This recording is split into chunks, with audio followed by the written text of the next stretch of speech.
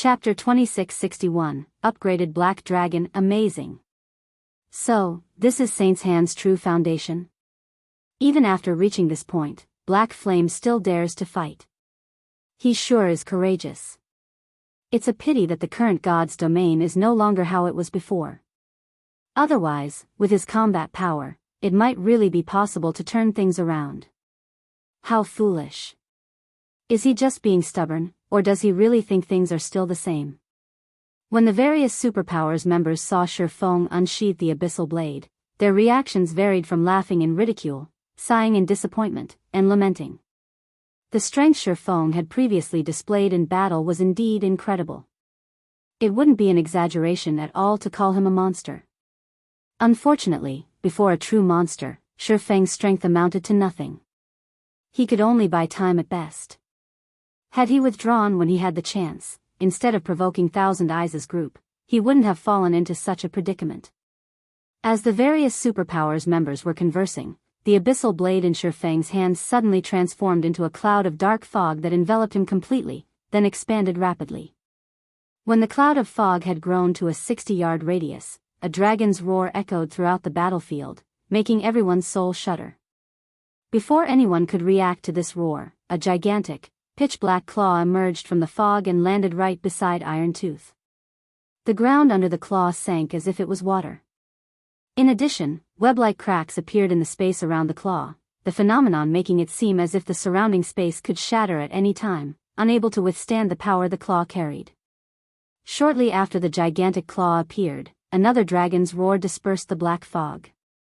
When the fog cleared, the figure of a 40-meter-tall black dragon came into view. Despite the black dragon just standing there quietly, everyone felt an indescribable sense of awe and fear welling up within them as they stared at the black dragon. A dragon? What's going on? Everyone was dumbfounded when they saw the black dragon.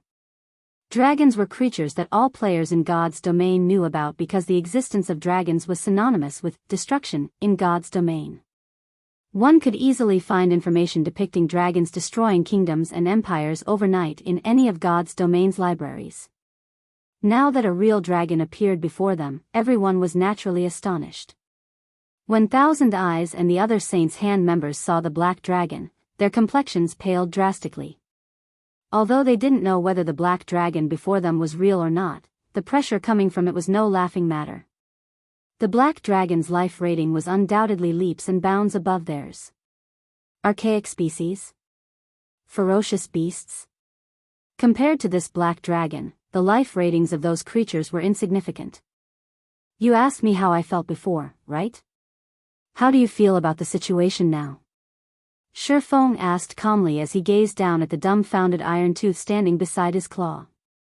After his concentration reached the Tier 4 standard, not only did he gain better control over his skills and spells, but his dragon phantom was also more realistic than before. Now, the life rating of the phantom he transformed into much more closely matched that of the real Black Dragon King. At this point, despite being a Tier 3 Black Dragon King, his basic attributes nearly rivaled those of mythic-ranked archaic species of the same level. At Faux's words, Irontooth's expression turned indescribably grim. An unprecedented fear flooded his heart. How is this possible? Didn't they say that his dragon transformation should push him only to the standard of ordinary mythic monsters? How is he so strong? Iron Tooth was confounded by the gigantic creature before him. Saint's Hand had long since heard about Faux's ability to transform into a dragon. However, whether it was in terms of size, basic attributes, or life rating, the dragon that Faux had just transformed into was on a completely different level from what was stated in Saint's Hand's intelligence report. At this moment, let alone Iron Tooth and the other Saint's Hand members, even Illusory Words was stunned by this situation. Crimson Emperor had collected a lot of information on the fight between Zero Wing and Demon City. Naturally, that information included Faux's black dragon form. However, compared to the black dragon that had attacked Demon City, the black dragon that now stood on the battlefield was like a completely different creature. Even though she was only looking at the black dragon through the magic mirror, she could still feel the aura of death and destruction it exuded. Moreover, she could also faintly sense that the space of the entire battlefield gravitated toward the black dragon. She simply couldn't believe that the black dragon was only a tier 3 dragon. While everyone was in shock over the black dragon's aura and life rating, the black dragon suddenly raised a claw. Pung! Immediately afterward, the place where Iron Tooth stood and the space around it transformed into a pitch-black void.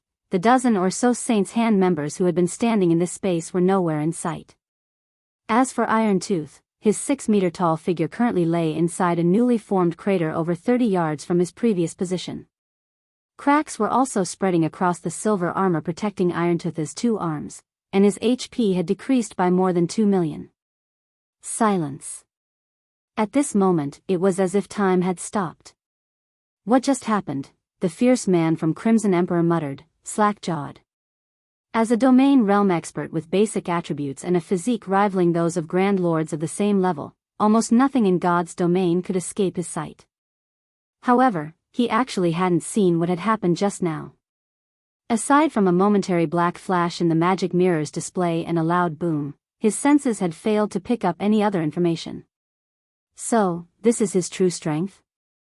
Purple Eye, who stood a short distance away from Faux, was filled with an indescribable sense of shock when she saw the black void that had appeared near her. Compared to the various superpowers members that were spectating the fight through magic mirrors, she was able to get a much clearer sense of just how much power Feng's attack contained. Monster-level experts? Tier 4 monsters? These things were nothing in front of such overbearing power. Meanwhile, upon seeing this scene, the complexions of Thousand Eyes and the others turned deathly pale. Was Feng still human? Despite Iron Tooth currently being stronger than the Faux Saint Devourer, Feng actually suppressed Berserker to an even greater degree than when he suppressed the Faux Saint Devourer. As for Iron Tooth, who had just stood himself back up inside the distant crater, horror colored his face as he gazed up at the black dragon Feng had transformed into. So close. He was so very close. If not for him having reacted sufficiently quickly and defended himself in time against the black dragon's swipe using his weapon, the consequences would have been unimaginable. It seems your reactions are pretty fast to be able to block that attack of mine, Feng said calmly as he looked down at Iron Tooth. However, how many attacks can you afford to block? Although Feng had casually executed the earlier attack, it still carried the power of an advanced combat technique. Had Iron Tooth failed to raise his weapon in time, he definitely would have suffered tremendously. Just as Feng was about to continue attacking, however, Thousand Eyes suddenly stepped forward. Guild leader Black Flame, I admit that you are very powerful. However, you'd best not force our hand. Saint's Hand's goal is to maintain stability in God's domain, Thousand Eyes said coldly. If you really kill Iron Tooth now and break the balance, both the Faux Saint monsters and Saint's Hand definitely won't let Zero Wing off the hook. At that time, Silverwing Town and Zero Wing City will both face the wrath of an army of tens of millions. It was incredibly difficult for mythic-ranked Faux Saint monsters to spawn. Hence, every one held great importance for both the Faux Saint monsters and Saint's Hand. Now that Iron Tooth had temporarily merged with the Faux Saint Devourer, killing Iron Tooth would also kill the Faux Saint Devourer. This definitely wasn't something the Faux Saint monsters and Saint's Hand would tolerate. Upon seeing Thousand Eyes threatening Feng, the spectating superpowers were surprised. This was the first time since Saint's Hand's establishment that such a situation occurred. Normally, the guild would just destroy all those that stood in its path. It had never bothered negotiating or making threats at all. It seems Thousand Eyes has been cornered this time. I wonder what Black Flame will do. What else can he do, aside from letting them go? Let alone Zero Wing, even if the superpowers of the several neighboring kingdoms and empires worked together, they still wouldn't be able to prevent Saint's Hand and tens of millions of Faux Saint monsters from retaliating. However, while the various superpowers spectating members were discussing this matter, Feng glanced at Thousand Eyes and said in an ineffably calm voice, "So what?" After saying that, Feng used Dragon Breath on Iron Tooth and heavily injured him. The Berserker's HP fell by a sizable chunk. In his current state, Iron Tooth was utterly incapable of combat. Following which, Feng battered Iron Tooth with claw attacks, one after another, plundering large chunks of HP from the Berserker without pause. You! Thousand Eyes' complexion went through several shades of red when he saw Shifeng's wanton assault. Read latest chapters at Wuxia EU. Is he crazy? Is he really not afraid of the Faux Saint monsters and Saint's Hand's retaliation? Zero Wing is doomed. Zero Wing is truly doomed this time. When the various superpowers spectating members saw Irontooth's HP plummeting, they gaped in disbelief. They never thought that Shifeng would actually ignore the big picture and choose to kill Irontooth. In less than 6 minutes since Shifeng started his onslaught, Irontooth's HP, which was in the hundreds of millions, zeroed out, his body collapsing lifelessly to the ground. As for Thousand Eyes and the other Saint's Hand members, they merely watched the drubbing with dumbfounded expressions, none of them daring to do anything. Chapter 2662, Continent Shaken, Powerful Return. As Irontooth's 6-meter-tall body started disintegrating into particles of light, everyone standing in the desert woodland could not help but gasp. Despite having absorbed the Faux Saint Devourer's strength, Irontooth had died, just like that. Thus far, not a single power or player had managed to kill a Grand Lord-ranked Faux Saint Destroyer, yet Shifeng had actually succeeded in killing a Faux Saint Devourer. Moreover, he had accomplished this feat while Saint's Hand was protecting the mythic-ranked monster. Meanwhile, as Irontooth's body disappeared, soul ripples spread from his fading corpse up to thousands of yards away. Everyone that came into contact with these soul ripples shuddered involuntarily. A short moment later, several streams of white mist escaped Irontooth's corpse and flew straight into Shifeng's body. Before he could react, the mist had merged with his soul already. Black Flame, you'll regret your actions today. Now that you've killed the Faux Saint Devourer, it has left a soul mark on you. It won't be long before the other Faux Saint monsters come to find you. They will also obliterate Silverwing town from the Orc Empire. Thousand Eyes scoffed as he looked at Shifeng. The higher-up's instruction was for them to protect the Faux Saint Devourer because the birth of a Faux Saint Devourer was incredibly rare and difficult. Not even one Faux Saint Devourer might appear from tens of thousands of Faux Saint Destroyers. Meanwhile, a Faux Saint Devourer was unimaginably useful to both the Faux Saint monsters and Saint's Hand.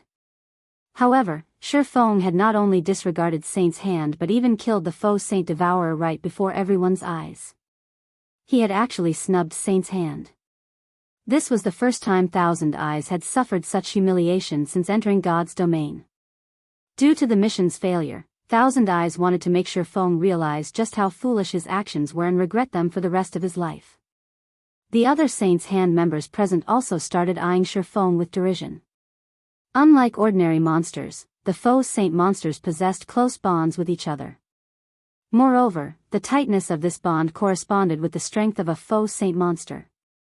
With the Faux Saint Devourer analogous to a king among Faux Saint monsters, killing one was equivalent to becoming enemies with every Faux Saint monster out there. Unless Shifeng could remove the Faux Saint Devourer's soul mark, all the Faux Saint monsters within a 100,000-yard radius would be able to detect his presence and would try to kill him as long as his soul existed. In other words, they would target him until he deleted his account and started all over again. The complexions of Purple Eye and the others darkened slightly as they looked at Thousand Eyes. They never thought that killing the Faux Saint Devourer would come at such a price. Ha ha ha. Black Flame must be dumbfounded right now. If what Thousand Eyes said really is true, then Black Flame and Silverwing Town are both doomed. The various superpowers spectating members laughed along with Thousand Eyes. The power of Shifeng's dragon transformation was shocking and could even be called unmatched. They could tell that Zero Wing would most likely be making a strong comeback. However, Thousand Eyes' words dispelled all their worries. The current Silverwing Town's defensive capability was indeed very strong. After all, it had not only a Tier 4 NPC guarding it but also the protection of a monstrous player like Shifeng. However, when besieged by an army of millions or possibly even tens of millions of Faux Saint monsters, even a main city-ranked NPC city would fall very quickly, let alone Silverwing Town. Just as everyone thought that Shifeng would reveal signs of regret or fear, however, the swordsman turned to look at Thousand Eyes in an indescribably calm gaze. You want to see me regretting? You'll have to be able to leave this place alive first to do that. After saying so, Shifeng stalked toward Thousand Eyes' team, each step he took setting the ground a-tremble. At this moment, it felt as if the whole world was angry. Upon seeing his approach, Thousand Eyes and the other Saint's Hand members paled drastically. Black Flame. You'd better not go too far. We are members of Saint's Hand's Trump Card Legion.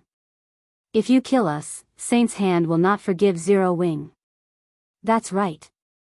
If you wish to stay alive and keep Silverwing Town standing, your only choice is to work with Saint's Hand.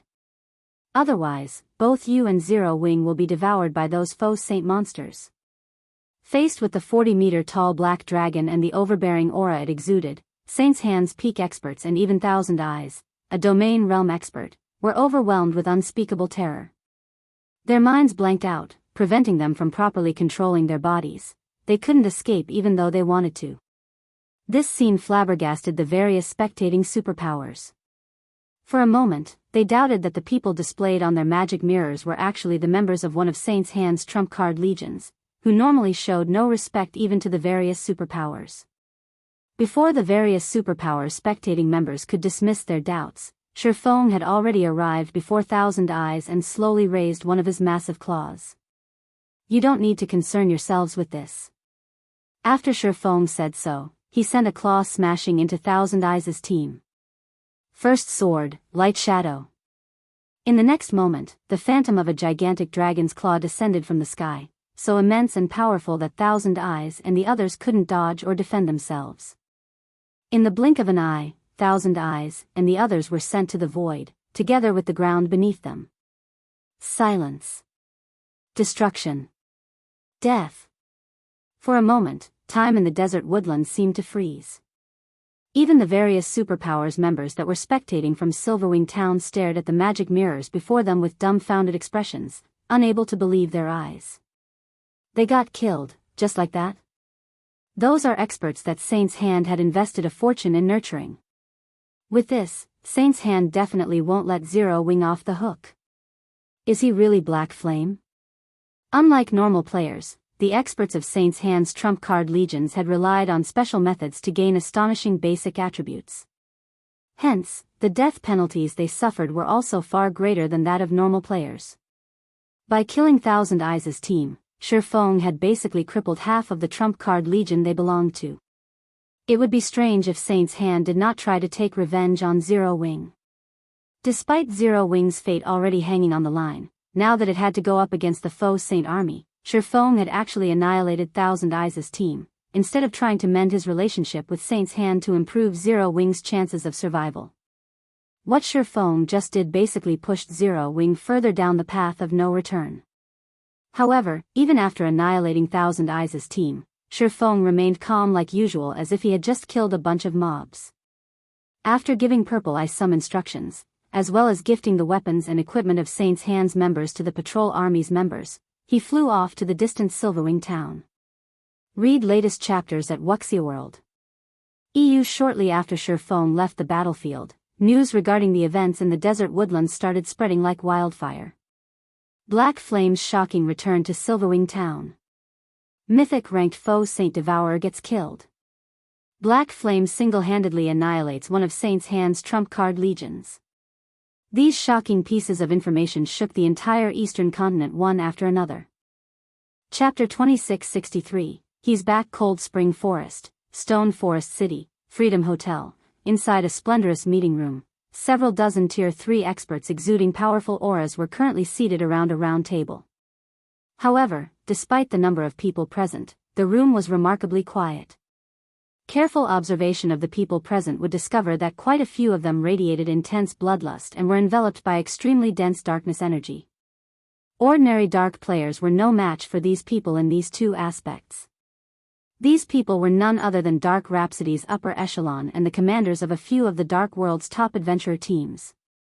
Aside from these experts from the Dark World, the other Tier 3 experts seated around the table also had extraordinary origins. Among them were the upper echelon of the Super First-Rate Guild Unyielding Soul and the guild leaders of first-rate guilds, as well as the commanders and vice-commanders of top adventurer teams. Meanwhile, every one of these VIPs was looking at a woman wearing an advanced Master Forger's insignia. Despite this woman lacking a powerful aura, everyone was treating her as the chairperson of this meeting.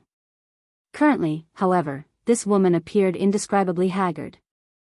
I hope that everyone present can increase the support you provide to counter Starlink and the various superpowers' harassment. Zero Wing will make sure that everyone receives proper compensation. Aside from this topic, does anybody have anything else they wish to raise? Melancholic Smile asked as she swept her gaze across the people present. Ever since Faux and Zero Wing's main force members left for the Western continent, Starlink and the various superpowers had constantly been harassing Stone Forest City. Economic suppression, material plundering, and field ambushes occurred at almost every instant. To make matters worse, as the number of Tier 3 players the various superpowers possessed increased, the area the Night Legion could protect also shrank. Moreover, aside from Faux, both vice guild leaders of Zero Wing were also inaccessible. As a result, Melancholic Smile had to shoulder the burden of leading Zero Wing temporarily. However, with the unstable factors surrounding Stone Forest City increasing continuously, the number of players that dared operate in Stone Forest City decreased. This took a toll on the city's economy. At this point, the city's daily income wasn't even half of what the city made during its peak. Meanwhile, in order to ensure the safety of Stone Forest City, Zero Wing City, and Silverwing Town, Zero Wing had no choice but to increase the security measures implemented, which, in turn, increased the guild's daily expenditure substantially. We are facing some problems in the Dark World as well. Recently, because of the increase in the number of Tier 3 players, many of the Dark World's powers have partnered up and launched several attacks on the teleportation gate already. Currently, we are still able to stop these attacks, but I'm afraid this situation won't last for very long, Dark Rhapsody's Blue Rainbow said helplessly to Melancholic Smile. In addition, world domination is growing restless. Judging from the information we collected, we believe world domination will mount a large-scale operation soon. Hence, we hope that Zero Wing can give us more of the Freedom Hotel's resources, so that we can rope in more of the Dark World's powers and maintain a stable hold over the teleportation gate. Upon hearing Blue Rainbow's words, Liang Jing, sitting beside Melancholic Smile, frowned slightly. A large part of the reason why Stone Forest City could maintain its current income was the Freedom Hotel. In order to ensure Stone Forest City's safety, they had obtained the help of the various powers and adventurer teams in exchange for the Freedom Hotel's rooms. Thus far, they had already given out quite a few rooms. If they gave out even more, not only would Zero Wing have fewer rooms for its own use, but the Freedom Hotel's income would also decrease significantly, possibly to the point where Zero Wing's current expenditures became unsustainable. However, the Dark World's teleportation gate was also provided a considerable portion of Zero Wing's income. This was especially true for magic crystals. It was similarly something that Zero Wing could not afford to lose. I understand. I'll consider this matter and give you an answer as soon as possible, Melancholic Smile said as she massaged her temples. If there are no other problems, we'll adjourn for today. After Melancholic Smile said so, everyone present promptly left their seats. At this time, Unyielding Soul's Mu Lingsha approached Melancholic Smile. Miss Melancholic, please feel free to ask if you come across any difficulty in funding. Unyielding Soul and Zero Wing are old allies. While we might not be able to provide additional manpower, we can still allocate some funds to help Zero Wing, Mu Lingsha said quietly as she looked at Melancholic Smile, who currently wore a worried expression on her face. Thank you, Melancholic Smile said. In reality, we don't really have any problems with regard to funding. The crucial problem is the various superpowers that are targeting Stone Forest City, as well as the management of Star Moon Kingdom and the Black Dragon Empire. If the main force members were around, those superpowers would hold back somewhat instead of working with Starlink to target Zero Wing's members. Now, it is becoming increasingly difficult for Zero Wing's members to develop in Star Moon Kingdom and the Black Dragon Empire. Currently, funding was still a small problem for Zero Wing. The really urgent matter now was the guild's lack of Tier 3 experts. If not for Unyielding Soul sending quite a number of its Tier 3 experts to help maintain Stone Forest City's security during this period, Stone Forest City would have definitely ended up in an even more miserable state. Right, Vice Guild Leader Mu, is there still no news about the Dragon Phoenix Pavilion's Phoenix Pavilion Master? Melancholic Smile asked. Zero Wing had partnered with the Dragon Phoenix Pavilion's Phoenix Rain on many occasions before. The two sides could be considered to be in an absolute alliance. Melancholic Smile and Phoenix Rain were also fairly close friends, as the two of them had come into frequent contact with each other because of the business relationship between their two guilds. Originally, after the various superpowers started targeting Stone Forest City, Melancholic Smile had sought Phoenix Rain's help to solve some of the problems Zero Wing encountered in the Black Dragon Empire. However, no matter how she tried contacting Phoenix Rain, she couldn't get through at all. It was as if Phoenix Rain had disappeared from God's domain. In fact, even the Dragon Phoenix Pavilion's members did not know Phoenix Rain's whereabouts. We have already sent a lot of people to investigate this matter. It is truly strange. Let alone Phoenix Rain and her trusted subordinates, even the Dragon Phoenix Pavilion's Ku Rong, Nine Dragons Emperor, and many others of the guild's upper echelon have disappeared. Currently, the Dragon Phoenix Pavilion is relying entirely on its Grand Elders to operate. According to the information we got, even those Grand Elders don't know what is going on, Mu Lingsha said. Disappeared? Melancholic Smile was stunned when she heard Mu Lingsha's words. The core upper echelon of a super first-rate guild had actually disappeared overnight without any news. Who would possibly dare believe this? However, I also heard that Mythology invited the Dragon Phoenix Pavilion to the Faux Saint Alliance discussion that it is holding in the Fire Dragon Empire. Once this alliance discussion ends, we might receive some news regarding the Phoenix Pavilion Master, Mu Lingsha said. Alliance discussion? Melancholic Smile's complexion turned even more haggard when she heard this phrase. It seems we are really in trouble this time. Ostensibly, Mythology's alliance discussion would focus on the problem of the Faux Saint monsters. In reality, Mythology was simply trying to rope in the various superpowers to capture Stone Forest City.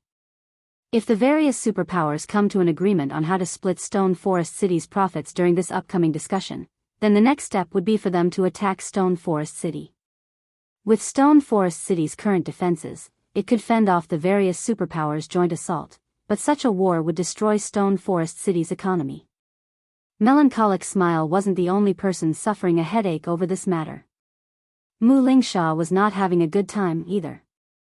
After all, Mythology's alliance discussion this time wouldn't target just Zero Wing but also Unyielding Soul. Unyielding Soul was falling into an increasingly precarious situation, yet she couldn't do anything about it. This was because 15 superpowers were attending the alliance discussion this time, 3 of which were super guilds, making it undoubtedly the grandest meeting ever held on the Eastern continent. If all of these superpowers worked together, the strength they could unleash would be unimaginable. Just as Melancholic Smile and Mu Lingsha were feeling helpless, Liang Jing, who was at one side, reading a message, suddenly revealed a rare smile. No. It's not us who are in trouble, but them. Liang Jing exclaimed excitedly. Read latest chapters at Wuxia World. EU, what happened? Both Melancholic Smile and Mu Lingsha were confused by Liang Jing's sudden about-face.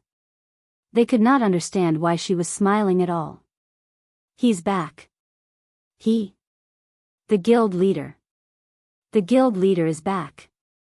Chapter 2664. Zero Wing in an uproar. Everyone's plans. Both Melancholic Smile and Mu Lingsha were stunned upon hearing Liang Jing's words. You managed to contact the guild leader? Melancholic Smile asked excitedly. The current Zero Wing was in an extremely tight spot, as all of the guild's top combatants were absent. However, this still wasn't the most important point. The crucial thing was that morale in the guild had fallen to an unprecedented low. Faux had always been Zero Wing's backbone. His return might not be able to drag Zero Wing out of its current predicament, but it would be able to unite the hearts of Zero Wing's members. Moreover, his return would also strengthen the confidence of Zero Wing's various partners. After all, the main reason why these powers had partnered with Zero Wing in the first place was Faux. At this moment, let alone Melancholic Smile, even Mu Lingsha gazed at Liang Jing eagerly, wanting to know if Faux had truly returned or not. If Faux had truly returned to the Eastern continent, the various superpowers would naturally have to reconsider their decision to join hands with Starlink and target Zero Wing. Even if their alliance remained standing, they wouldn't be as united as before. Not yet, Liang Jing said, shaking her head. I only received a report that the guild leader is currently in Silverwing town. After saying so, Liang Jing forwarded the report to Melancholic Smile for her inspection.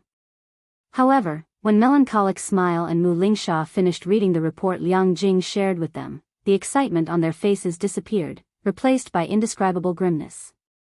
How could this be? Melancholic Smile could not help growing anxious after reading the report. Quick! Gather the elite personal guards and contact Hell Rush's team. We need to head to Silverwing town as soon as possible. The fact that Faux killed a mythic-ranked Faux Saint Devourer was indeed astonishing. Such exciting news would definitely heighten morale. However, the retaliation of millions of Faux Saint monsters was no laughing matter. Not to mention, Saint's Hand wouldn't sit still and do nothing after suffering humiliation. At that time, Silverwing town would have to go up against several million Faux Saint monsters, as well as Saint's Hand's experts. With Silverwing town's defenses, stopping such a force would be utterly impossible. Meanwhile, if Faux were to end up getting devoured by those Faux Saint monsters, the consequences for Zero Wing would be unimaginable. Let's not panic first. Those Faux Saint monsters and Saint's Hand won't take action so soon. They will need some time to amass their forces. I'll contact Unyielding Heart and have him lead a team over to Silverwing town immediately, Mu Lingsha said, pacifying Melancholic Smile. Thank you, Melancholic Smile said as she nodded in gratitude. She then took a deep breath to calm herself before methodically arranging for the necessary manpower to send to Silverwing town. Meanwhile, as Melancholic Smile and the others were leading an army to Silverwing town, the various superpowers were reeling from the news of Feng's return. They never thought that Feng would reappear after disappearing for such a long time. Or to put it in another way, the Sword King of old had returned. Moreover, Feng's individual combat power had even reached unbelievable heights. His dragon transformation actually allowed him to effortlessly kill a mythic-ranked Faux Saint Devourer. The Sword King was far more frightening than before. This astonishing transformation would also make Zero Wing even more difficult to deal with. After all, compared to a guild with weak morale and divided opinions, a united guild with strong morale would be capable of exhibiting much greater combat power. Fire Dragon Empire, Flame Dragon City, Scorching Flame Restaurant. The Scorching Flame Restaurant towered over 30 stories above the city center. At this moment, a female level 116 Guardian Knight clad in black gold armor entered the top floor room of the restaurant. The Guardian Knight radiated a frightening aura that suppressed even the ambient mana around her. However, when this Guardian Knight arrived before the woman currently dining inside the room, she gave a very respectful bow. Vice Guild Leader Shadow, Black Flame has returned to the Eastern Continent, White Feather reported as she placed a document before Cold Shadow. She then continued, like we guessed, he has become much stronger than before. As a result, Zero Wing and its partners have regained their confidence. Even the Secret Pavilion has dispatched more manpower to help defend Stone Forest City. Currently, the various superpowers are hotly discussing this matter. Should we still proceed with our original plan and hold the alliance discussion? Of course. He merely killed one Faux Saint Devourer. The big picture remains the same. Proceed according to plan, Cold Shadow said, a seductive smile appearing on her face. Those superpowers are no fools, either. They should understand that times have changed. If they wish to survive in the new era, their only option is to plunder more resources for themselves. Not to mention, both Black Flame and Silverwing Town won't survive much longer. Although Feng's return had indeed shocked the various superpowers, that was it. After all, one would have trouble adapting to the changes in the rapidly developing Eastern Continent, even if one left the continent for just 2 or 3 days. Feng had disappeared from the Eastern Continent for around 2 weeks. Moreover, there was also the activation of the Demon God's Chaos Expansion Pack, as well as the outbreak of the Faux Saint monsters. The current Eastern Continent was not the Eastern Continent of 2 weeks ago. One could say that Feng's time had already passed. The threat he posed to the various superpowers was no longer as great as before. In the current God's domain, Tier 3 experts were no longer as rare as before. Even the various top adventure teams boasted over 100 Tier 3 experts under their command, let alone the various first-rate guilds and superpowers. Hence, it was now incredibly difficult for powerful individuals like Faux to accomplish great feats on their own. Tier 3 personal guards were also no longer as great of a threat to players as they were before. Understood. I'll notify the various superpowers, then. White Feather nodded before leaving the Scorching Flame restaurant. While the Eastern Continent's various superpowers were discussing Feng's return, Feng himself had gone to Zero Wing's residence in Silverwing town to rest. Guild leader, as per your instructions, we have started secretly transferring the crippled NPCs and elite Tier 3 personal guards. It shouldn't be long before they arrive in town. We have also tasked people to monitor the gaming cabins of the Vice Guild leaders and the others. As soon as they leave that special space, we will know about it, Yulan reported to Feng, who was currently browsing the latest news regarding the Eastern Continent. All right. They should be able to get out of that place in a few more days. If they arrive inside the Faux Saint Monster's territory, send a rescue team immediately, Feng said, nodding. Although he doubted that Zero Wing's main force members would have any problems dealing with the Faux Saint Monsters, if they got surrounded by a large number of Faux Saint destroyers or encountered a Faux Saint devourer, they might still get killed. Meanwhile, the enhanced death penalty from dying to a Faux Saint monster was something he didn't want Zero Wing's main force members to suffer. Guild leader, are you really fine in your present condition? Yulan asked worriedly. Not only did Feng lose contact with the outside world for such a long period, but he had even spent all this time lying inside his virtual gaming cabin, completely reliant on the cabin's nutrient solution to sustain himself. His physical body couldn't be unaffected. Not to mention, he had just experienced such an intense battle and had a soul mark placed on him. Who knew if that soul mark would have any side effects or not? If Feng were to collapse from overwork now and suffered lasting damage to his body, it would be putting the cart before the horse. Relax. I'm really fine, Feng said, chuckling. In fact, my mind is in exceptionally good condition right now. New ideas are popping up in my mind from time to time, and they're making me eager to start training. It's good that you're fine. However, if you feel sick, you must log off and rest immediately. You can leave the other matters to us, Yulan said. After seeing that Feng was indeed in good spirits, she stopped trying to persuade him to rest and left the office to handle the other tasks he had given her. Read latest chapters at Wuxia EU. Meanwhile, after Yulan left, Feng stopped browsing the Eastern Continent's news. He then focused on the several strands of mist the Faux Saint Devourer had sent into his body. This wasn't his first time receiving a soul mark. Normally, players couldn't sense the soul mark that plagued them. However, he could actually clearly sense it inside his mind. He could even sense the white mist circling his brain. This situation intrigued him. Following which, Feng focused all his attention on the several strands of mist meandering through his mind. His expression suddenly changed. No, that's not right. This isn't a soul mark but a soul array. Chapter 2665, Magic Array that upgrades the soul. Looking at the strands of white mist hovering around in his mind, coupled with the countless sparkles of light around the mist, Feng could not help being surprised. In God's domain, magic arrays were generally made out of mana. However, some magic arrays were not made up of just mana but had other things mixed in as well. Meanwhile, the magic array he was looking at had traces of soul. I never thought that the rumored soul array actually existed. Feng revealed an ecstatic look on his face as he observed the white mist circulating in his brain. He had only ever heard of soul arrays. He had never actually seen one before.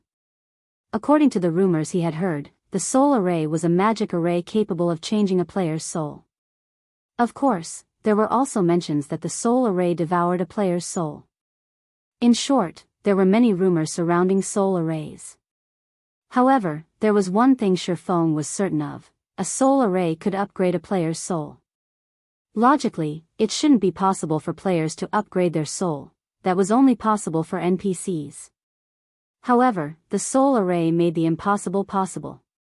And according to the several testaments Faux heard in his previous life, once a player had their soul upgraded, even an ordinary expert would become a powerhouse in God's domain. In fact, some experts had even managed to reach Tier 5 thanks to the upgrade. Nevertheless, most people that heard these rumors and testaments about the soul array's existence and functions had dismissed them as tall tales. They felt that even without the soul array, the experts that had given their testaments about the soul array would still have become powerhouses in God's domain. Hence, most players in God's domain had treated the existence of soul arrays as a joke.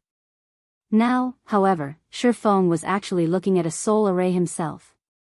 Of course, unless one was an advanced magician, one would most likely have a difficult time recognizing these strands of mist as a magic array. Most people would treat it as a soul mark. Thankfully, I checked it in time. Had I waited a few more days, I might have lost this opportunity. Faux sighed in relief when he saw the strands of silver mist gradually thinning out. The soul array within him was being powered by the Faux Saint Devourer's soul energy and mana. While replenishing the soul array's mana was an easy task, replenishing the soul energy was not. At least, Faux had no idea how he could do so.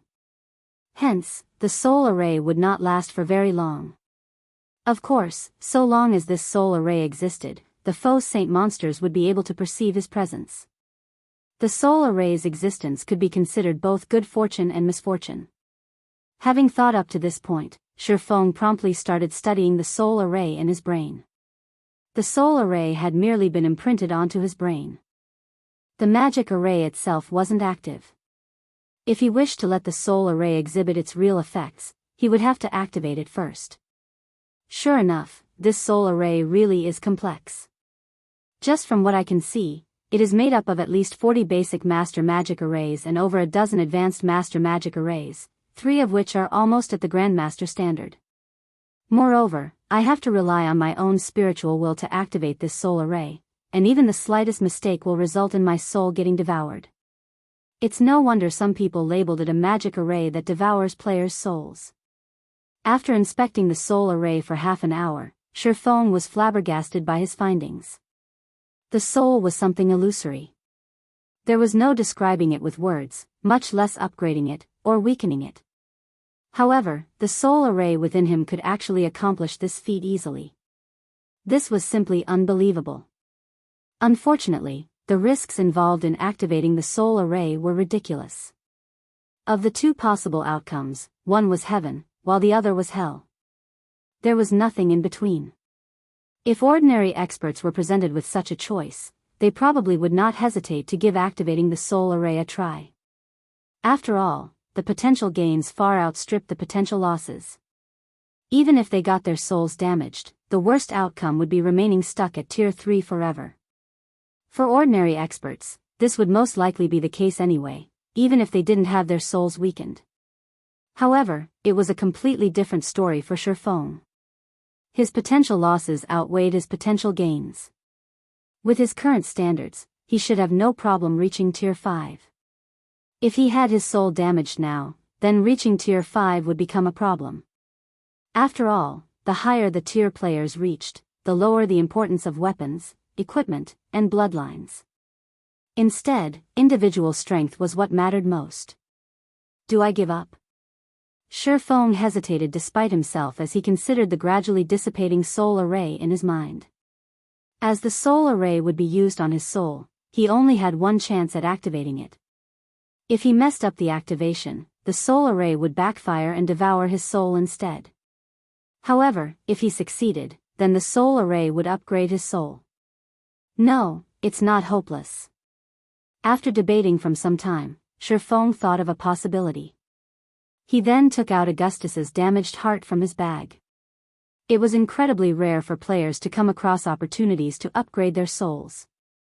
So long as he successfully activated the soul array, he would have a much easier time challenging not only a Tier 4 promotion quest of greater difficulty but also future promotions. In fact, the help he could gain from an upgraded soul would be much greater than what he could gain from a piece of legendary equipment. It would be a huge waste to discard this opportunity. Meanwhile, There were two ways he could drastically increase his chances of successfully activating the soul array. The first method was to familiarize himself with the magic arrays used to make the entire soul array. However, the soul array was extremely complex. At his current standards, he might need 2 whole weeks to learn and memorize all the magic arrays. The second method was to improve his mental state so that he could guide his spiritual will through the soul array with greater precision. For others, both of these methods would be incredibly difficult. However, that was not the case for Faux. Augustus's damaged heart was capable of releasing eternal energy when activated. Eternal energy was many times superior to mana. It could elevate a player's mental state to its very peak. Be it familiarizing himself with the soul array or guiding his spiritual will through the soul array, eternal energy would be of great help. With eternal energy, his chances of successfully activating the soul array would increase considerably. The only problem was that Augustus's damaged heart had a 3-month cooldown. Of course, there was also the option of using 1 god crystal to circumvent the cooldown. While this was incredibly expensive, spending 1 god crystal to upgrade his soul would be well worth it. Following which, Faux took out the last god crystal he had and placed it inside Augustus's damaged heart. He then activated the heart's magic array.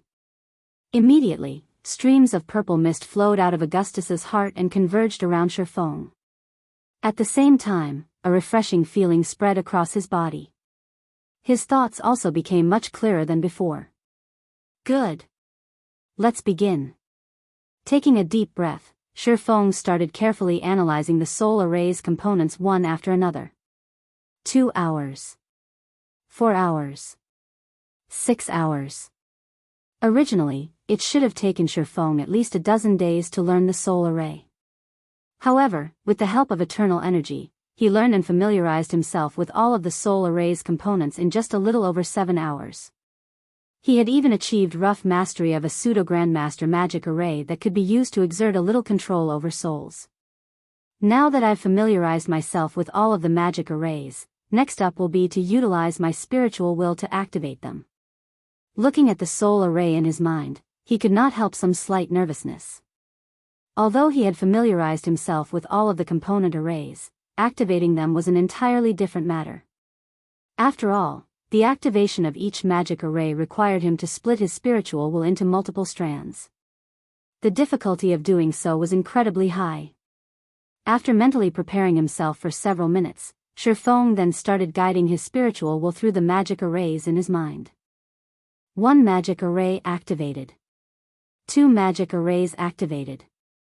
3 magic arrays activated. With each subsequent magic array Faux activated, the difficulty increased. Initially, he needed to split his spiritual will only into 3 strands. By the 4th magic array, that number increased to 6. Fortunately, for an expert like Faux, such a task was not particularly difficult. Hence, the activation of the magic arrays proceeded in an orderly manner. Time passed quickly. Before Faux realized it, more than 20 minutes had gone by already. At this point, the sweat from his forehead had already drenched the light armor he wore. The last one. The final magic array actually required Faux to split his spiritual will into 17 strands. This final magic array was also the one he was most familiar with. Pung. Read latest chapters at Wuxia EU. Suddenly, a crisp sound echoed in his mind. In the next moment, the soul array's core magic array shattered, followed by the shattering of the other component arrays in a domino effect. Meanwhile, the several strands of white mist circulating in Feng's mind transformed into countless particles of light that merged into his brain. Is it done? Feng was stunned when he saw this scene inside his mind. Chapter 2666, Soul Upgraded, Natural Domain. Zero Wing's residence, Guild Leader's office. Sitting quietly on his chair, Feng suddenly opened his eyes, his mind roiling with confusion. Just a second ago, he clearly sensed that he had successfully activated the core magic array. In the next second, however, the soul array had shattered so thoroughly that no traces remained whatsoever. It was as if the soul array had never existed in his mind. What is going on here? Did I succeed or fail? After confirming the absence of the soul array, Faux tried moving his body a little. However, he did not detect any changes or discomfort in his body. It was as if everything that had happened was an illusion. From what he understood of the soul array, so long as players successfully activated it, their souls would receive an upgrade, and their game character's natural talent would receive a significant improvement.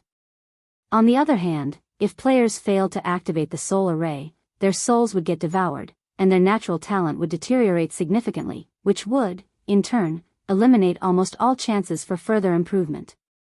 However, he currently didn't feel any different from before he tried activating the soul array. Both his physical body and mental state felt normal, neither more active nor sluggish. Could this soul array be a sham? After pondering for some time, Faux could come up with only this conclusion. Instead of the real deal, the soul array planted in his mind was merely a somewhat special soul mark. No other explanation made sense. Of course, there was one other possibility. All the information he obtained regarding the soul array in the past was false. The soul array did not possess the ability to alter a player's soul at all, and everyone who supposedly experienced these effects had only been imagining things. At this point, Faux could not help but sigh. If that really was the case, then he had suffered a huge loss this time. He had spent one god crystal to reset the cooldown on Augustus's damaged heart. Previously, in order to help out the guild's core members, he had spent most of the god crystals he had on hand and kept only one for himself, just in case. Now, he had wasted his last god crystal. Just as a wave of depression washed over Faux, Yulon knocked on his door and entered the room. Guild leader, Melancholic and the others have arrived. In addition, the 300+ disabled NPCs are already in the residence's plaza. We can start the ceremony at any time, Yulon said, finding the look of depression on Faux's face a little strange. All right. Have the NPCs wait on the second underground floor first. Have Melancholic make the necessary preparations as well. I still need some time to myself, Faux said, nodding. I'll inform them, then, Yulon said before leaving the office. After she left, Faux took out the memory crystal the Crimson-Eyed Sword Saint had given him. Since Augustus's heart was still pumping out eternal energy, he planned to use this opportunity to learn Elvo's legacy. In God's domain, God crystals were rarer than even epic weapons and equipment. Coming across one was highly dependent on luck. Now that he had wasted a God crystal to activate Augustus's heart, he naturally couldn't let even a second of its duration go to waste. Otherwise, he would have to wait 3 months or obtain another God crystal to activate it again. The instant Faux tried to inject his mana into the memory crystal, a white mist actually formed around the crystal, stunning him.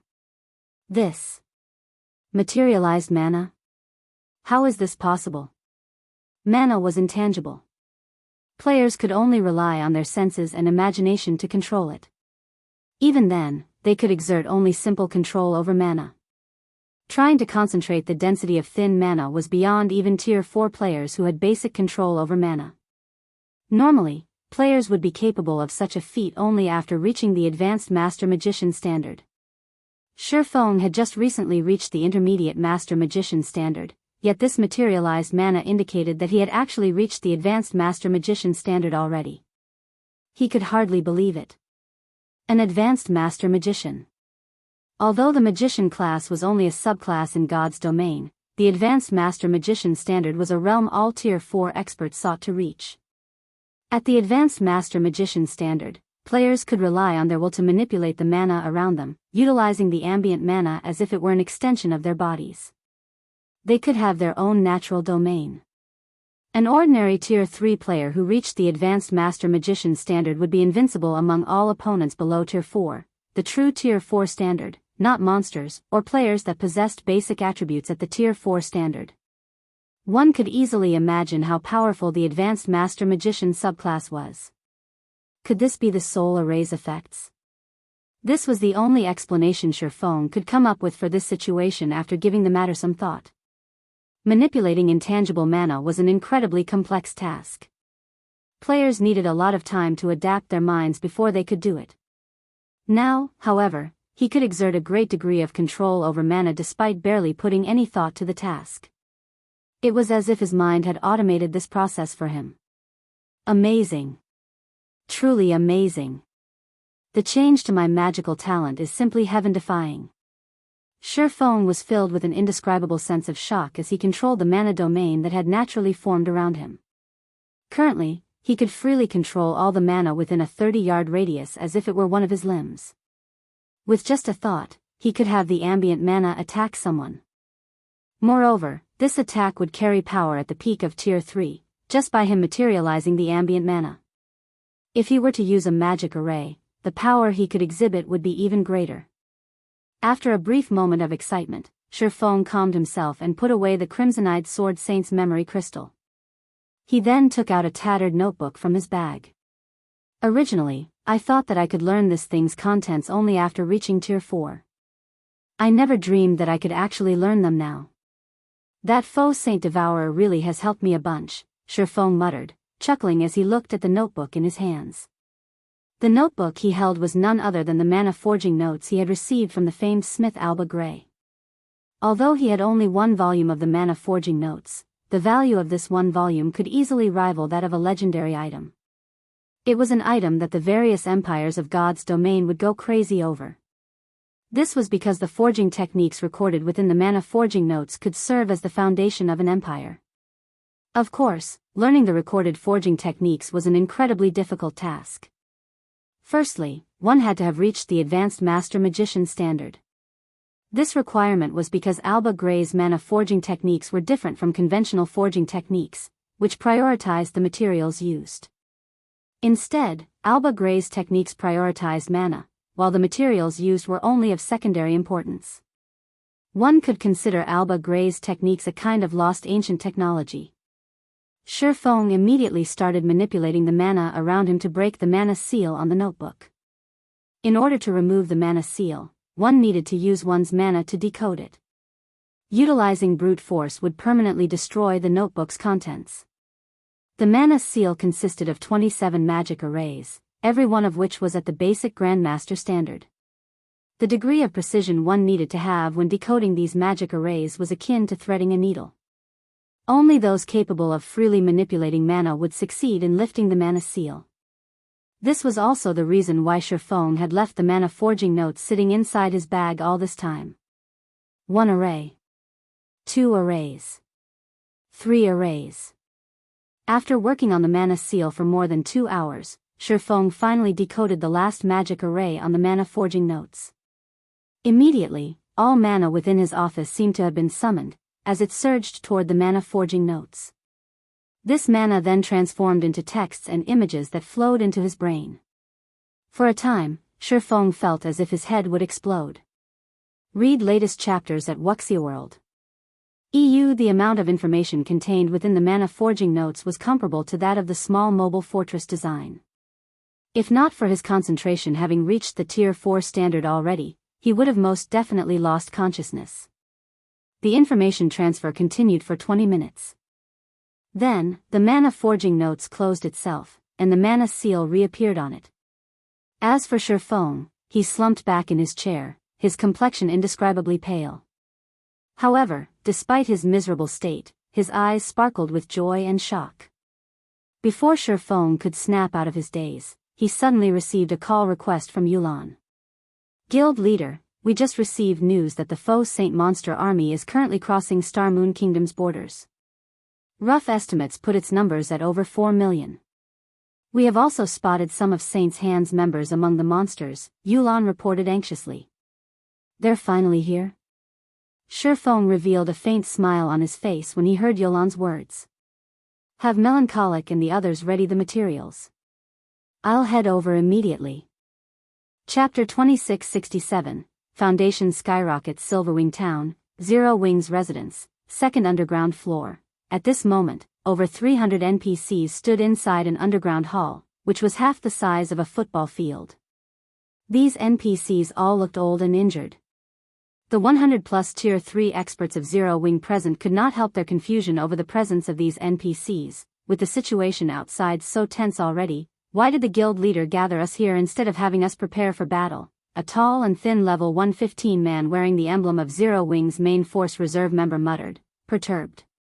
This tall and thin man was once the vice commander of an adventurer team. He had joined Zero Wing not that long ago and had gained his position as a reserve member of the main force only after Faux had left the eastern continent. Hence, he did not have a very clear idea of just how powerful the guild's foundations were. What the man understood very clearly was just how powerful the Faux Saint monsters were, especially after their numbers reached a certain scale. Several million Faux Saint monsters charging towards Silverwing town was definitely a disaster. However, instead of further strengthening the town's defenses, Faux had actually gathered all of the guild's Tier 3 reserve main force members tasked with defending Silverwing town in this basement hall. In fact, he had even kept them waiting here for such a long time with nothing to do but look at these old and ailing NPCs. This was simply insane. At this moment, many of the Tier 3 experts present were also confused by this situation. Silverwing town was by no means a small place. There were many locations that needed defending. They still needed to organize the guild's other Tier 3 experts and Tier 2 members. They had already been tight for time, yet they had actually wasted 2 whole hours idling here. The players gathered could not help but wonder if Faux had given up on Silverwing town already. To Zero Wing's core upper echelon, Silverwing town might be just another one of the guild's residences. However, for players like themselves who had lived in Silverwing town all this time, it was their home.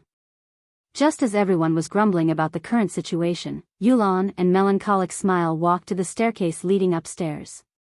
They then flanked the staircase and quietly looked at the man descending it, a respectful expression appearing on their faces. Guild leader, all Tier 3 reserve main force members with a position of Viscount or above are here. They have already signed the confidentiality contract. With the personal guard slots they have, we will be able to accommodate all of the NPCs gathered, Melancholic Smile quietly reported to Faux. Alright, let's begin, Faux said, nodding. Originally, he had been keeping the water of life top secret. After all, only by doing so would he have an easier time collecting injured NPCs with good potential.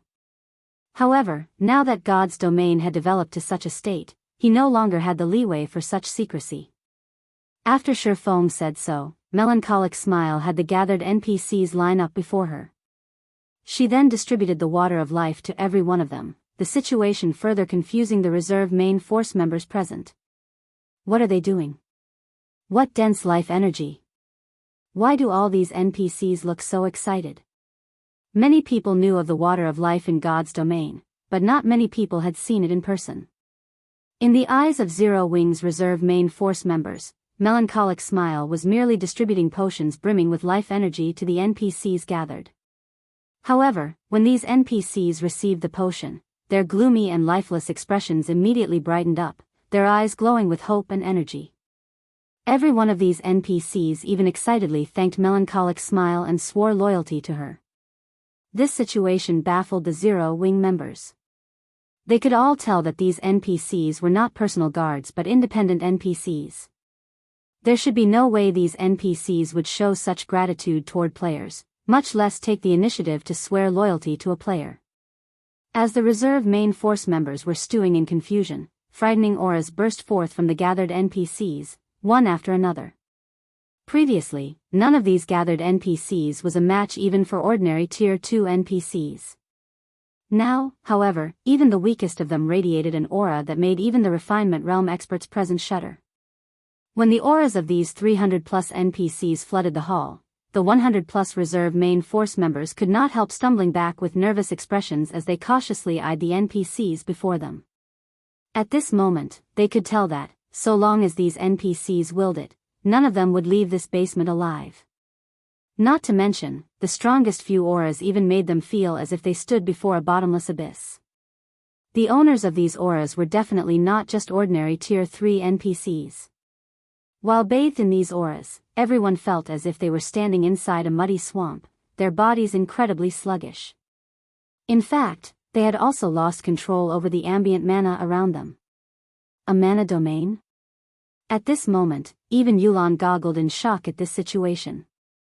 Although she knew that Faux and Melancholic Smile had gathered these old and ailing NPCs for a purpose, she never imagined that they would be carrying out such an ambitious enterprise. Not only did they instantly turn 300+ old and ailing NPCs into lively tigers, but 3 of these NPCs even possessed a mana domain. This was simply unbelievable. Normally, a naturally occurring mana domain was something only Tier 4 NPCs possessed. A mana domain was also the biggest difference between Tier 3 and Tier 4 NPCs and the reason why Tier 4 NPCs could trounce Tier 3 NPCs. It was also because of this mana domain that Saint's Hand had never dared stretch their hands towards Silverwing Town. After all, Silverwing Town had the protection of the Magic King Craig Midlands, who had already been promoted to Tier 4. In front of the Magic King, Tier 3 players would be one-shot kills. Now, out of the 300+ NPCs present, there were actually 3 NPCs with a mana domain. This meant that these 3 NPCs were only one short step away from Tier 4. Amazing. The harvest this time is massive. Faux himself was surprised by this outcome. Although there were no Tier 4 NPCs in the batch of recovered NPCs this time, just gaining 3 Tier 3 NPCs with a mana domain was plenty amazing already. After all, so long as these 3 NPCs received sufficient resources, reaching Tier 4 should be a shoo-in. Moreover, aside from these 3 NPCs, the quality of the other 300+ NPCs was considerably good as well.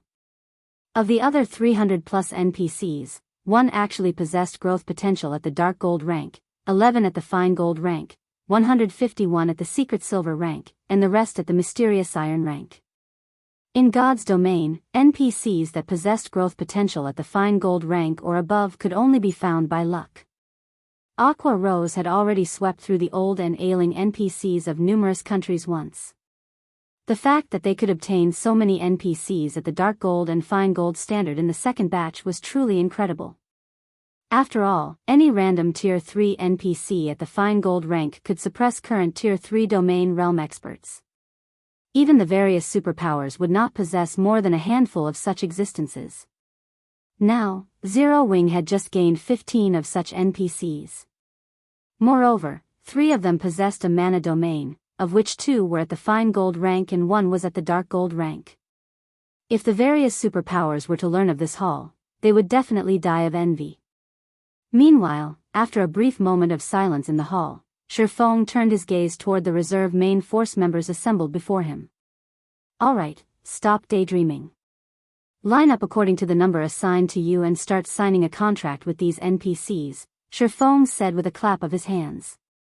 Feng's words triggered an uproar among the gathered players. Crap. Is this for real?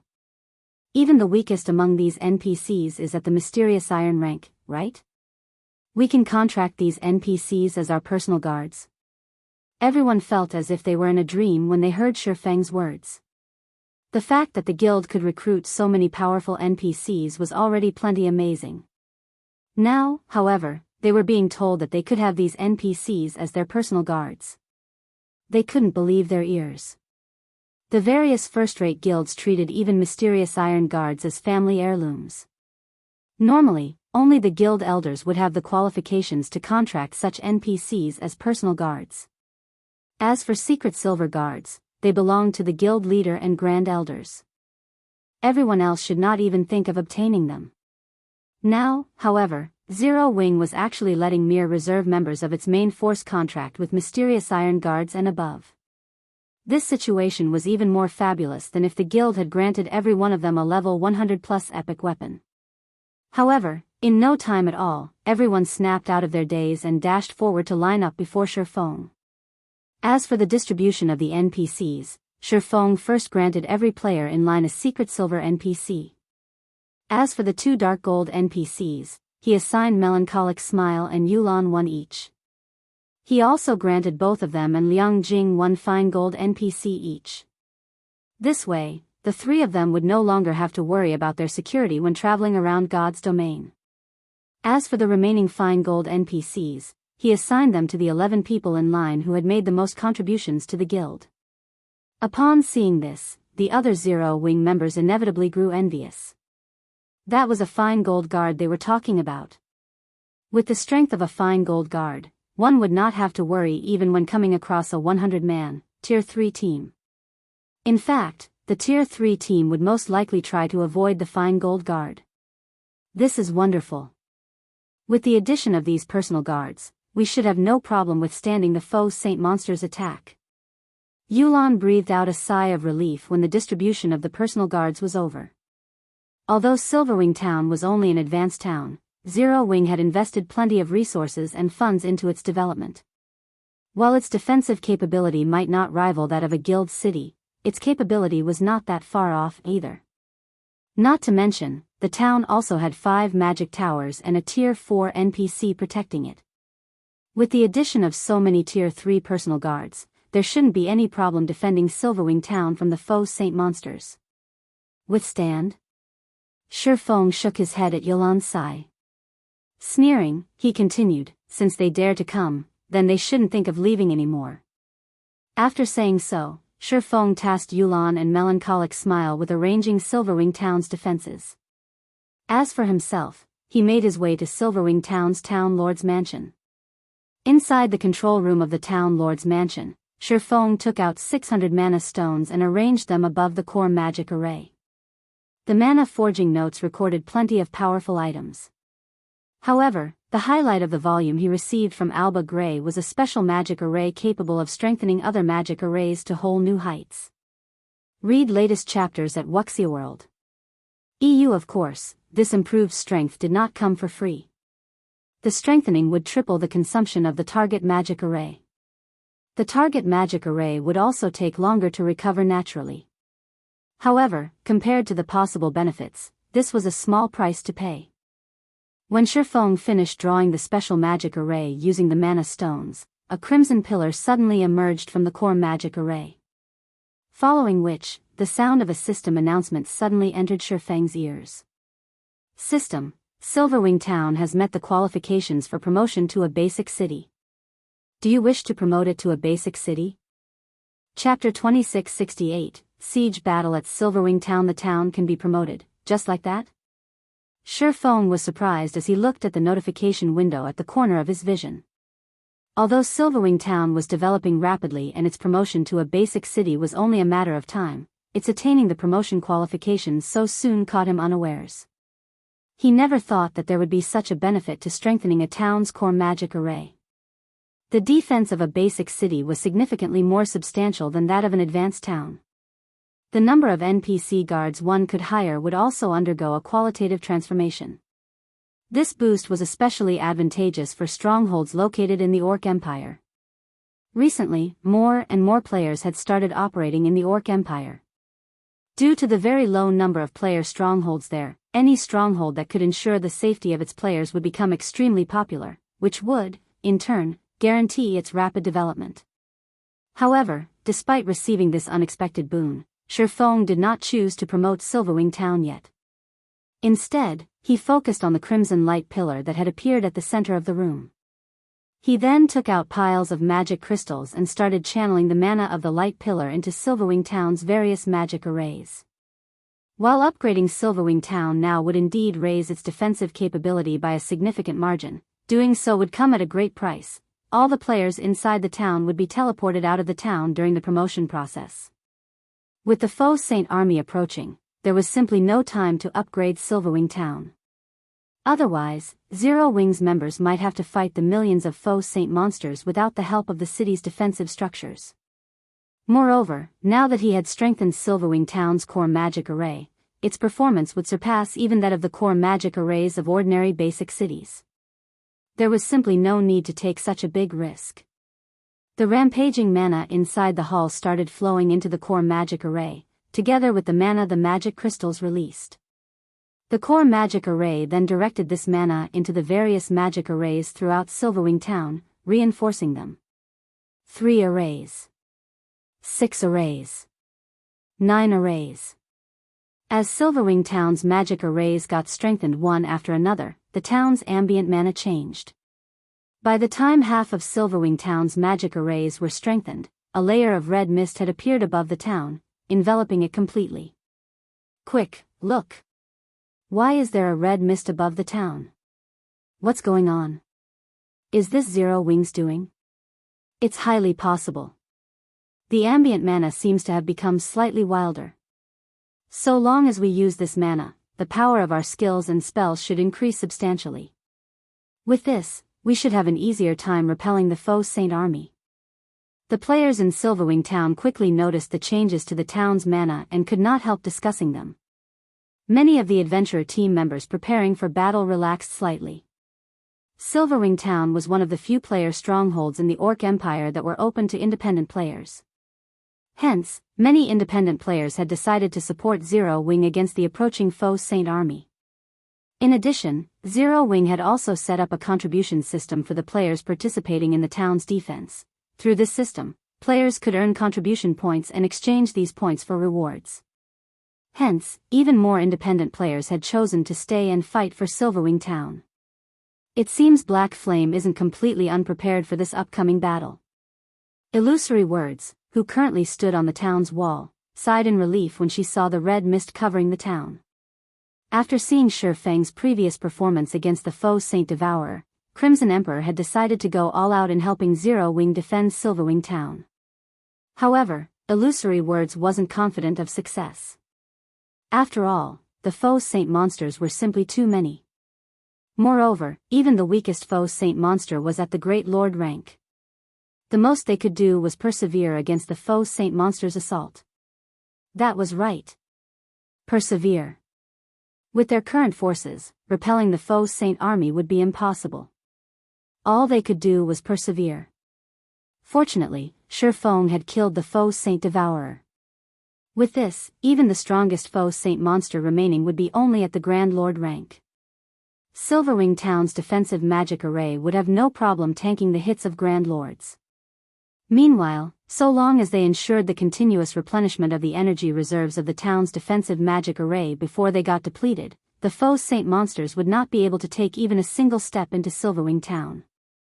With the intellect of those Faux Saint monsters, they wouldn't bother wasting too much time on a single task.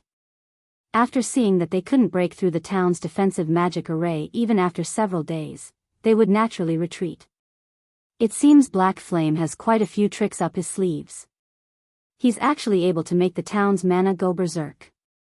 With this, the strength of the town's defensive magic array should have increased by quite a bit. While the town's defensive magic array has indeed been improved, it will still need to withstand all those Faux Saint destroyers. You should know that Faux Saint monsters have destroyed NPC cities before. What can a guild town possibly do against an army of them?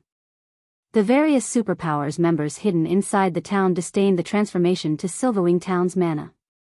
They also considered Shi Feng very foolish. While the performance of the town's defensive magic array had indeed improved significantly, there was still a limit to the magic array's energy reserves. Faced with the attacks of tens of thousands of Grand Lord-ranked Faux Saint destroyers, how long could the magic array's energy reserves possibly last? Even the defensive magic arrays of NPC cities had fallen swiftly before the Faux Saint monsters. In fact, many of these NPC cities also had a large number of level 150 NPC guards and a level 180, tier 3 magistrate to defend them. In the end, the Faux Saint monsters still managed to drain the defensive magic array's energy reserves and destroyed the cities. Shortly after Silverwing Town's transformation, news of it quickly reached the Fire Dragon Empire's Flame Dragon City. Interesting. Since he's able to agitate the mana of a town to increase the performance of the town's defensive magic array, it seems he didn't offend those Faux Saint monsters and Saint's Hand without any forethought. A smirk appeared on Cold Shadow's face when she read the report she just received. What a pity. This development might have posed a problem for those Faux Saint monsters and Saint's Hand a few days ago, but it is futile now. After Cold Shadow said so, she turned her gaze to the video live stream playing before her. What this live stream showed was none other than the Faux Saint army that was marching towards Silverwing Town and was currently within 5,000 yards of Silverwing Town already. The monsters were so numerous that they covered all the land around Silverwing Town. From what she could see, there were easily more than 100,000 Faux Saint destroyers there, almost double the initial projections. Moreover, aside from the Faux Saint destroyers, there were also quite a few gigantic figures moving amidst this army, and the other Faux Saint monsters clustered around these gigantic figures. At this moment, White Feather entered the VIP room Cold Shadow occupied and said respectfully, "Vice Guild Leader, the various superpowers representatives have arrived already. Should we head over now?" "Alright, let's go." Cold Shadow nodded. She then dismissed the video playing before her and left the Scorching Flame restaurant. At the same time, the players standing guard atop Silverwing Town's walls were dumbfounded by the sight before them. How is this possible? No. This can't be real. This must be a joke. When the players standing on the walls looked at the massive army before them, despair and reluctance overwhelmed them. 8. There were 8 mythic-ranked Faux Saint Devourers. Is this the strength that Saint's hand has been relying on all this time? Illusory Words, who similarly stood on the town's wall, could not help a bitter smile when she saw the 8 Faux Saint Devourers. She had anticipated that Saint's hand had kept a trump card hidden. Otherwise, it wouldn't have had the confidence to take action so close to Silverwing Town, nor would it have put its precious mythic-ranked Faux Saint Devourer at such great risk. However, she never thought that Saint's hand had actually managed to produce so many Faux Saint Devourers already. At this moment, even the various spectating superpowers were stunned by this situation. Too strong. The Faux Saint army boasted not only over 100,000 Faux Saint destroyers but also 8 Faux Saint Devourers. With such a force, let alone destroying Silverwing Town, even capturing one of Star Moon Kingdom's main cities wouldn't be a problem.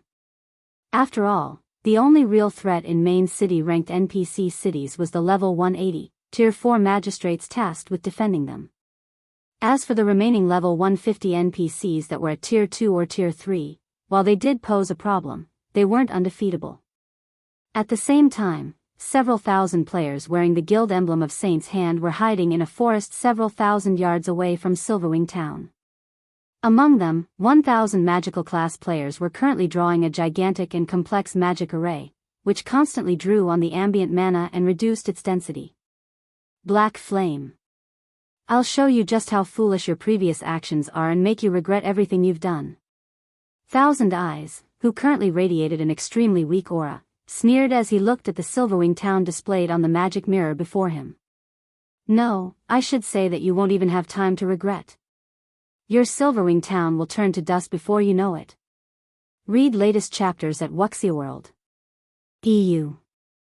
Meanwhile, inside Silverwing Town's Town Lord's mansion, while Fong was quietly inspecting the performance of the town's strengthened magic arrays through the core magic array, Yulan burst into the room with an ugly expression on her face. Guild Leader, according to the information we received from the walls, aside from over 100,000 Faux Saint destroyers, the Faux Saint army this time also has 8 Faux Saint Devourers, Yulan said in a grim tone as she gazed at Fong. It might be fine if only 1 or 2 Faux Saint Devourers had appeared. At that time, they could simply have Craig Midlands take action. However, the appearance of 8 Faux Saint Devourers completely messed up their plans. With so many Faux Saint Devourers attacking, it wouldn't matter even if Fong transformed into a black dragon again. They're here? Seeing the grim look on Yolan's face, Fong said calmly, "Let's go take a look, then." Chapter 2669, Power of Mana. Silverwing Town, Main Gates Wall. Currently, a large number of players were trying to squeeze their way up to the top of the wall, which was over a dozen meters high, to get a better look at the Faux Saint army. However, when these players arrived on top, every one of them found the scene that greeted them shocking. The Faux Saint monsters were so numerous that their figures dotted the land all the way to the horizon. Moreover, even the weakest among them was a level 110 Great Lord. As this endless army of monsters gradually encircled Silverwing Town, it looked as if night had descended. This scene alone already evoked fear in everyone. Why are there so many mythic-ranked Faux Saint Devourers? Can we really stop them? Panic and despair swept through the independent players that had chosen to help defend Silverwing Town as they stared at the scene before them. Originally, they thought that, with over 300,000 players fighting for Silverwing Town, combined with the town's defensive magic array, they should still have a chance to emerge victorious. After all, to win, they simply had to distract 50,000 or 60,000 Faux Saint destroyers for a certain period. However, the Faux Saint army that appeared before Silverwing Town was far stronger than they anticipated, over 100,000 Faux Saint destroyers and 8 mythic-ranked Faux Saint devourers. Everyone's confidence vanished at the sight of this army. At this moment, let alone the independent players present, even Unyielding Heart and Illusory Words were shocked. Over 100,000 Faux Saint destroyers and 8 Faux Saint devourers. These Faux Saint monsters really think highly of us, Unyielding Heart, who had reached level 116 already, said, a bitter smile forming on his face as he took in the 8 gigantic figures standing some distance away from Silverwing Town. In order to assist Zero Wing in defending Silverwing Town, Unyielding Soul had dispatched its strongest trump card legion and even sent over 2 tier 4 summoning scrolls and more than 100 heavy ballistas. According to his estimates, this force, combined with Crimson Emperors and Zero Wings, should have no problem defending Silverwing Town. However, it would seem that he had still underestimated the strength of these Faux Saint monsters. At this moment, let alone the 8 Faux Saint devourers, just the 100,000 plus Faux Saint destroyers were already more than enough to instill despair in everyone. After all, the Faux Saint destroyers were Grand Lord ranked monsters. Ordinary tier 3 experts couldn't take them on one-on-one. Only multiple people working together, with the help of the town's war weapons, could prevent these Faux Saint destroyers from attacking the town's defensive magic array and walls. As for the tier 4 creatures they could summon, these things would be far from adequate against tens of thousands of Faux Saint destroyers. The only thing these summoned creatures could do was defend a portion of the town's walls and reduce the pressure the town's players faced. However, with the 8 Faux Saint devourers around, these tier 4 summoned creatures wouldn't even be able to lessen the pressure on the town's defenders. Illusory Words nodded in agreement with Unyielding Heart's words, complex emotions flickering in her eyes. We can only try our best to defend the town. A sense of powerlessness overwhelmed Illusory Words as she looked at the Faux Saint devourers several thousand yards away commanding the other Faux Saint monsters. Although she had confidence in Faux, she doubted that even he had expected such a powerful army to appear at Silverwing Town's doorstep. In fact, even the various superpowers did not expect the Faux Saint monsters to develop at such a frightening rate. After all, only a little more than a day had passed since Crimson Emperor had learned about the birth of the first Faux Saint Devourer, yet the Faux Saint monsters had managed to add 8 more Faux Saint Devourers to their number. Even if they could stop these Faux Saint monsters for a day, it was highly unlikely they could stop these monsters for 2 days. During the time everyone was sighing and feeling powerless, a golden beam of light suddenly appeared in a forest some distance away from Silverwing Town, shooting straight into the sky. Even from several thousand yards away, the beam was clearly visible. Along with the appearance of this golden beam, the dusky sky became as bright as day. At the same time, the density of the mana surrounding Silverwing Town thinned out considerably as if something sucked the ambient mana away. Now, even players who weren't particularly sensitive to mana felt a slight discomfort. This is the Soul Annihilation Curse. Illusory Words' complexion turned indescribably grim when she saw the pillar of mana rising into the sky. Are Saint's Hands people crazy? They actually used such an area sealing curse. The Soul Annihilation Curse was a super rare sealing barrier in God's domain. When activated, it could lock down a very large area, preventing players from leaving the sealed space while the barrier was still up, and thin out the mana within the barrier. Meanwhile, not only would players that died within the barrier suffer a much more severe death penalty, but their souls would be weakened for 15 days as well. The cost to activate the Soul Annihilation Curse was equally astonishing, the permanent sacrifice of 1000 level 100 plus, tier 2 magical class players and 100 tier 3 magical class players. This was a permanent death they were talking about. The players that activated this magic array would have their game characters permanently deleted, and they would have to start all over again if they wished to continue playing. Due to this reason, although quite a few superpowers had obtained the Soul Annihilation Curse, none of them ever dared to use it. However, as Silverwing Town's players stood dazed in shock, a gigantic magic mirror suddenly appeared above the town. It displayed Saint's Hands members, and standing at the lead of these players was none other than Thousand Eyes, whom Faux had killed just recently. Black Flame, you didn't see this coming, right? Thousand Eyes sneered. I said that you'd regret it. Weren't you very powerful? Now, I'll have you watch as everyone in Silverwing Town gets devoured by the Faux Saint army. When Thousand Eyes' chilling words echoed throughout Silverwing Town, the players in the town shuddered involuntarily. This was simply madness. Saint's Hand had sacrificed not only 1,000 level 100 plus tier 2 magical class players but also 100 tier 3 experts. This was something even super guilds wouldn't dare to do. After all, even to a super guild, 100 tier 3 experts represented significant combat power. Zero Wing is truly doomed this time. Sure enough, Saint's Hand is filled with a bunch of lunatics. They actually dare use such a card. With this, not only will Zero Wing and all of its allies have their members devoured by those Faux Saint monsters, but they'll even have their souls weakened as well. Despite being spectators, the various superpowers members hidden inside Silverwing Town shuddered in fear when they saw the maniacal smile on Thousand Eyes' face. While everyone was falling into despair, several figures appeared above Silverwing Town's main gate. One of these figures belonged to none other than Zero Wing's guild leader, Black Flame. After arriving above the main gate, Faux glanced at the magic mirror in the sky and said nonchalantly, "How noisy. Isn't it just a soul annihilation curse? Do you think this thing is good for anything?" Although Faux did not speak very loudly, with the entire Silverwing Town dead silent right now, everyone heard his words very clearly. Hence, the entire town immediately went into an uproar. No one ever thought that even after things had developed to such a point, Faux would still dare to provoke Thousand Eyes. Was he so eager to die? Is he tired of living? Pretending to be calm. We'll see how he continues pretending. I'm guessing that Black Flame must have realized the hopelessness of the situation and is merely sassing to get the load off his chest. When the various superpowers members saw Feng's calm expression and heard his bold claim through their magic mirrors, they could not help scoffing. The soul annihilation curse itself indeed did not pose any direct threat to players. However, the millions of Faux Saint monsters standing outside the town were definitely a nightmare for all players. You think it's useless? In that case, let's see if this soul annihilation curse is really useless or not, once the Faux Saint army starts attacking. Thousand Eyes said. Instead of getting angry at Feng's words, he started chuckling instead. As soon as Thousand Eyes finished speaking, the Faux Saint monsters surrounding Silverwing Town promptly charged forward.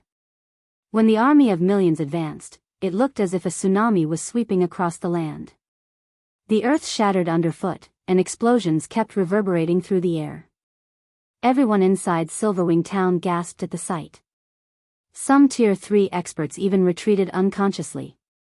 Read latest chapters at Wuxia EU, so noisy. Feng pointed a finger at 3 Faux Saint Devourers charging amidst the army. Immediately, the 5 magic towers spread across Silverwing Town each released a crimson beam that converged in the middle of the town before shooting into the sky. Before anyone could react, a gigantic, crimson beam descended upon the Faux Saint army. The instant the crimson beam made contact, the earth shattered. Immediately afterward, the crimson beam expanded into the surroundings until it covered a 300-yard radius. When the beam disappeared, almost everything within the AoE had vanished without a trace. Chapter 2670, Silent Silverwing Town. When the crimson pillar outside Silverwing Town faded away, everyone momentarily froze and fell silent, the players inside the town as well as the Faux Saint monsters charging toward it.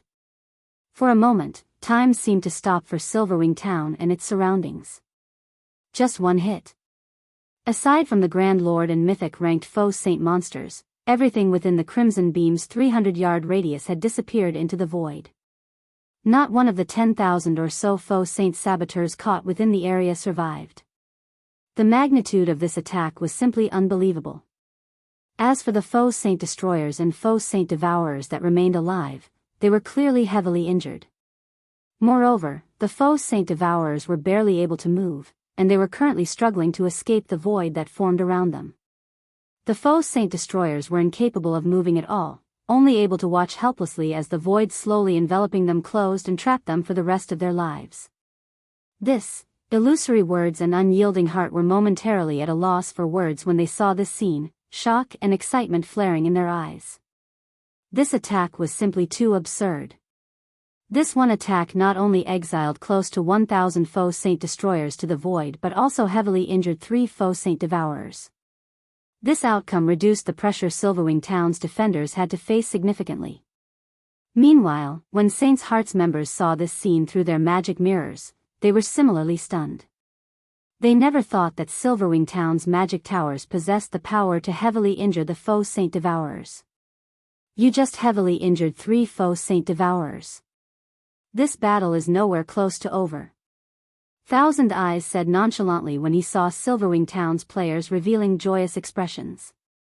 It was very normal for war weapons to wreak large-scale destruction in a siege battle.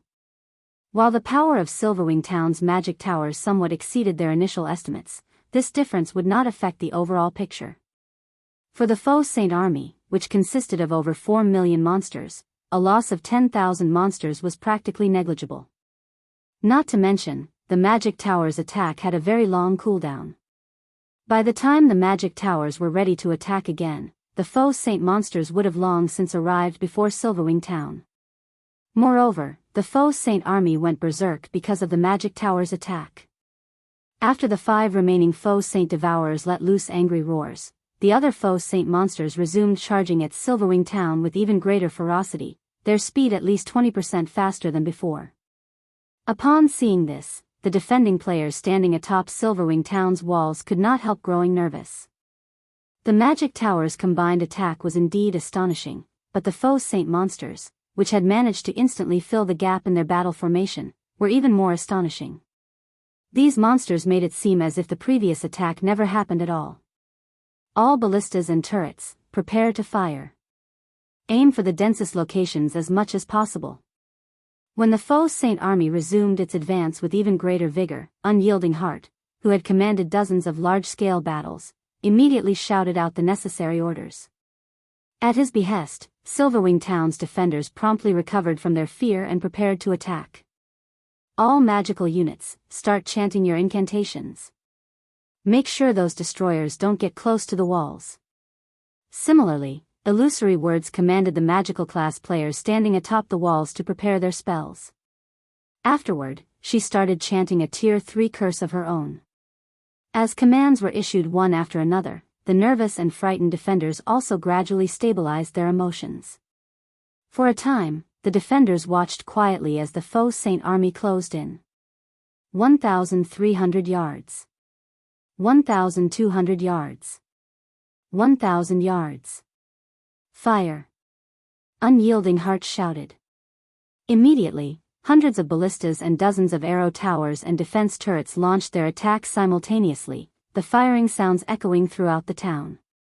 In the next moment, several hundred blazing streaks of light descended on the Faux Saint army like a meteor shower, the attacks shaking the ground and kicking up dust and dirt. Tens of thousands of Faux Saint monsters were also sent flying into the air, and huge craters formed wherever the attacks landed. The sight was simply spectacular. However, contrary to everyone's expectations, the Faux Saint army did not falter in the slightest. In no time at all, the endless Faux Saint monsters filled in the gaps created by the war weapons attacks, the madness of the Faux Saint monsters surpassing everyone's expectations. Reload and aim for the vanguard. Unyielding Heart shouted, a frown forming on his face when he saw this scene. Although he had long since expected this to happen, he still could not help his shock when actually witnessing it. After several rounds of attacks from the town's war weapons, although they had failed to kill even one Faux Saint destroyer, they had killed quite a number of Faux Saint saboteurs, as well as heavily injuring more than 200,000 Faux Saint saboteurs. Unfortunately, compared to the Faux Saint army in its entirety, this number was still insignificant.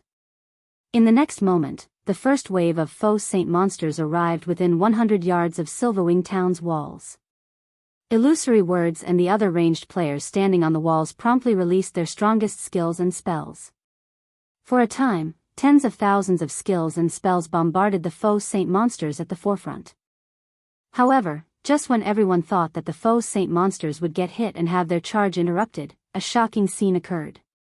In the next moment, as if they were veterans of the battlefield, the Faux Saint monsters started wielding their weapons to block the incoming attacks, mitigating most of the damage from these attacks. How is this possible?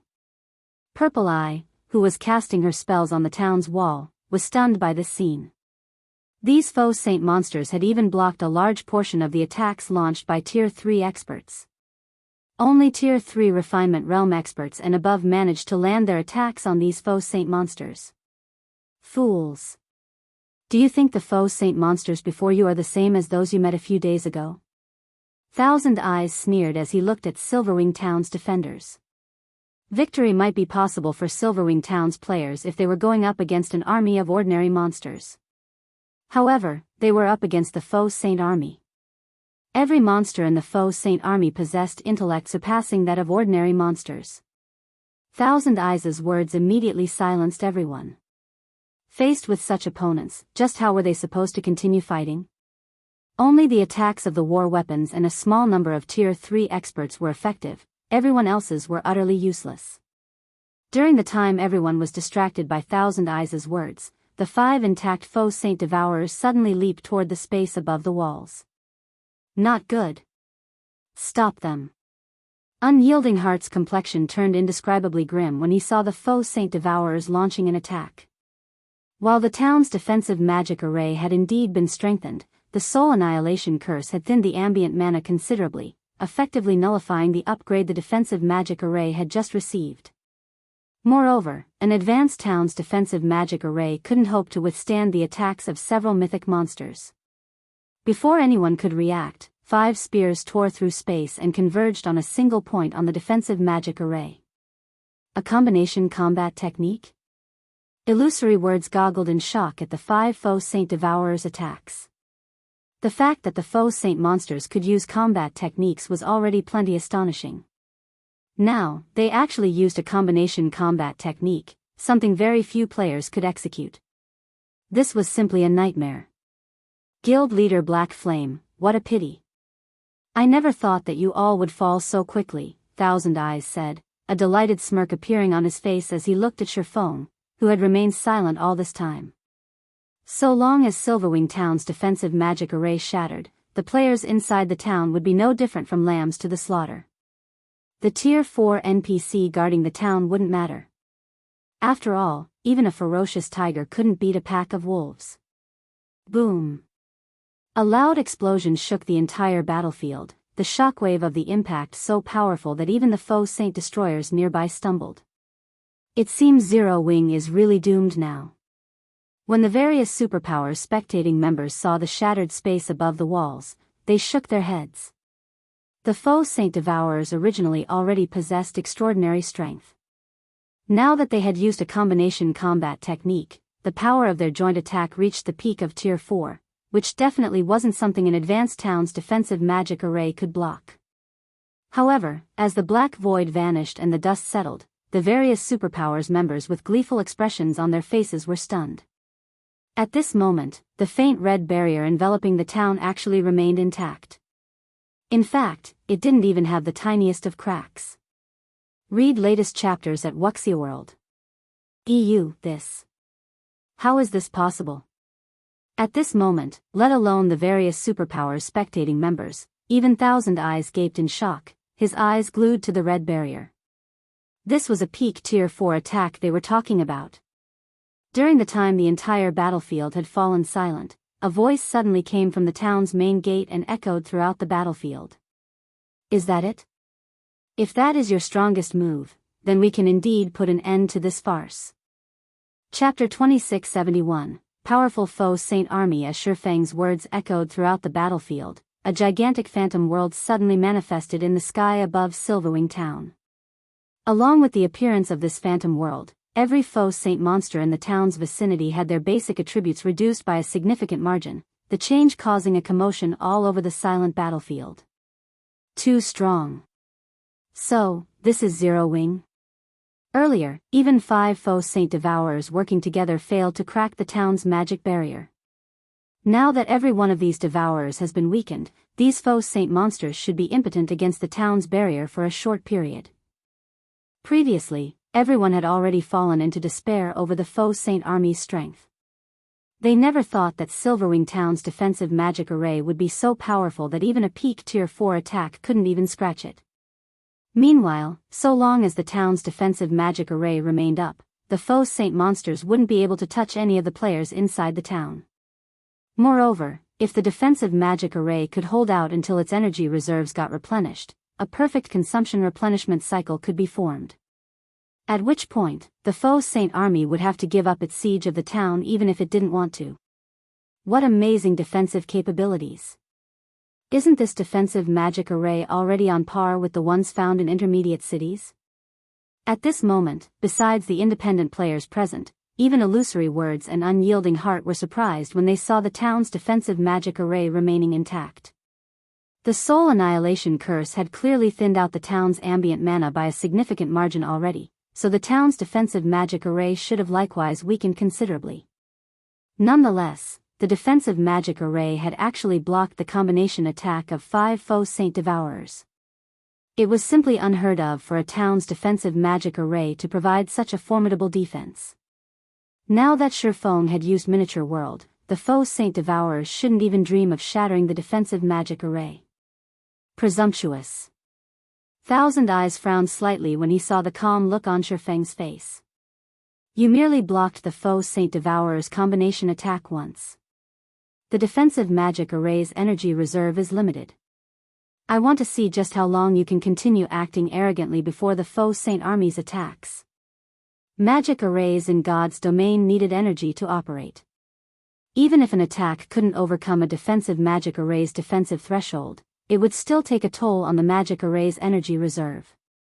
With the numbers and strength of the Faux Saint army, shattering the defensive magic array of a main city-ranked NPC city would be possible. Even if the entire army was debuffed by a domain skill, it still was more than sufficient to overcome a town's defensive magic array.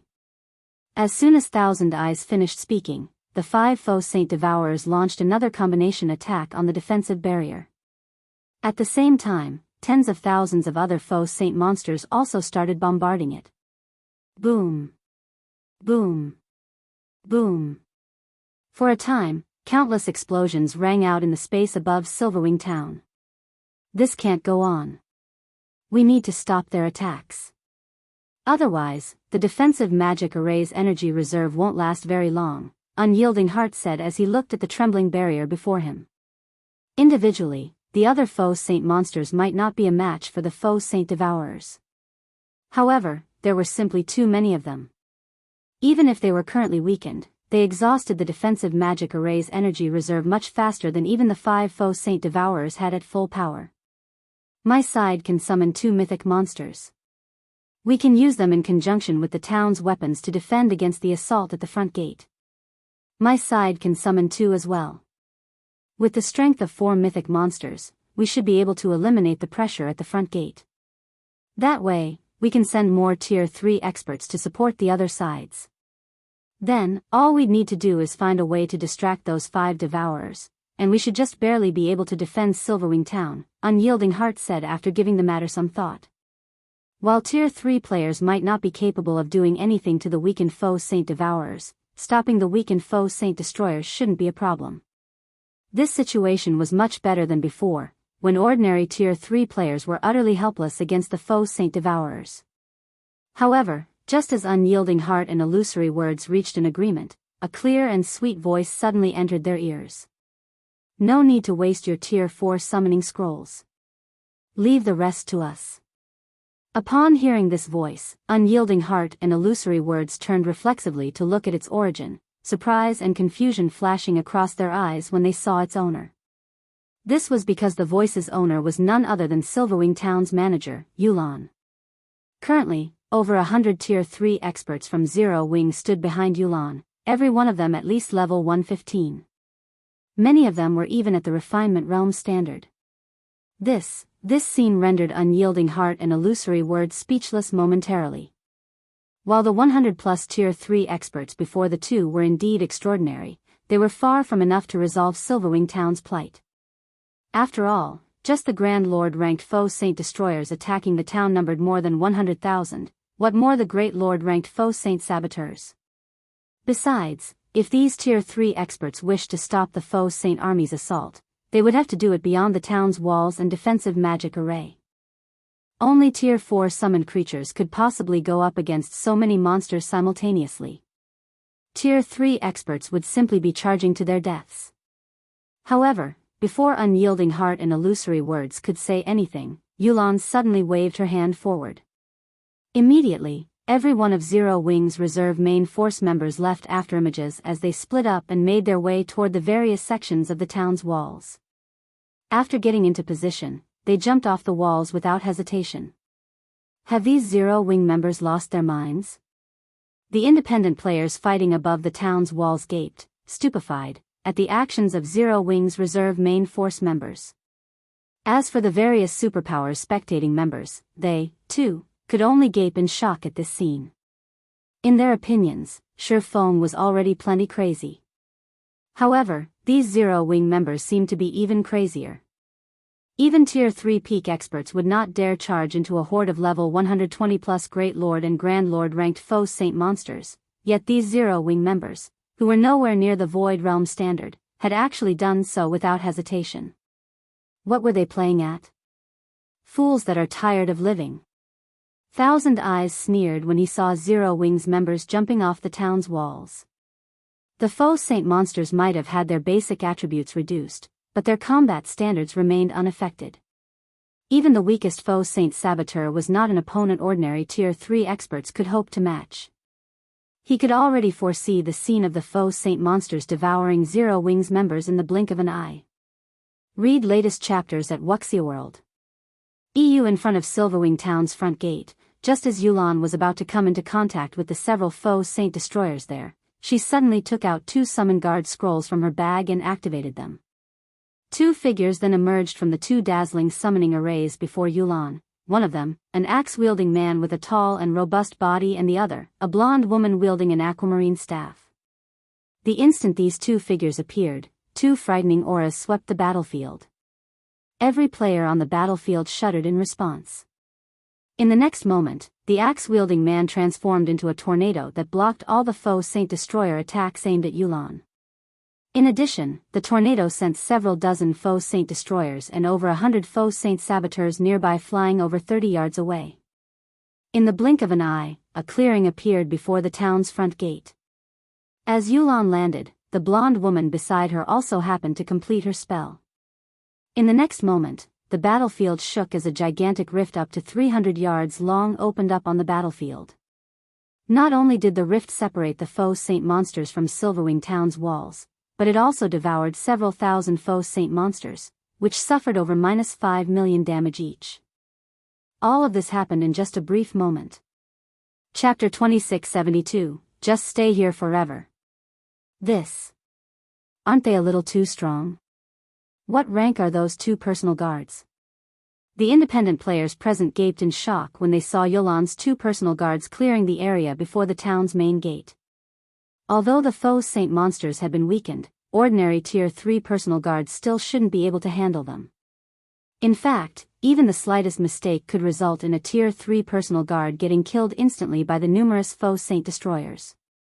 However, with just the help of 2 personal guards, Yulan had easily repelled the 10,000 plus Faux Saint monsters in front of the main gate. This was simply unbelievable. 2 dark gold guards. When Illusory Words saw the 2 personal guards standing beside Yulan, shock likewise filled her silvery gray eyes. The feat Yulan's 2 personal guards had just accomplished would be difficult even for a Tier 4 summoned creature. The only explanation Illusory Words could think of for this situation was that both personal guards were at the Dark Gold rank, as only Dark Gold guards had the power to match Tier 4 mythic monsters.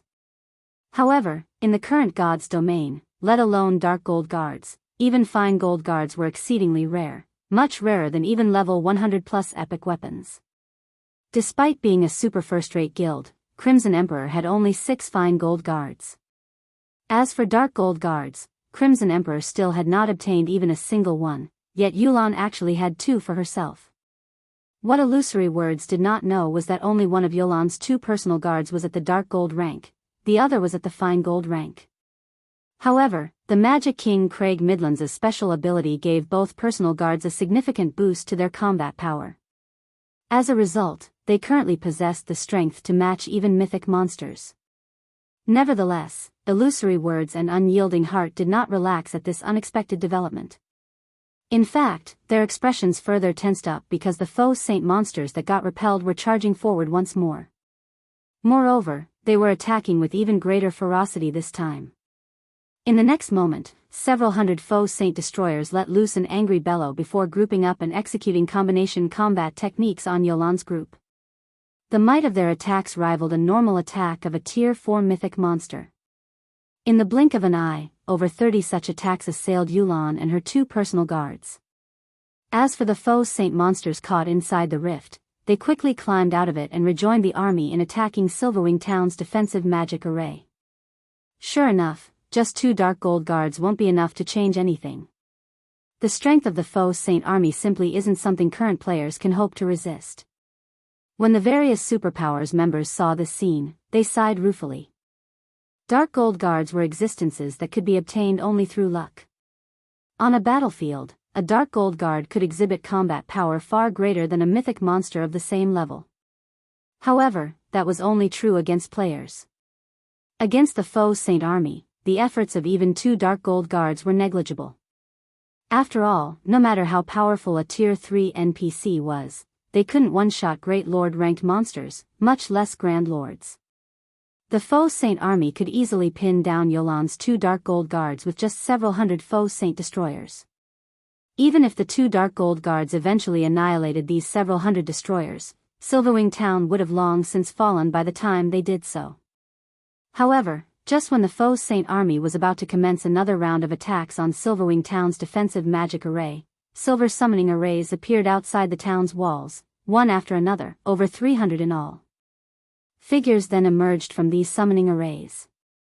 Immediately afterward, fire, ice, lightning, and wind started bombarding the faux saint monsters outside the defensive magic array. Boom. Boom. Boom. For a time, a plethora of elemental mana inundated the faux saint army, and countless faux saint monsters screamed in agony, their voices echoing throughout Silverwing Town. How is this possible? When the various superpowers members saw the innumerable faux saint monsters outside the town getting sent flying one after another, their fists tightened involuntarily as shock filled their eyes. At this moment, over 300 personal guards stood outside Silverwing Town, every one of them exuding a frightening aura. It was obvious that they were not ordinary personal guards. Aside from the various superpowers members that were spectating the battle through their magic mirrors, the independent players standing atop the town's walls were also gaping in shock, their minds frozen with disbelief. This isn't real, right? Unyielding Heart suspected he was dreaming as he watched the 300-plus personal guards fighting outside Silverwing Town. As a vice guild leader of Unyielding Soul, he had seen powerful personal guards before. However, this was definitely the first time he had seen so many personal guards of such high caliber. Although the majority of these newly appeared personal guards were weaker than Yolan's 2 personal guards, they were still much stronger than ordinary personal guards. In fact, even the weakest personal guard present made Unyielding Heart feel powerless.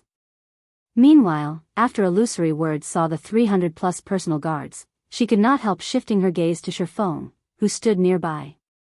Is this the real reason behind his confidence? Every one of these 300-plus personal guards was stronger than a Grand Lord of the same level.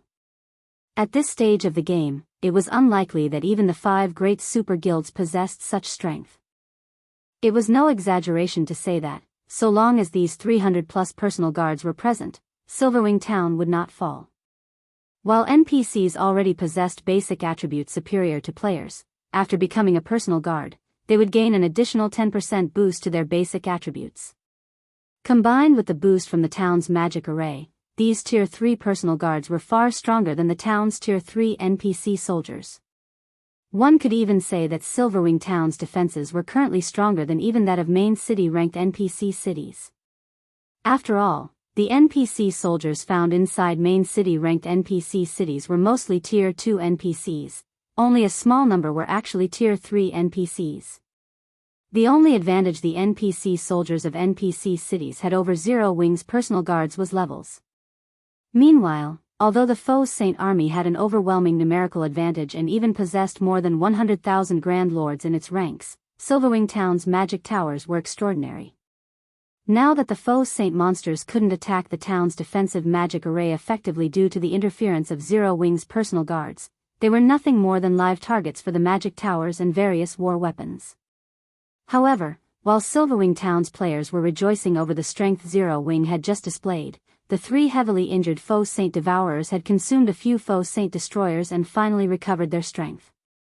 They immediately leaped forward and regrouped with the other 5 Faux Saint Devourers. Good. They've finally recovered. Thousand Eyes grew ecstatic when he saw this scene.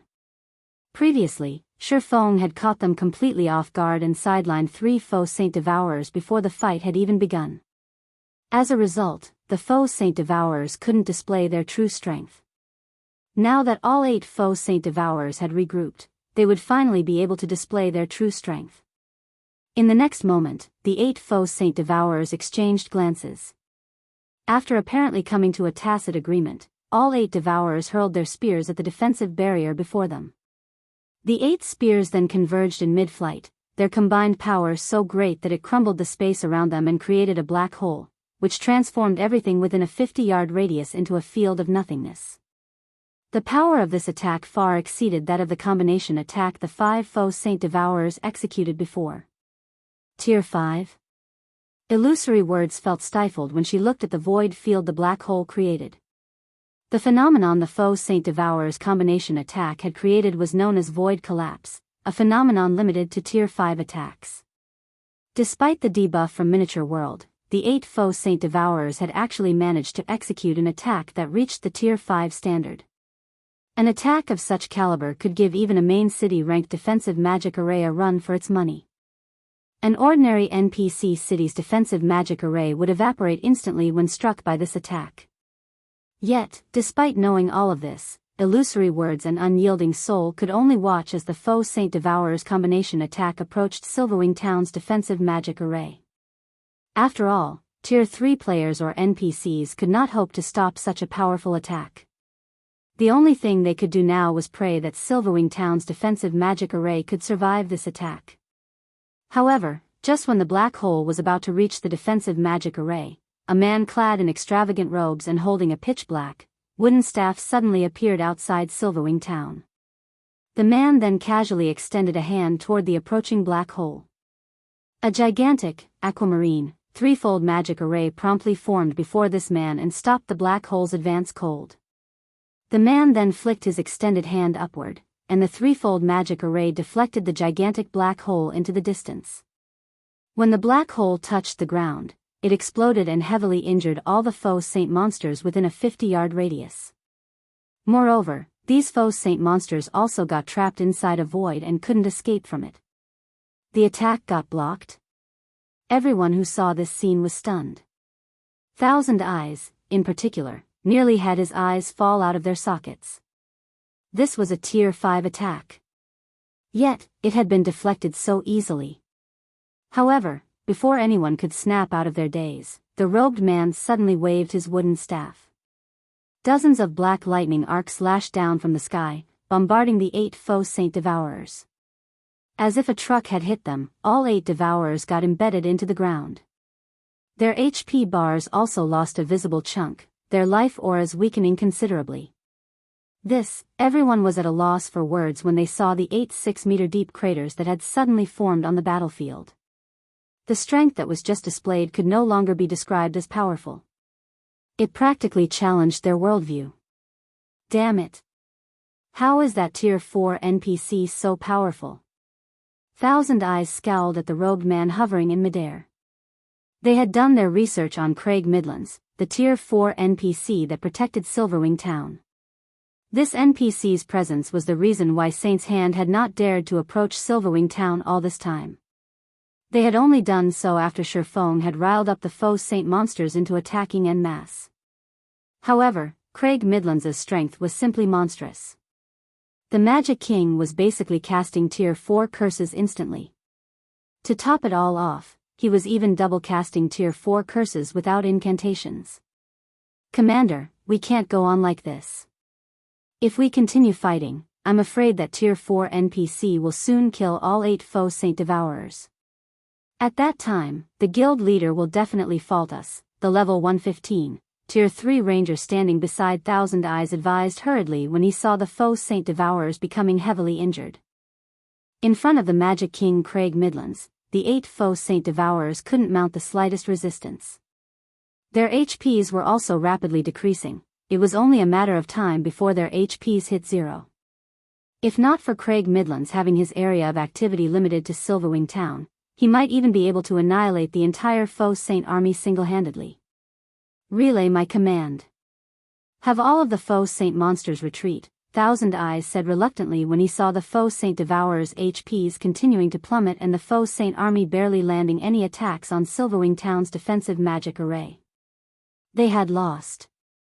Moreover, they had suffered 2 consecutive losses. Read latest chapters at Wuxieworld. EU, understood. The Tier 3 ranger nodded before hurriedly relaying Thousand Eyes' command to the other Saints' Hand members.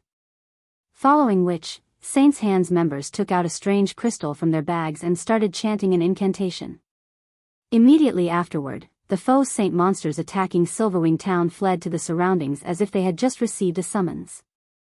Upon seeing the Faux Saint army retreating, Silverwing Town's players sighed in relief. Many players even cheered in celebration. After all, since the initial outbreak of the Faux Saint monsters, this was the first time players had achieved a massive victory against them. However, Faux, who remained standing above the town's main gate, did not show any excitement on his face. Instead, he shifted his gaze toward a distant forest. Leave? Do you really think Silverwing Town is a place where you can come and go as you wish? Faux said. He then took out a Summon Guard scroll from his bag and unfurled it. Since you've come here already, then just remain here forever. Chapter 2673, Frightening Tier 4. As Faux activated his Summon Guard scroll, the players nearby immediately felt the ambient mana density rise. They also felt the space around them stabilize, the mana fluctuations from outside the town no longer reaching them. Immediately afterward, a middle-aged man clad in luxurious robes and holding a gem-studded staff appeared before Faux. Although this middle-aged man did not have an imposing aura, when everyone checked his statistics, they were stupefied. Tier 4. Another Tier 4 NPC. Crap. Just how much strength does Zero Wing have hidden? When the various superpowers members saw Versailles, they cursed out loud. It might have been fine if they hadn't seen the strength of a Tier 4 NPC yet, but after Craig Midlands' performance, they understood just how frightening Tier 4 NPCs were. There was simply no comparison between them and Tier 3 NPCs. A Tier 4 NPC could truly single-handedly turn the tide of a large-scale war. Now, it was revealed that Zero Wing possessed 2 Tier 4 NPCs. Moreover, both were magical-class NPCs. At this moment, everyone finally understood why Faux had killed Thousand Eyes and his team without hesitation back then. If their guilds had 2 Tier 4 NPCs as well, they most likely wouldn't be afraid of the Faux Saint monsters either. After all, the gap between Tier 3 and Tier 4 was simply too massive, not one that numbers could make up for. Meanwhile, Feng's words enraged the Saints' Hand members hiding inside a forest several thousand yards away from Silverwing Town. What arrogance! That's right. It's just an additional Tier 4 NPC. Black Flame must be dreaming if he thinks he can kill all of us. Let him remain arrogant for now. Let's see how he continues remaining arrogant after the Faux Saint monsters grow and return after a while. They admitted that they were no match for Tier 4 NPCs. However, Faux had to be dreaming if he thought he could kill them all with just 2 Tier 4 NPCs, setting aside the several thousand yards separating them and Silverwing Town. Just the fact that the Faux Saint army stood between them meant Faux would take ages to reach them. Expecting to keep them here was simply a fool's dream.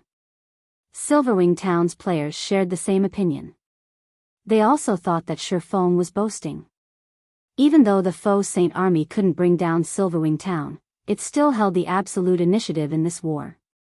The Faux Saint army and Saints' Hands members could stay and leave whenever they wanted. Stopping them with just 2 Tier 4 NPCs was impossible. However, before Saint's Hands members could finish speaking, Versailles waved his staff.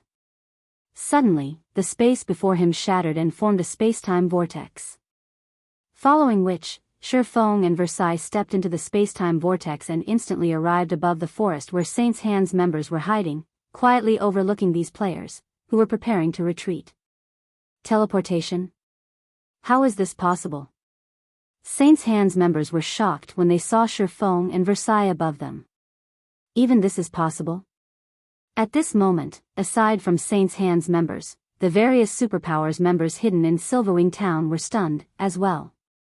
A special energy enveloped the entire Orc Empire, preventing the use of all forms of teleportation.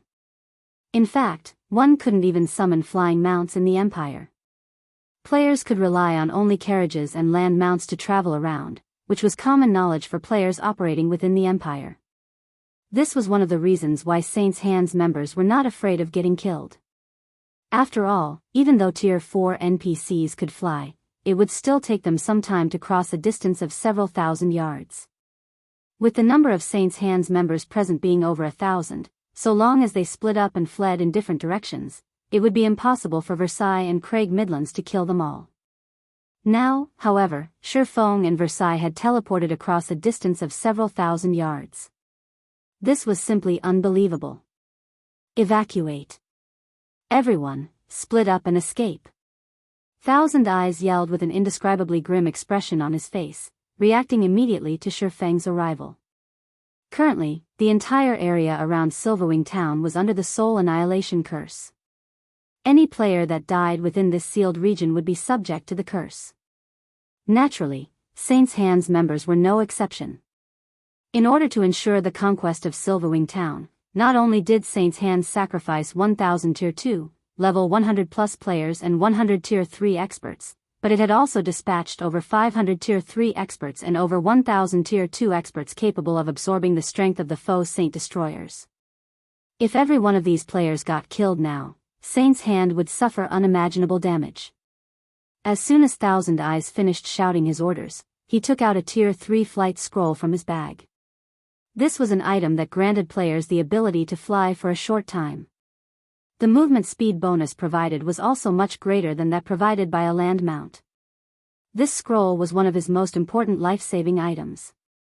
As for the other Saint's Hand members, they promptly snapped out of their daze after hearing Thousand Eyes' reminder and scattered in all directions, fleeing in a panic. If they died now, not only would their death penalties be doubled, but their souls would also be weakened for 15 days. Even Tier 3 experts could not afford such a penalty. After all, in the current God's domain, one would be eliminated from the front lines just for stagnating a few days, what more 15 days? You still think you can escape even now? Faux scoffed, his expression remaining indifferent despite seeing Saint's Hands members fleeing in all directions.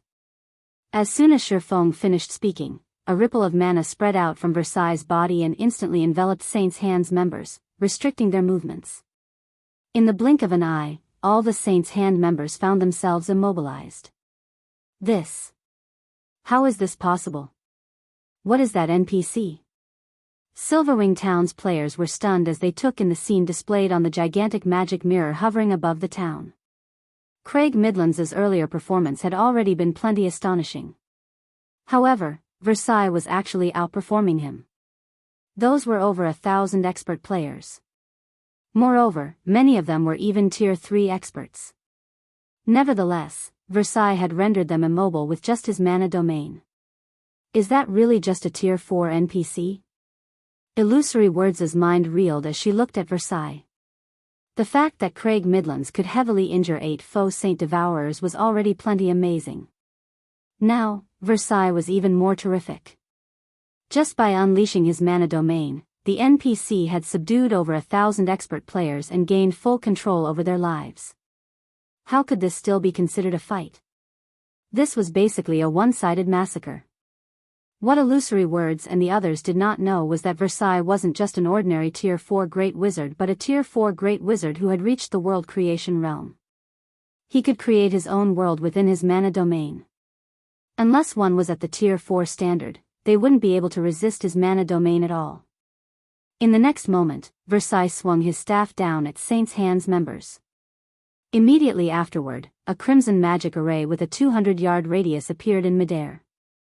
It attracted all the fire-type mana nearby, which coalesced into a fireball. As the fireball descended toward the ground, it continuously grew until it was the size of a mountain. Saint's Hand's members and Silverwing Town's players all fell silent as they took in the fireball. For a time, it was as if time had frozen for everyone. Black flame. Just you wait. You cannot stop the Faux Saint army. It is only a matter of time before the Faux Saint army destroys Zero Wing. Seeing the descent of the gigantic fireball, Thousand Eyes turned to glare at Faux like a maniac. At the same time, he also kept ridiculing Faux for overestimating himself. The Faux Saint army will have to be able to grow first in order to do that. Faux retorted nonchalantly to Thousand Eyes' maniacal laughter. As soon as Faux said so, the gigantic fireball landed and exploded. Boom! Endless flames instantly spread across the forest, incinerating every one of Saint's Hand's members. Along with the deaths of Saint's Hand's members, the originally retreating Faux Saint army went berserk. With bloodshot eyes, every Faux Saint monster on the battlefield charged at Faux. Let's return, Faux said to Versailles. Nodding respectfully in response, Versailles opened another spacetime vortex and teleported back to Silverwing Town with Faux.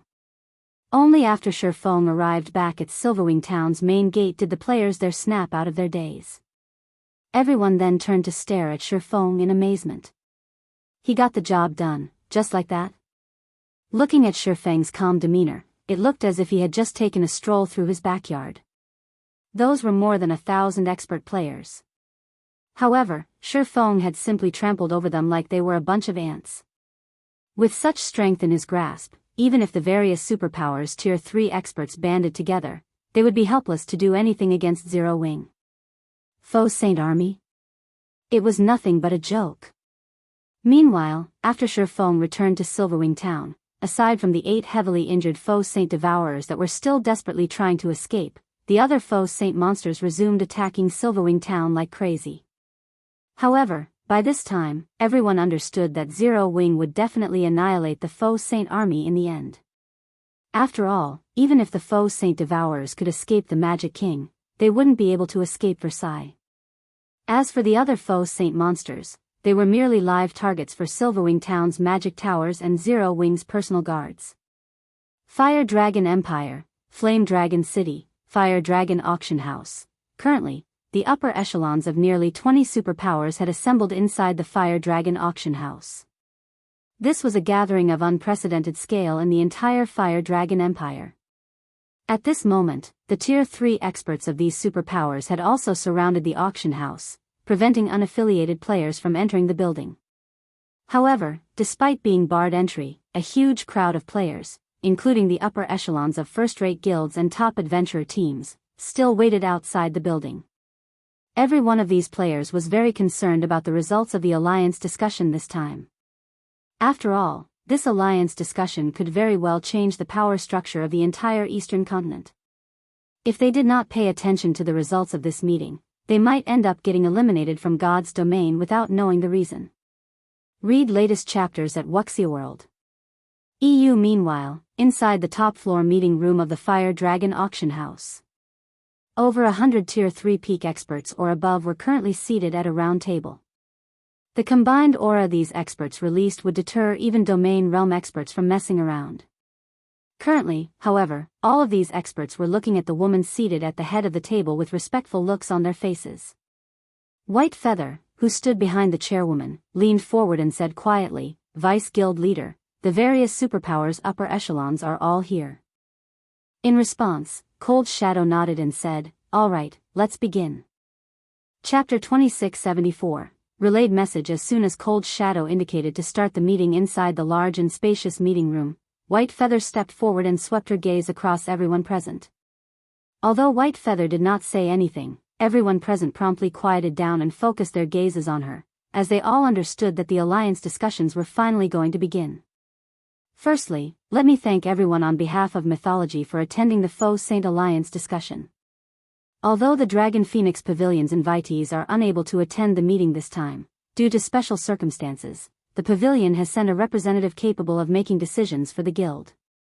I believe it will not affect the implementation of the meeting results, so please rest assured, everyone, White Feather said from beside Cold Shadow.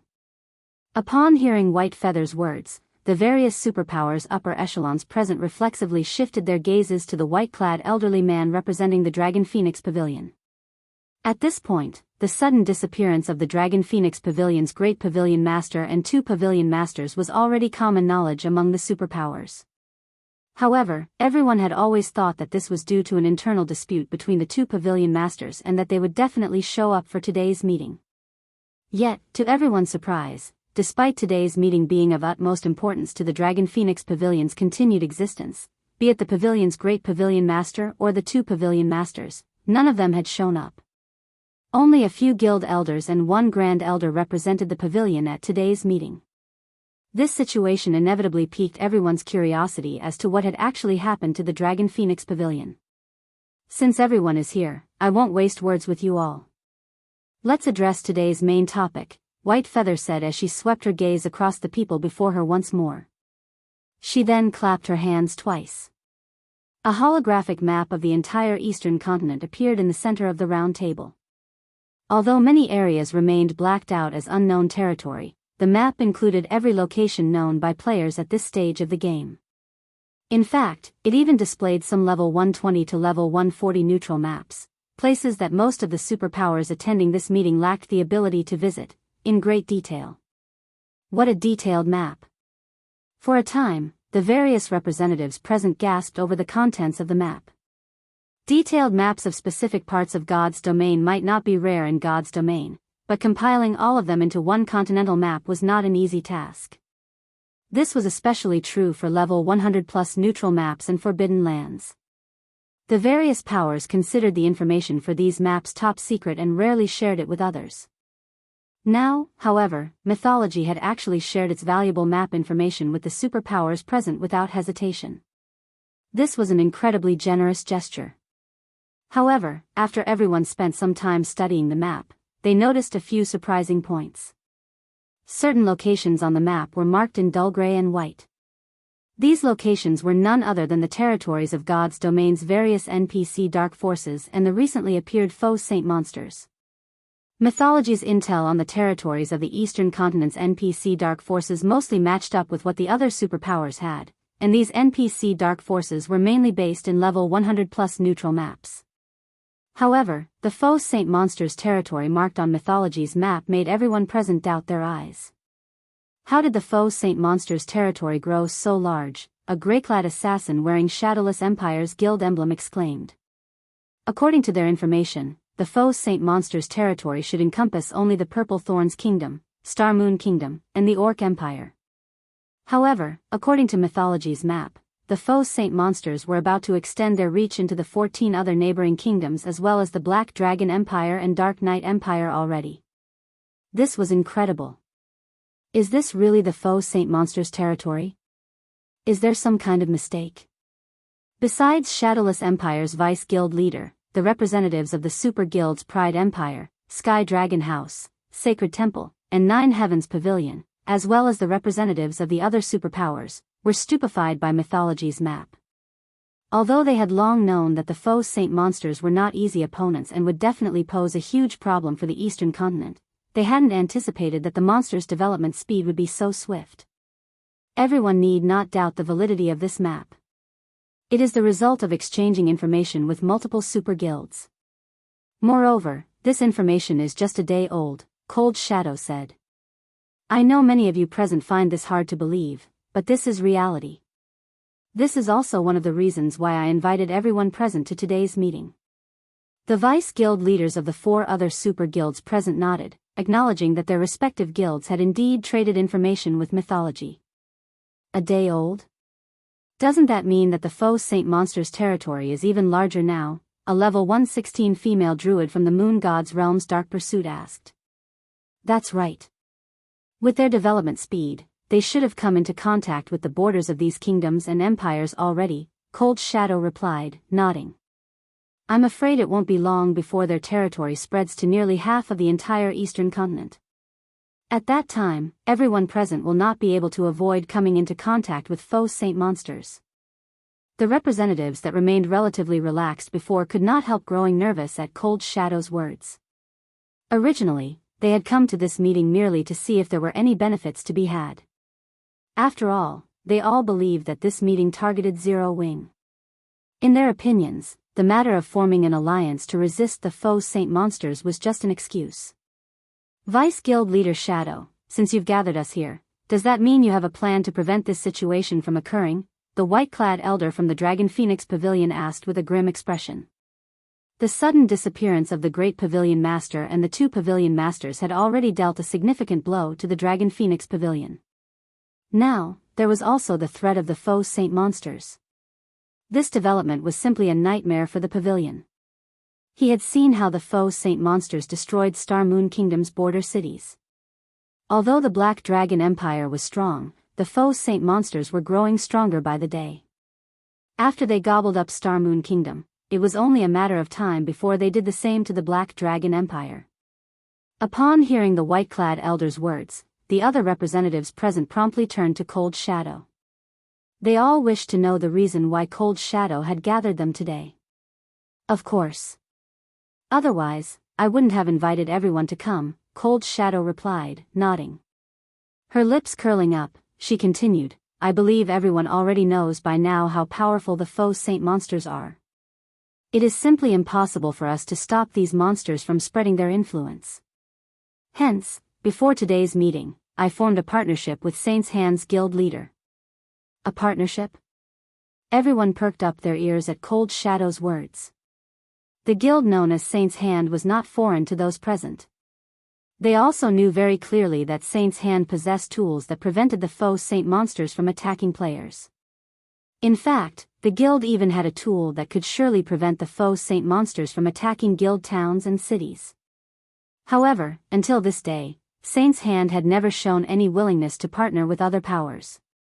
The most it was willing to do was sell some of these tools at exorbitant prices. The conditions of the partnership are very simple. All we need to do is collaborate to take down Stone Forest City. At that time, not only will Saint's Hand sell us a stronghold barrier that can prevent the Faux Saint monsters from attacking the towns and cities the barrier is set up in, but everyone present will also get some of Stone Forest City's shares as well as a number of residential slots in the Freedom Hotel, Cold Shadow said, smiling. When Cold Shadow finished speaking, the eyes of the various representatives present glistened. Even if Cold Shadow had not mentioned partnering to take down Stone Forest City, they already had plans to do so. After all, Stone Forest City was simply too amazing. What made Stone Forest City amazing wasn't its location in a level 100 neutral map but the city's Freedom Hotel. After experiencing the Freedom Hotel's effects, practically every expert belonging to the various superpowers wished to have their own room there. That way, they would be able to not only accumulate the double EXP buff rapidly but also expel much more quickly the foreign energies corroding their bodies.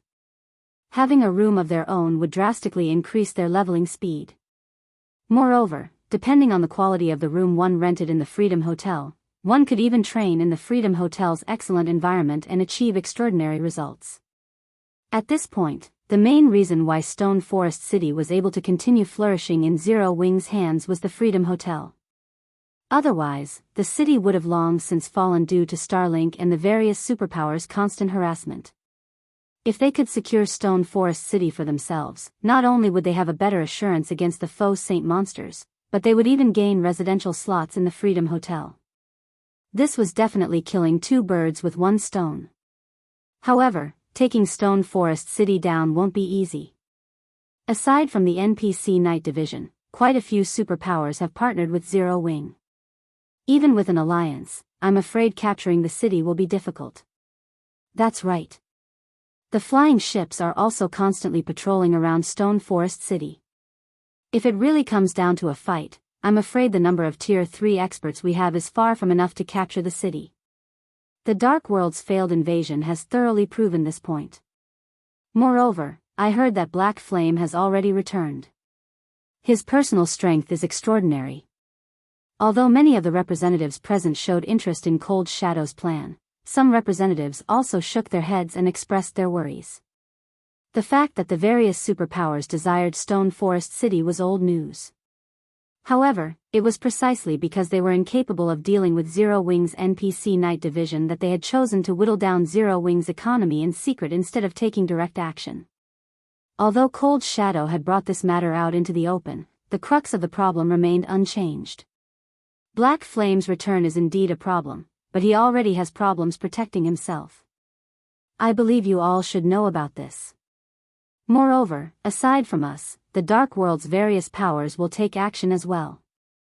After all, their hatred for Zero Wing has never subsided. They merely lack the opportunity to take action. When the time comes, the Dark World side will attack the teleportation gate in full force to lure Zero Wing's Night Division away, while our side will attack Stone Forest City. Even if the Night Division is powerful, it can't defend two locations simultaneously, Cold Shadow said. Moreover, Saint's Hand will take part in the attack. It will even bring some Faux Saint monsters to help. Those NPC knights might be powerful when going up against players, but their performance will drop when going up against the Faux Saint monsters. At Cold Shadow's mention of the Faux Saint monsters, the various representatives present sucked in a deep breath. By this time, the strength of the Faux Saint monsters had already been deeply ingrained into their hearts. These monsters simply weren't opponents players could handle. If an army of them attacked, even NPC cities would fall, let alone a measly guild city. Moreover, according to the intel they obtained, mythic-ranked Faux Saint Devourers had already appeared in the ranks of Faux Saint monsters. Once these Faux Saint Devourers reached a certain number, even main city-ranked NPC cities were likely to fall. Read latest chapters at Wuxia EU. Right then, however, the various representatives present suddenly received message notifications, one after another, the synchrony of these messages making their arrival seem pre-planned. Following which, the originally excited venue suddenly fell deathly silent. Feather, what happened? When Cold Shadow saw everyone sinking into a daze, she automatically turned to White Feather for the reason for everyone's reactions. Just what kind of information did everyone receive that stunned them so much? They lost. The Faux Saint Army and Saint's Hand's forces that went to attack Silverwing Town lost. White Feather exclaimed, her eyes filled with shock and horror as she looked at Cold Shadow. Moreover, it was a tragic defeat. Every Faux Saint monster and Saint's Hand member that went to Silverwing Town died. Chapter 2675, Change in Times on the Eastern Continent. After White Feather finished speaking, the heavy atmosphere inside the meeting room grew even heavier. For a moment, it felt as if time inside the room had stopped as the room became indescribably silent. They lost? Moreover, all of them got killed? How is that possible? After snapping out of her shock, Cold Shadow felt that White Feather was kidding her. Either that, or there was a mistake in the information reported. The Faux Saint Army and Saint's Hand's failure to destroy Silverwing Town was already plenty unbelievable. Now, however, she was actually being told that not only did the Faux Saint Army and Saint's Hand suffer defeat, but Zero Wing had even annihilated them. She would rather believe that Zero Wing had instantly destroyed a superpower than this nonsense. After all, over 4 million Faux Saint monsters had marched on Silverwing Town. Moreover, the weakest monsters in the army were Great Lord-ranked Faux Saint saboteurs. Even a 6-man party led by a Tier 3 expert would need around 10 minutes just to kill one of them. Even if every Faux Saint monster stood still and allowed Silverwing Town's players to wail away at them, it would take ages for the players to annihilate the Faux Saint monsters. Meanwhile, it had been, at most, 2 hours since the Faux Saint Army launched its attack on Silverwing Town. How could Zero Wing possibly annihilate the army in such a short time? Besides, the Grand Lord-ranked Faux Saint destroyers were monsters that would flee from battle once their high HP fell to a certain level. With more than 100,000 Faux Saint destroyers fleeing in multiple directions, the players in Silverwing Town couldn't hunt down every one of them, even if the number of players was multiplied tenfold. Nevertheless, White Feather and the various representatives present all revealed a bitter smile filled with self-ridicule upon hearing Cold Shadow's question. They truly wished that the information their subordinates had just relayed to them was false. However, the report they received contained not just words, but numerous images and videos as well. In fact, the report was so detailed that they could not help but wonder if they were dreaming. Normally, even when relaying urgent information, their subordinates would send them only a few paragraphs of text. Now, however, their subordinates were behaving like diligent, hot-blooded youths. Just the videos they included in the report numbered over a dozen. There were even narrative texts accompanying each video, as if their subordinates were afraid that they would not understand the events recorded. In response to Cold Shadow's question, White Feather did not bother wasting words on an explanation.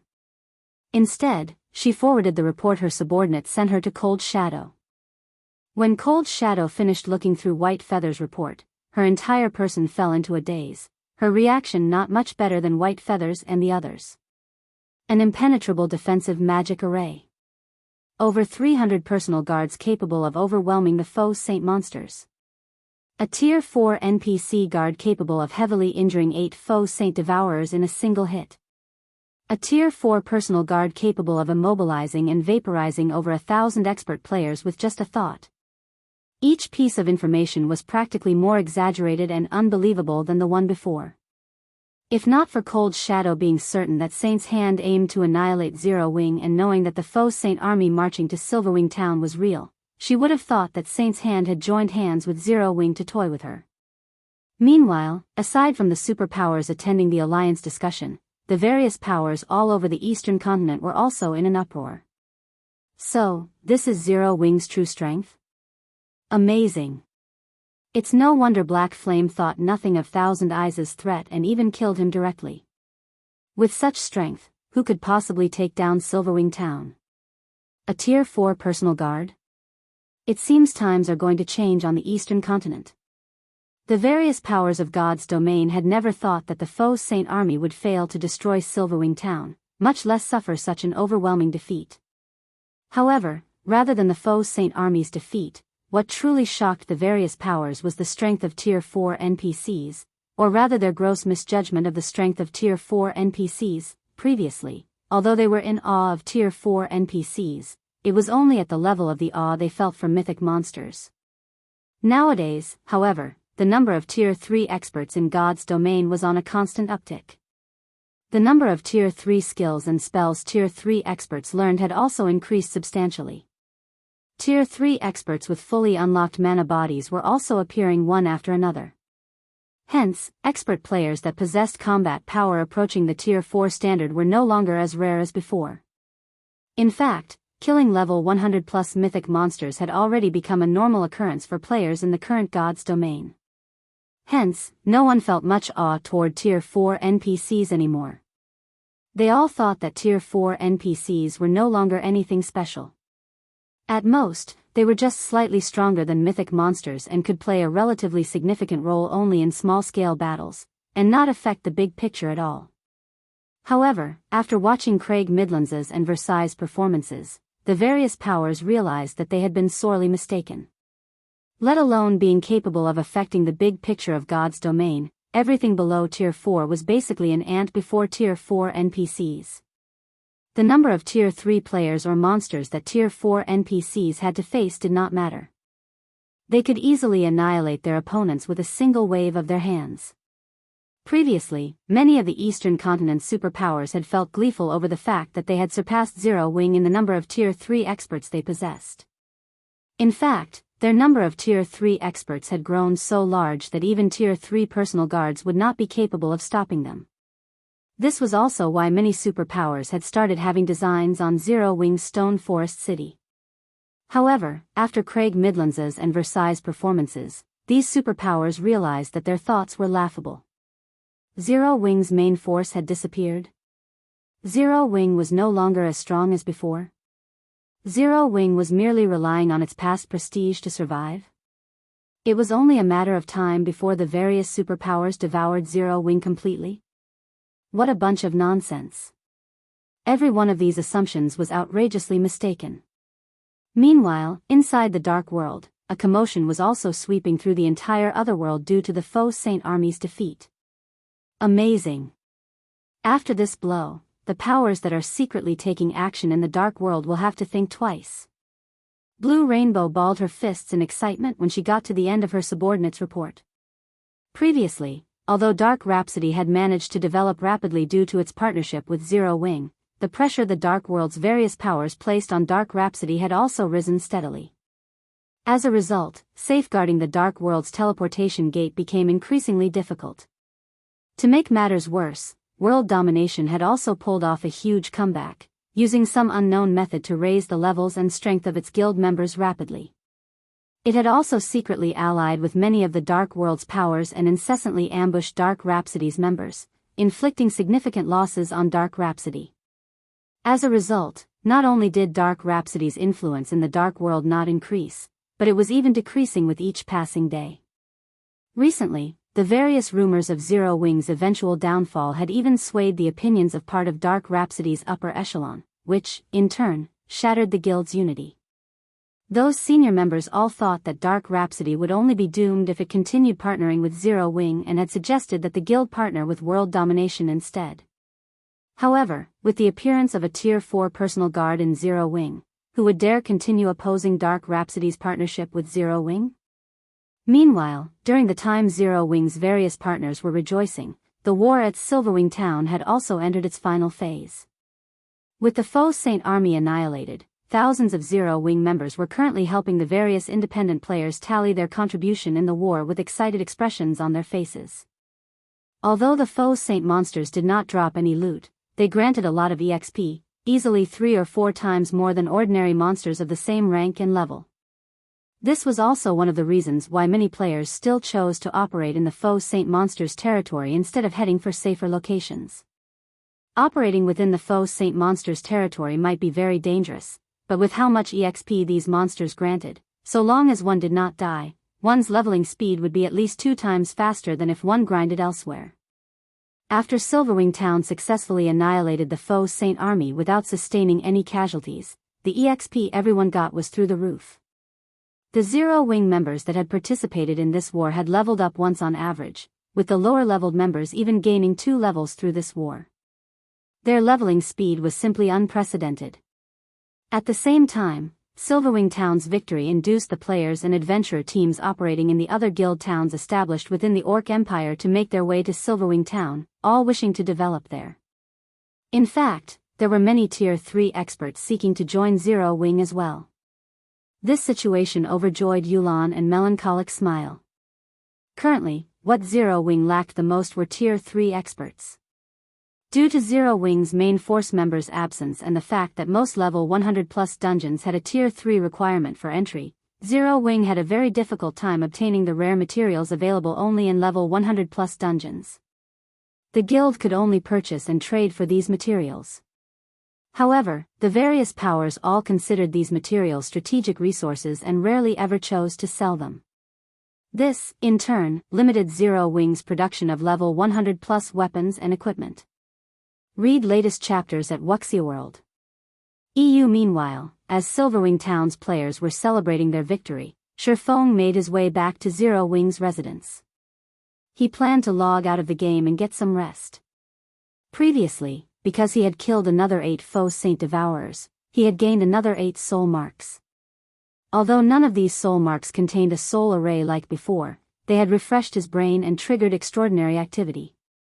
This definitely wasn't normal for him, as he had been online for over 10 days already. He needed to log off to rest and inspect his body. While waiting for the 30-second logout process to complete, Faux suddenly received a call request from Yulan. Guild leader, Mythology's Fong Shihan suddenly visited the main headquarters. Our people couldn't stop her and her entourage from entering the building at all. They're currently in the main lobby, and she says she wants to have a discussion with you. She says it is related to Zero Wing's future. Do you wish to meet her? Yulan asked anxiously. Looking for me? Faux was a little surprised by Yulan's words. Smiling, he continued, this is interesting. Have someone lead them to the top floor reception room. I'll head over immediately. Chapter 2676, Potential Elevated. Zero Wing's main headquarters, Shifeng's room, along with the whoosh of high-pressure air escaping, the tightly shut lid of Shifeng's gaming cabin opened up. At the same time, the strip of warning lights along the edges of the cabin lit up crimson. Sure enough. When Shifeng climbed out of the gaming cabin and saw the cabin's console interface listing all sorts of warnings, he could not help a sigh of relief. Although he had anticipated that his abnormal brain activity came at a price of extraordinary energy consumption, he never thought that the consumption rate would increase to such an extent. Before the war with the Faux Saint Army began, his cabin's nutrient solution reserve and emergency energy solution reserves had still been at 30% capacity. Now, however, these solution reserves were dry. In preparation for emergencies, Shifeng had specifically outfitted his virtual gaming cabin with a special modification. Unlike the standard model, his cabin had an additional compartment that stored 20 bottles of energy solution, the effects of which rivaled those of A-rank nutrient fluids. These energy solutions would be used only when the normal nutrient solution couldn't sufficiently quickly provide him with the energy his body required. He had never thought that both his cabin's nutrient solution and emergency energy solution would be depleted. Not dwelling on the matter, Shifeng promptly made his way to the nearby fridge and consumed a life potion, just in case. During the battle at Silverwing town, he had relied on Versailles to kill all 8 Faux Saint Devourers. When the soul marks of all 8 Devourers entered him, his mind had entered a transcendent state. For a moment, he even felt omnipotent. It was as if his thought processes had shifted into overdrive. If other players encountered such a situation, they would definitely consider it a stroke of luck. However, Shifeng, with over a decade of experience playing God's domain, understood very clearly the precondition for enjoying this fortuitous opportunity: sufficient nutrients and energy to power his body. If he did not meet this condition, he might even lose his life because of this opportunity. After consuming the life potion, the slight burning and ache in his brain started to ease gradually, the incessant stinging he felt fading. However, as time passed, his recovery rate was also clearly slowing down. It was obvious that just one life potion wouldn't let him recover all of the energy he had exhausted. The life potion had resolved only the immediate dangers to his body. Although he currently looked fine, in reality, both his mind and body were still starving. Sure enough, not having enough S-rank nutrient fluids and life potions is very troublesome. Shifeng rubbed his temple in frustration. Although he had resolved his current problems, if he continued developing at this rate, the burden on his body would keep increasing. And to cope with this burden, he would need more S-rank nutrient fluids or life potions. Moreover, due to the incident this time, many of Zero Wing's members would most likely require the help of S-rank nutrient fluids or even life potions to recover, as well. If Zero Wing could not acquire enough of these energy solutions, the guild would have its development speed restricted and its growth potential reduced. For the current Zero Wing, credits were no longer a problem. After all, Zero Wing had partnered with quite a few superpowers. The guild could exchange coins or other in-game resources for credits with these superpowers. This was also the reason why Zero Wing did not face any financial problems now. However, S-rank nutrient fluids and life potions were a different story. As far as Shifeng knew, only a limited number of S-rank nutrient fluids were sold every year, and the various international corporations monopolized over 80% of these S-rank nutrient fluids. Only a small number was actually sold to the public. This was why S-rank nutrient fluids sold at astronomical prices and were incredibly difficult to obtain. Shifeng did not feel particularly surprised by this situation. After all, the S-rank nutrient fluid did not just possess powerful recovery abilities, it could also help maintain a person's youth to a certain extent. Meanwhile, youth was priceless. As for the life potion, it was a new solution the Green God Company recently created. Not only was its value far above that of the S-rank nutrient fluid, but it was also much rarer. Despite S-rank nutrient fluid being rare, it was still possible for people without connections, like Shifeng, to obtain some from time to time. However, the life potion was not available to the public at all. Previously, the fact that he was able to obtain some was already plenty fortunate. During the time Faux was having a headache over the rarity of S-rank nutrient fluids and life potions, a knock came from his door. Instructor Shi, they're in the top floor reception room already, Liang Jing said through the door. Alright, I'll head over now, Faux answered.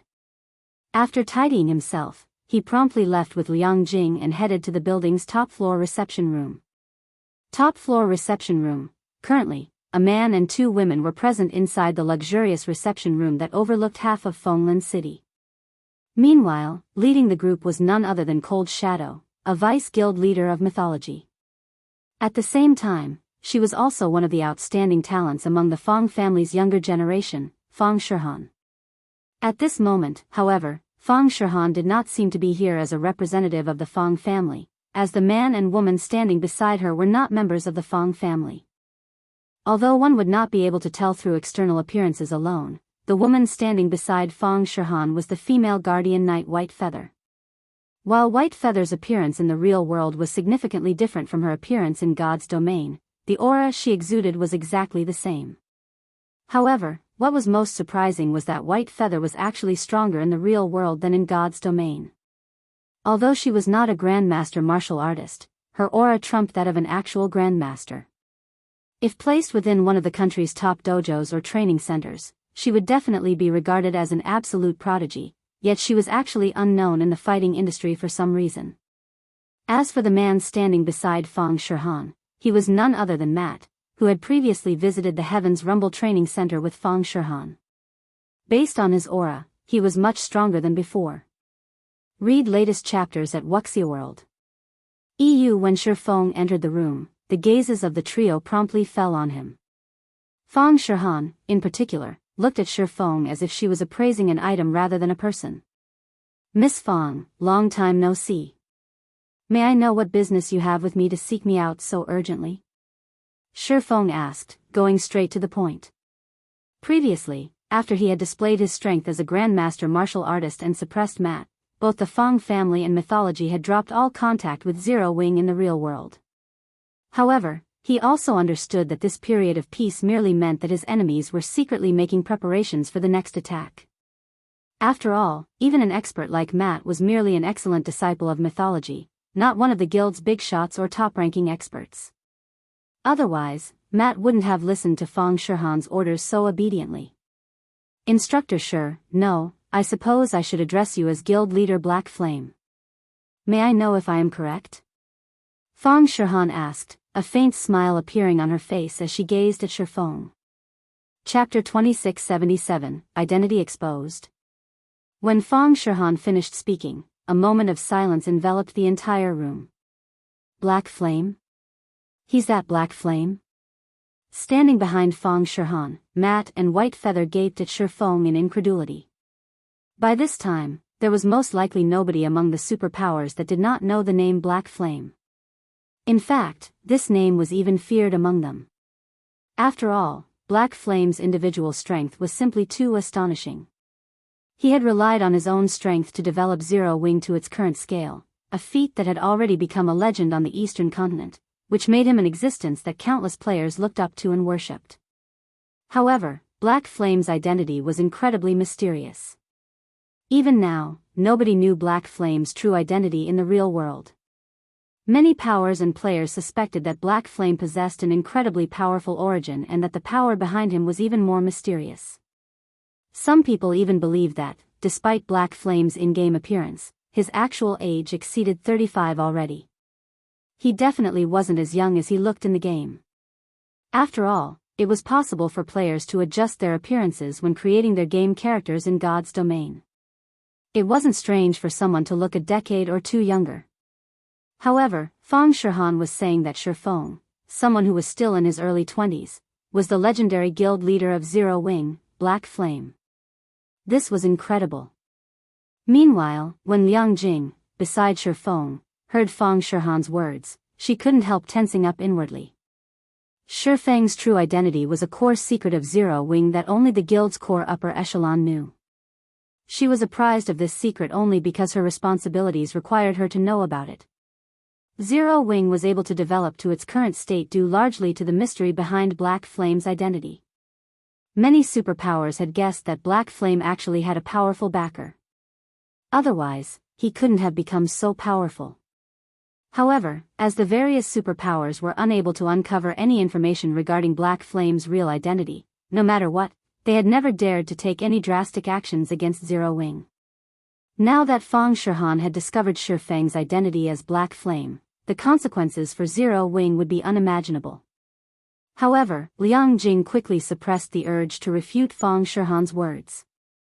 She knew very clearly that if she were to show any signs of panic or rebuttal now, she would only confirm Fang Shihan's deduction. The only thing she could do now was remain silent and let Shi Feng handle the problem. As Matt and White Feather stared at Shi Feng sighed. That's right. Miss Fang is indeed correct. I am Zero Wing's guild leader, Black Flame, Shi Feng said, nodding. Upon hearing Shi Feng's acknowledgement, both Matt and White Feather goggled involuntarily, immense shock flooding their hearts. They never dreamed that Fang Shihan's deduction was actually correct. Liang Jing also could not help growing anxious in this situation. She hadn't thought that Shi Feng would come clean without hesitation. This was simply insane. You're actually not even going to try to refute me? Fang Shihan was a little surprised at Shi Feng's response. In her opinion, Black Flame's identity was pivotal to Zero Wing's development. The situation inside God's domain aside, just the various superpowers and corporations keeping a close eye on Zero Wing in the real world would be more than enough to land the guild in serious trouble. After all, with Black Flame's identity exposed, the various superpowers and corporations would no longer fear Zero Wing. I doubt it would matter even if I tried to refute you. After all, I suddenly got stuck inside my virtual gaming cabin and lost contact with the outside world for so many days. With you constantly probing the situation inside Zero Wing's main headquarters, it'd be difficult for me to avoid suspicion, Shi Feng said. Ever since he left the space-time maze, he had a feeling that his identity as Black Flame had already been exposed.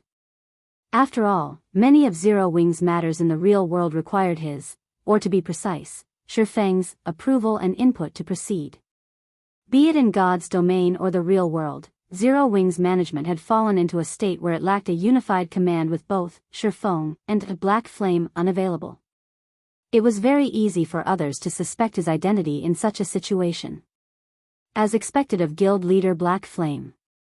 You were able to guess immediately why I suspected you to be Black Flame, Fang Shihan said, smiling. Truthfully, if not for the unexpected incident this time, I would have difficulty confirming your Black Flame. After all, who would ever think that an unknown young man who just graduated from university recently and never received the standardized training of a superpower is actually an expert ranked within the top 30 of the God's Domain experts list? In God's Domain, any expert capable of ranking within the top 30 of the God's Domain experts list either came from a superpower or was an expert that had mingled in the virtual gaming world for several decades already. As for the young experts that were currently shining in God's Domain, while their talent was part of the reason why they had managed to achieve their current success, a larger part of the reason was their powerful backers. Otherwise, how would they obtain the large amount of resources and training they needed to grow? However, what about Shi Feng? Despite his youth and lack of backing, he had managed to climb his way into the top 30 of the God's Domain experts list. In fact, he might have entered the top 10 already. Who could possibly believe this? Matt and White Feather fell into deep thought, pondering this situation. If not for their great trust in Fang Shihan and their knowledge of Fang Shihan's personality and how she wouldn't do anything that was unlikely to succeed, they wouldn't have dared believe that Shi Feng was actually Black Flame. This was especially true for White Feather, who had personally witnessed Black Flame's strength before. After watching Black Flame fight, White Feather was certain that he wasn't some virtual gaming greenhorn. The ferocity and decisiveness that he had displayed in his actions, as well as his wealth of combat experience, was something not even she, someone who had been with mythology for more than a decade, could achieve. However, she was now hearing that an unknown, fresh university graduate was behind the character of Black Flame. Miss Fang, you aren't here for only a small matter as verifying my identity, right? Shi Feng asked calmly as he looked at Fang Shihan, who had a slightly excited expression on her face. Read latest chapters at Wuxia World. A small matter? Guild leader Black Flame, do you know how much trouble Zero Wing will be in if the various powers find out about your identity? White Feather could not help but remind Faux when she saw his nonchalant attitude. Even if mythology doesn't do anything, so long as we spread this information, Zero Wing will instantly be devoured by the various powers, leaving nothing. If the various powers were to learn of Black Flame's true identity, they wouldn't stop at just harassing Zero Wing, yet Faux actually placed no importance on this matter whatsoever. Feather, that's enough. I am indeed here for more than just this matter, Fang Shihan said as she gestured for White Feather to stand back. She then turned to Faux and continued, since you are being so straightforward, I'll just go straight to the point, Guild leader Black Flame. By this time, I'm afraid I'm not the only person to have realized your identity. I believe it won't be long before this piece of information spreads to the various powers, as well.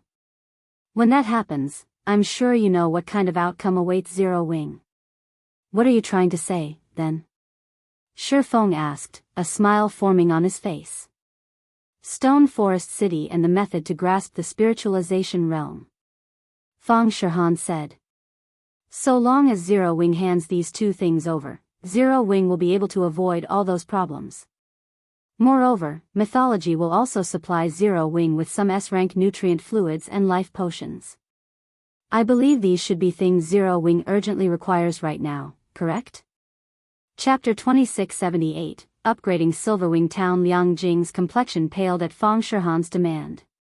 Setting aside the method to grasp the spiritualization realm, just handing over Stone Forest City would be more than enough to doom the current Zero Wing.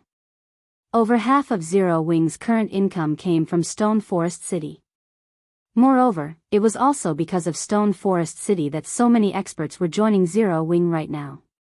It was no exaggeration to say that Stone Forest City was an integral part of Zero Wing. If they were to lose Stone Forest City, she could not imagine what would become of the guild. However, if they refused to hand over Stone Forest City, Zero Wing's situation wouldn't end up any better either. While Zero Wing might not face any problems in God's domain, it would be a piece of cake for others to ruin Zero Wing's operations in Fenglin City from the shadows. Guild leader Black Flame, I know this isn't an easy choice to make, but if Zero Wing lacks a sufficient number of S-rank nutrient fluids and life potions, wouldn't it be difficult for the guild to develop further? Fang Shihan said, smiling. I believe you, as a grandmaster martial artist, should know this very clearly. God's Domain was different from other virtual reality games. The game helped its players develop their minds to extraordinary standards, particularly when players raised their tiers and they received huge boosts to their brain activity. This discovery had spurred excitement in many people. However, in exchange for this boost in brain activity, the energy players needed to sustain their minds and bodies also increased significantly. Besides the current Zero Wing, many superpowers were having headaches over this energy problem. Meanwhile, as a result of this situation, S-rank nutrient fluids and life potions had become extremely rare on the market. It might have been fine if the volume required wasn't particularly high. It was still possible to purchase some of these energy solutions so long as one was willing to pay more credits. However, after the required volume reached a certain point, one wouldn't be able to purchase these energy solutions even if one had the money to do so. You're right. S-rank nutrient fluids and life potions are indeed the things Zero Wing currently requires the most. In fact, this problem is even more troublesome than the harassment of outside parties, Faux said, nodding in agreement. After Faux became a neutralizing grandmaster, even S-rank nutrient fluids were somewhat insufficient to maintain his body and mind at peak condition. Only life potions met his needs. There wouldn't have been a problem if he was the only person who required these high-quality energy solutions. However, if he wanted the other members of Zero Wing to improve themselves further and have a greater chance of reaching higher tiers, then they definitely could not lack a supply of S-rank nutrient fluids. If Zero Wing could not secure a large supply of S-rank nutrient fluids and life potions within a short period, even if the various superpowers did not secretly harass Zero Wing, it was only a matter of time before they surpassed Zero Wing. Guild leader? Liang Jing was startled when she heard Feng's words. Stone Forest City was currently one of the few guild cities established in a level 100 neutral map. If Faux were really to hand over Stone Forest City, Zero Wing would suffer immense losses in God's domain. At that time, the leveling speed of Zero Wing's guild members would plummet. In regard to this situation, both Matt and White Feather smiled. At least this kid is mindful of the situation. If he decides to sell Stone Forest City and the secrets of the spiritualization realm now, he can earn some money for them. If he waits until the various superpowers know his secret, nobody will want them even if he decides to sell them, Matt whispered. A neutralizing Grandmaster would indeed be considered an absolute powerhouse in Fenglin City. However, experts of such caliber were only useful as a deterrent against ordinary powers, not against powerful major corporations. Not to mention, without sufficient S-rank nutrient fluids and life potions, Zero Wing's peak experts would have difficulty further developing themselves. After all, a lot of energy was required to maintain the accelerated brain activity of peak experts, energy that A-rank nutrient fluids couldn't provide. Hence, the various superpowers contested hotly for S-rank nutrient fluids and life potions, driving up the rarity of these solutions. If you have already made your decision, we can immediately close a contract, Guild Leader Black Flame, Fang Shihan said, smiling. No, a contract won't be necessary, Feng said, shaking his head. I won't be selling Stone Forest City or the method to grasp the spiritualization realm. Silence momentarily filled the room after Feng spoke.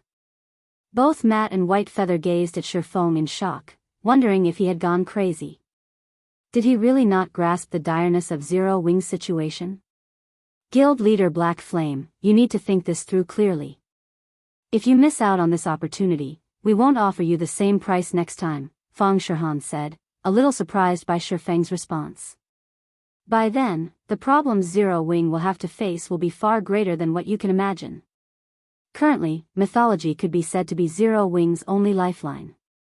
This was also the reason behind Fang Shihan's confidence that Feng would not refuse her offer unless he really wished for Zero Wing's downfall.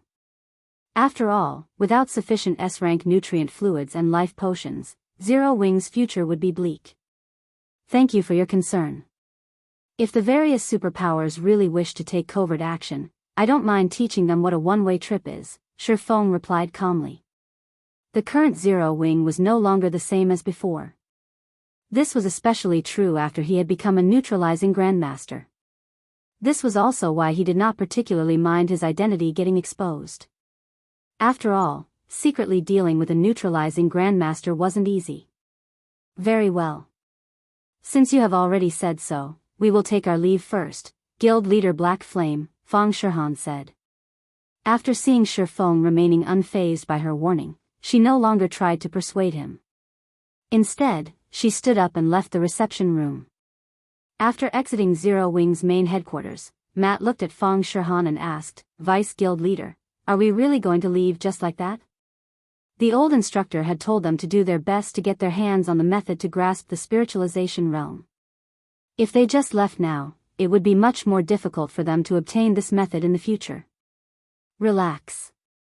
Zero Wing won't hold out for long. He might think that he has the power to protect himself after becoming a neutralizing Grandmaster, but the superpowers aren't as simple as he thinks they are. He also doesn't know how crazy they are right now, Fang Shihan replied, smiling. It won't be long before he seeks us out himself. We don't need to rush. I guess you're right. After giving the matter some thought, Matt nodded in agreement and dropped the subject. In order to secure the benefits available in God's domain, the major corporations backing the various superpowers were going all out. To make matters worse, the present state of God's domain had pushed many superpowers to the brink of destruction. As a result, these superpowers were growing even crazier. One could easily imagine what those starving superpowers would do with a fat piece of meat like Zero Wing placed before them. After Fang Shihan's group left, only Feng and Liang Jing remained inside the top-floor reception room. Guild Leader, what should we do? Once that Fang Shihan returns, she'll definitely expose your identity to the various powers, Liang Jing said as she looked anxiously at Feng. While Zero Wing had managed to retain Stone Forest City, a big problem now loomed. It's fine even if my identity gets exposed. They can spread it all they want. What we need to do remains the same, Feng replied calmly. What do we need to do? Liang Jing asked curiously as she took in Feng's calm expression. Earn money. Feng retorted, chuckling. Whether it was developing the guild in God's domain or purchasing S-rank nutrient fluids and life potions, these actions required money to accomplish. Without money, nothing would get done. Currently, it was basically impossible for Zero Wing to obtain additional S-rank nutrient fluids and life potions from its usual sources. Fortunately, he had the invitation to participate in Green God Company's auction, which was also the only way for the guild to secure a large volume of these high-quality energy solutions. However, with how desperate the various superpowers were for S-rank nutrient fluids and life potions right now, if he did not prepare a sufficiently large sum of credits, he wouldn't stand a chance in the auction. Hence, what he needed to do now was earn money. Read latest chapters at Wuxia earn money? When Liang Jing heard Feng's answer, she shook her head dejectedly and said, I'm afraid that will be very difficult right now. Due to the constant suppression of the various superpowers, we have no choice but to obtain resources by ourselves. However, the resources we obtain are barely enough for our own use.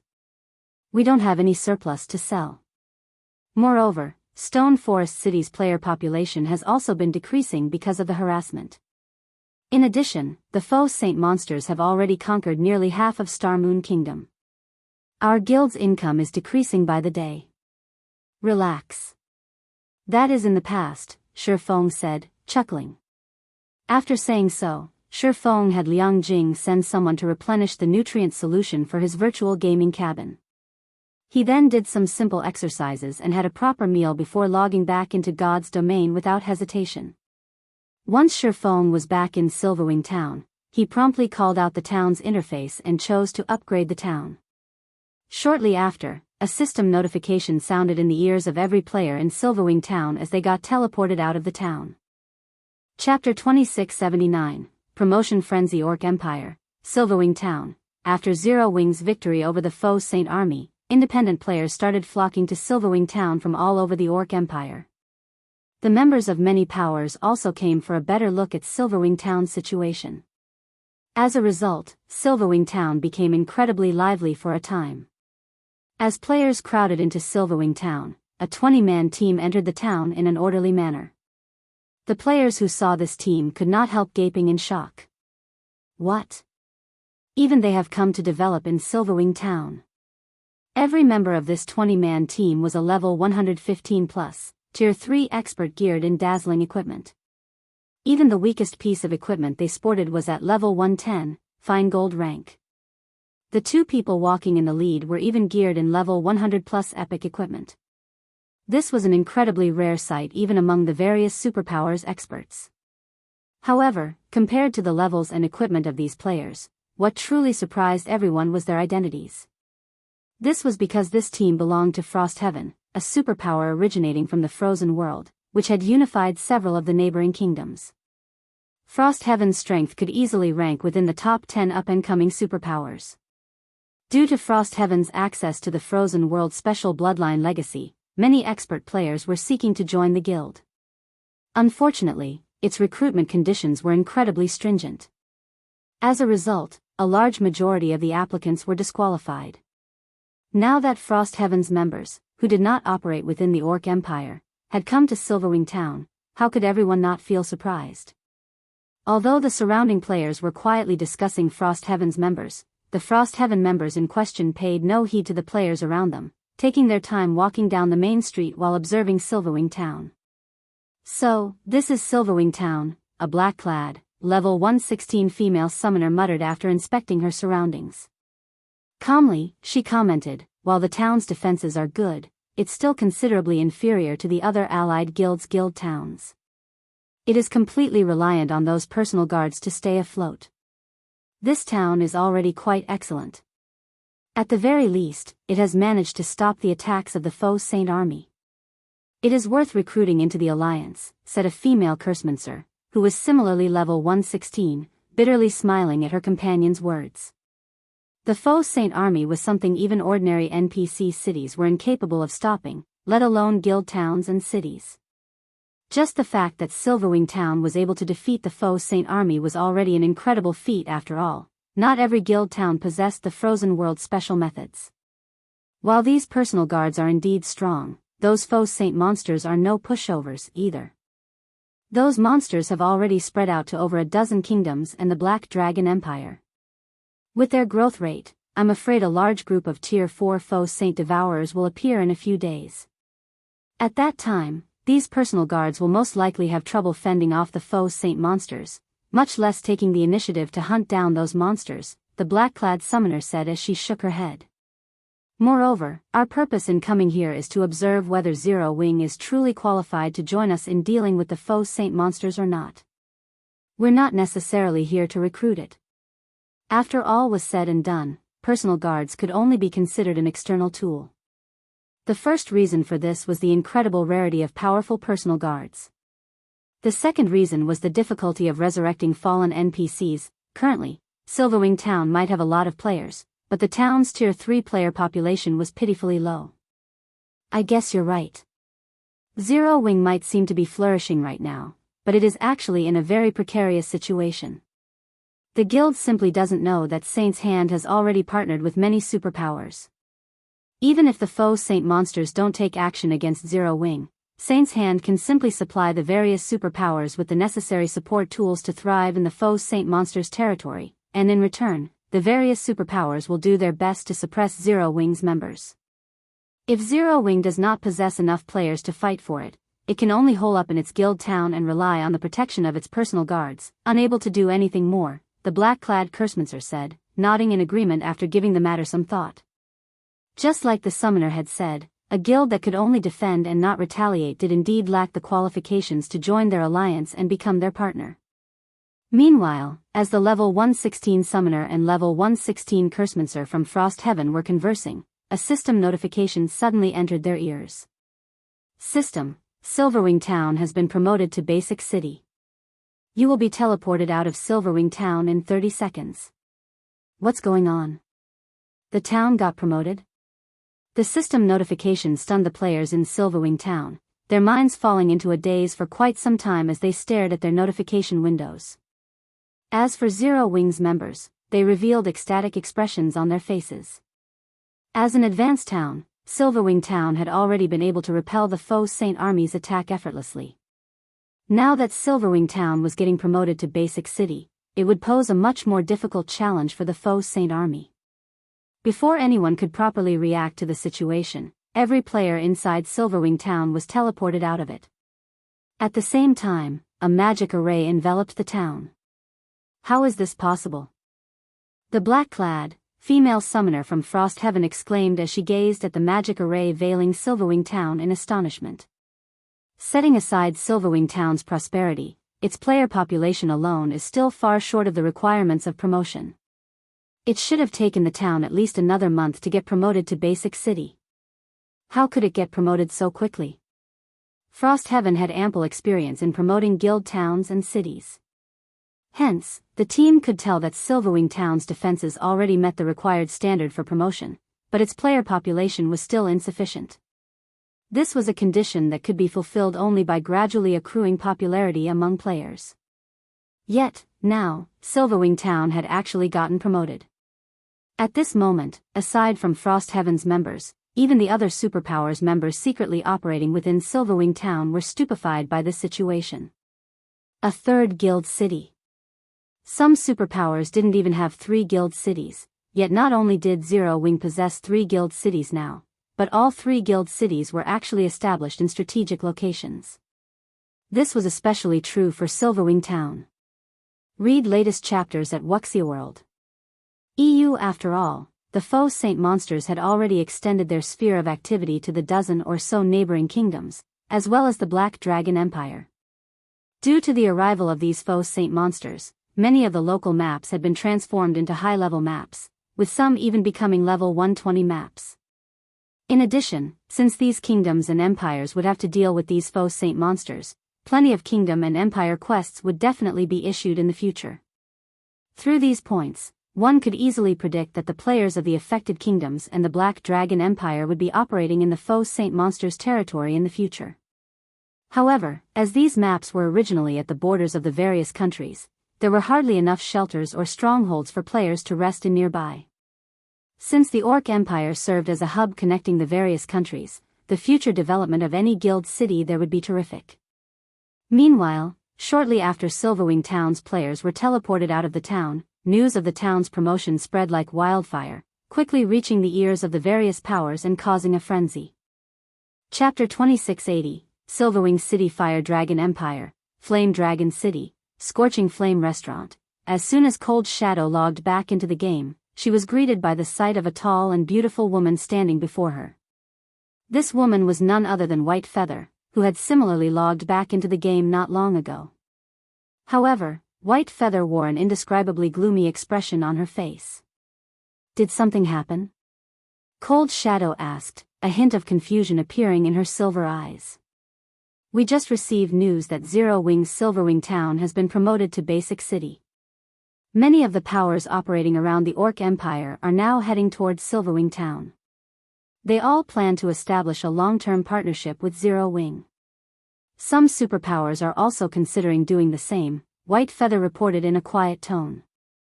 Silverwing Town got promoted into a city? Cold Shadow was a little surprised when she heard White Feather's words. Realization then struck her. She smiled and said, "No wonder he rejected my offer without hesitation. It seems this was why he had the confidence to do so." Vice Guild Leader, if Zero Wing really gains the protection of several more superpowers, we will have a much more difficult time obtaining the method to grasp the spiritualization realm. Why don't we contact Saint's Hand and have it warn off those superpowers? White Feather suggested worriedly. Their superiors had given them only one task, to obtain the method to grasp the spiritualization realm. Everything else was secondary. If Zero Wing gained the protection of several superpowers in the real world, any superpower that wished to target Zero Wing in secret would have a difficult time doing so. That won't be necessary. So what if those superpowers band together to protect Zero Wing? Cold Shadow said, smiling as she read the report White Feather forwarded to her. Now that Black Flame's identity has been exposed, Starlink won't let this opportunity get away. Before I logged back into God's domain, I received news that the old fellow behind Lu Xinglua has finally lost his patience and is planning to remove all of Zero Wing's roots in Fenglan City. With Zero Wing's current manpower, it won't be able to hold out for long. All we need to do is wait. Lu Xinglua himself did not possess any noteworthy skill sets. In fact, a large part of the reason why the Starlink Guild was able to develop to such an extent was the old fellow supporting Lu Xinglua. Even several superpowers working together wouldn't be enough to stop that old fellow. Even in mythology, only a handful of people could go up against him. I understand. I'll have someone keep a close eye on Zero Wing during this period, White Feather said, nodding. During the time Cold Shadow and White Feather were conversing, Silverwing Town's promotion had finally completed. When the magic array disappeared, the town that previously sat atop a sand dune was no more. In its place was a magnificent city. Whether in terms of size or defensive standards, the new Silverwing city far surpassed the old Silverwing town. In fact, even while standing outside the city, one could distinctly feel a dense stream of mana flowing into the city from the surroundings. What astonishing mana! Faux was surprised when he sensed the influx of mana into the city. Upon Silverwing Town's promotion to Silverwing City, its core magic array had received a significant improvement. Due to that, as well as the city's 5 magic towers, Silverwing City could practically rival Stone Forest City in mana density. If players were to rest in Silverwing City, the effects they gained might not be as excellent as what they would enjoy when resting in Stone Forest City's Freedom Hotel, but the result would still be quite excellent. It definitely wouldn't be an exaggeration to call Silverwing City a sacred land for players to rest in. Due to the incursion of the Faux Saint monsters, many maps in the Orc Empire had transformed into level 100+ neutral maps. Normally, players would have considered this a matter worth celebrating.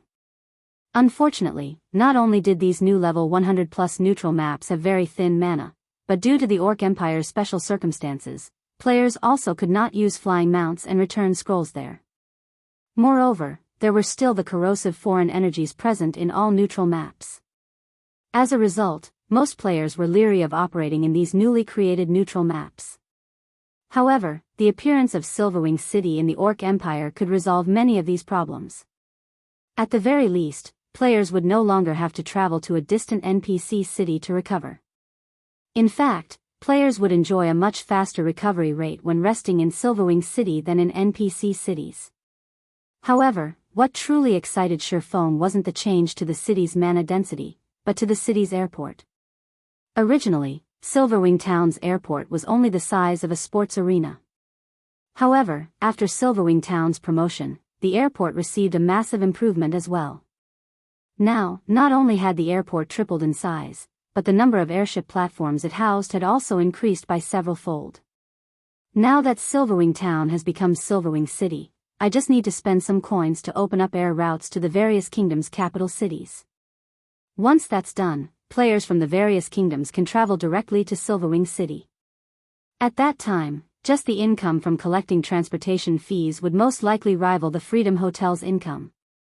Faux was filled with excitement and anticipation as he looked at the distant airport. In the past, airports had been one of the main sources of income for guild cities. After all, not every player possessed a flying mount or a private house in the various guild cities. Hence, the airships became one of the main modes of transportation for a large majority of God's Domain's player base. Previously, Silverwing Town's airport was allowed to have only one air route. However, after the town got promoted to Basic City, its airport could have up to 5 air routes. This number would also increase as the airport or city got upgraded. Before Faux could recover from his joy over the airport's transformation, the sound of a system notification entered his ears. System, congratulations. Your Silverwing Town has been promoted into Silverwing City. The transportation firm has met the requirements for promotion to bronze rank. Do you wish to promote the transportation firm? It has reached the bronze rank already? Faux was stunned when he saw the system notification. The transportation firm was a very special construction. Its promotion system was completely different from that of ordinary constructions. Instead of requiring money or a promotion order, one needed to meet a set of conditions to promote the construction. In the past, powers that owned a transportation firm had generally succeeded in upgrading their firm to the bronze rank only after their guild cities reached the advanced city standard. And as far as Faux knew, even the best-performing powers had managed to meet their transportation firm's promotion conditions only after their guild cities had reached the intermediate city standard. Now, Silverwing Town had just been promoted to Basic City, yet its transportation firm already met the conditions for promotion. Naturally, Faux was surprised. Read latest chapters at Wuxia EU. Once a transportation firm reached the bronze rank, it would truly gain the ability to drive a guild city's economy. After all, at the bronze rank, the transportation firm would no longer limit its business to the country it was based in. It would expand its operations beyond the borders, becoming a hub that connected the neighboring kingdoms and empires. Even NPCs belonging to neutral powers would start using it as a hub. In other words, not only would it become possible to find merchandise traded by the various countries' neutral powers in the transportation firm, but the transportation firm itself could even become a place where NPC merchants would develop their business.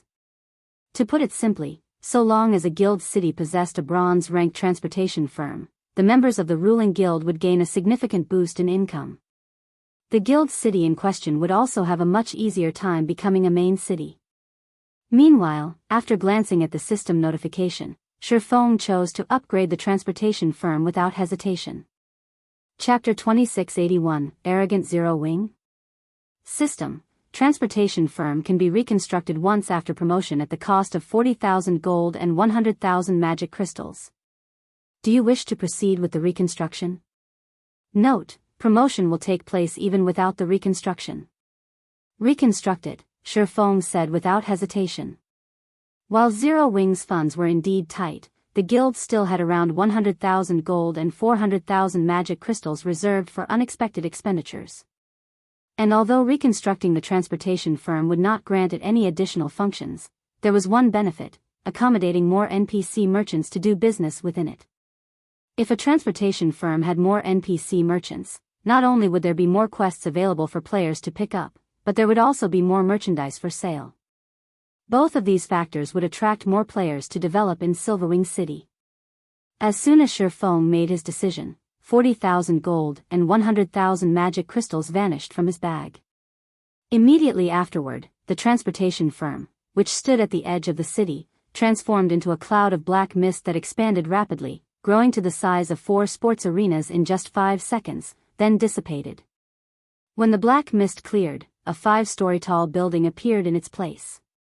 While Faux was quietly observing the reconstructed transportation firm, Yulan suddenly contacted him. Guild leader, we've finished setting up the city's security measures. We have also set the entrance fee to 10 silver, as you instructed. We can open Silverwing City at any time, Yulan said excitedly.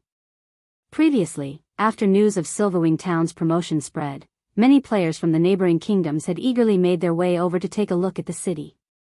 Based on rough estimates, at least 2 million players had camped outside the city.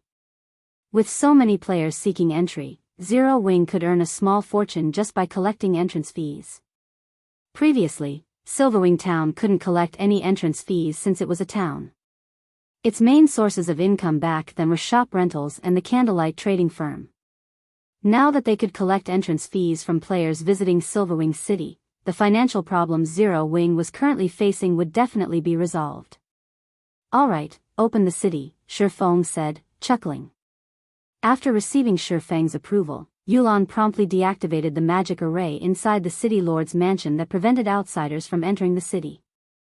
Immediately, the opaque magic barrier enveloping Silverwing City shattered, and the city appeared before the eyes of everyone outside the city. The instant Silverwing City was open to the public, the crowd waiting outside the city walls was dumbfounded. Crap! How spectacular! Isn't this city on the same standard as Stone Forest City? The appearance isn't the only thing that's marvelous. The mana radiating from Silverwing City feels just slightly inferior to Stone Forest cities. I'm just wondering how much the entrance fee will be. If it's too expensive, ordinary players like ourselves will have a difficult time developing in Silverwing City.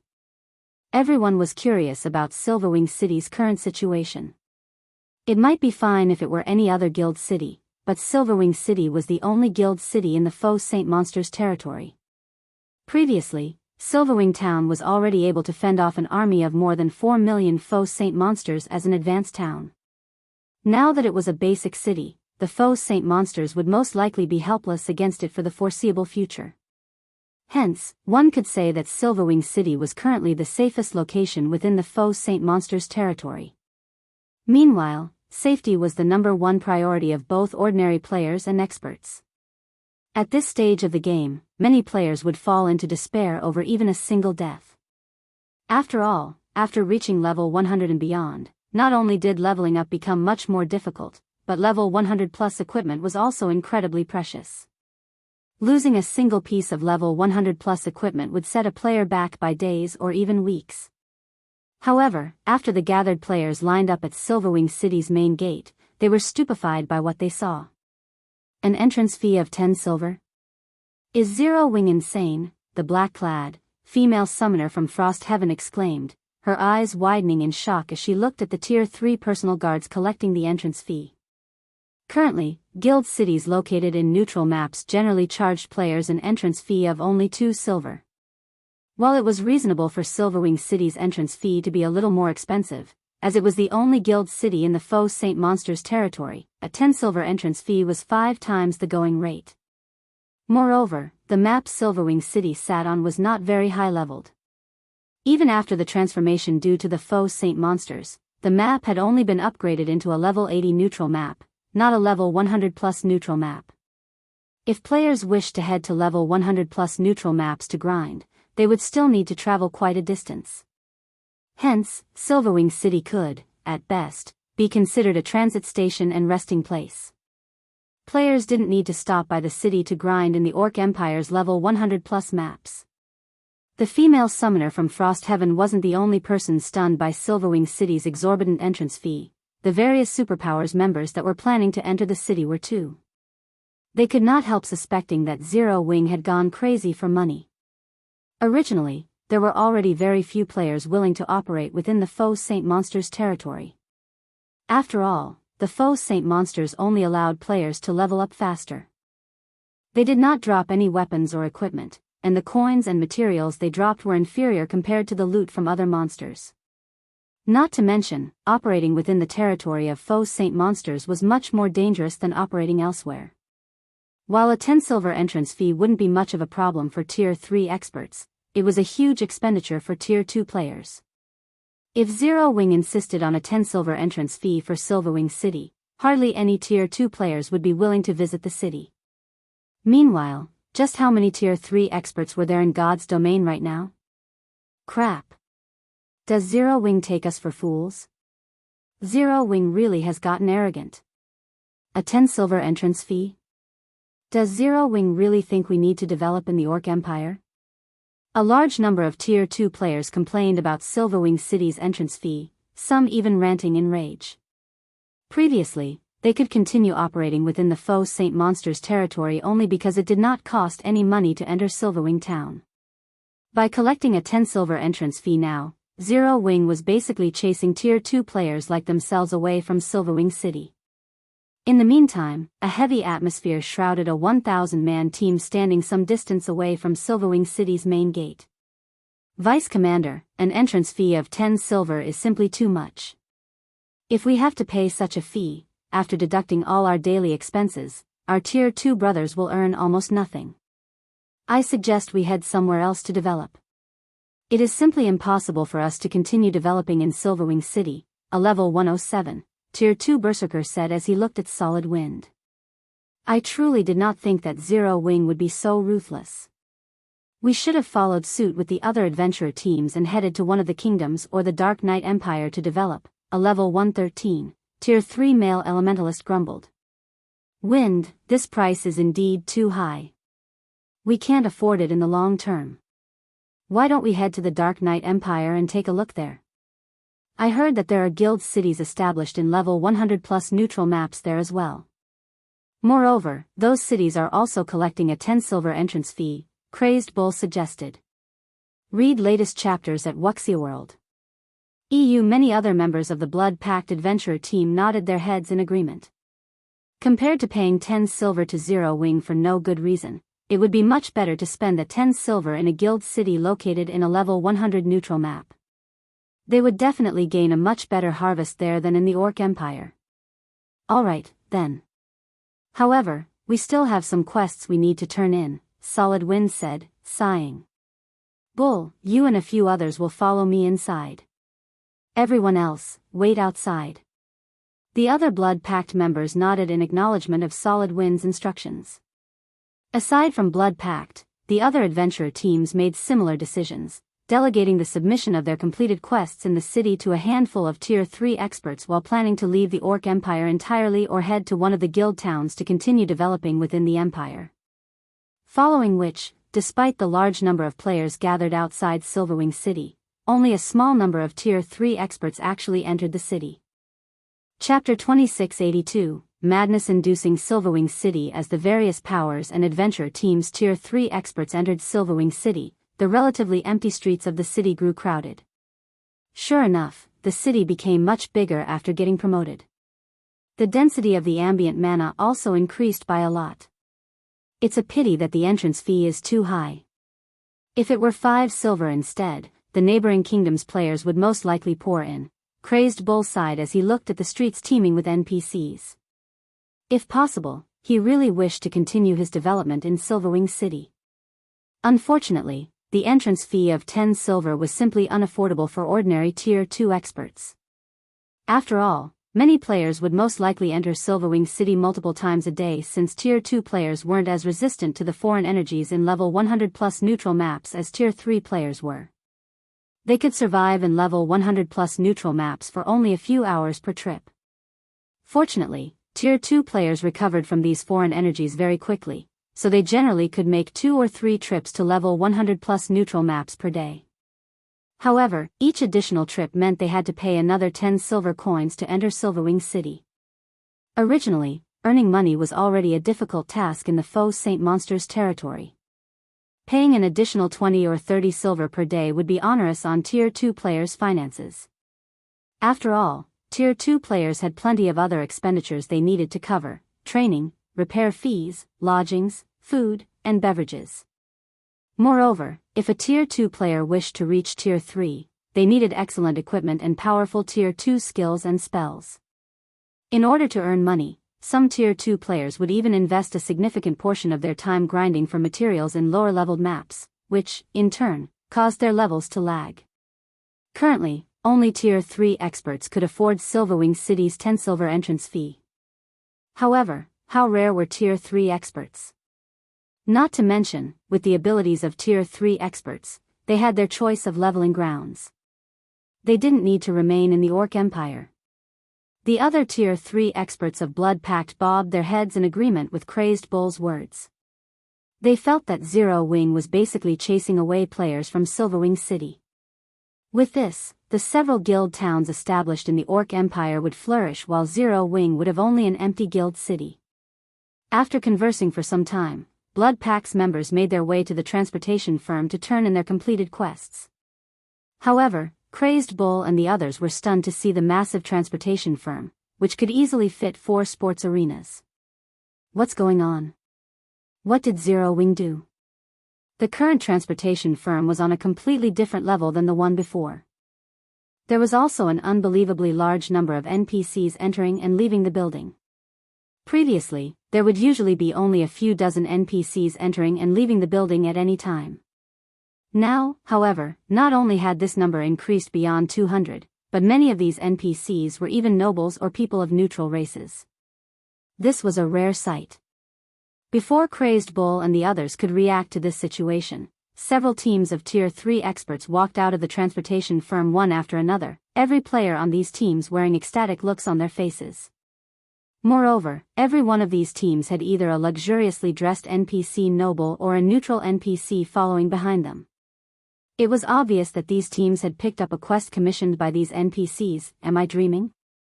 Why are there so many quests from NPC nobles and neutral NPCs? Crazed Bull rubbed his eyes in doubt at the scene before him. Normally, a quest commissioned by an NPC noble or a neutral NPC would appear in the transportation firm only once a day or every few days. Meanwhile, every one of these quests could spark a frenzy among the various top adventurer teams and large guilds. The reason for this was the minimum difficulty rating for these quests, which was 3-star advanced. Not only could players obtain a large amount of coins and contribution points by completing these quests, but they also had a fixed chance of receiving level 100+, top-tier weapons and equipment or Tier 3 skill and spell books. Moreover, even if players weren't lucky and didn't get any of these bonus items, the monetary reward would be enough for players to purchase a piece of relatively good level 100+ equipment for themselves. Hence, many adventurer teams secretly fought over these quests. Now, however, multiple teams had actually managed to pick up such a quest.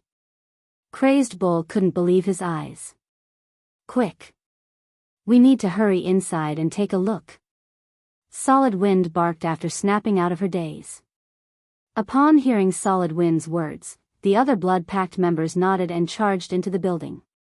They wanted to know what exactly had happened to the transportation firm for there to be so many 3-star advanced quests. When Solid Wind and the others entered the transportation firm, they were stupefied at the scene before them. Inside the transportation firm's spacious lobby, long queues of NPC merchants snaked in front of the reception desks. At a glance, these NPCs easily numbered more than 5,000. Moreover, many of these NPCs were even NPC nobles and neutral NPCs.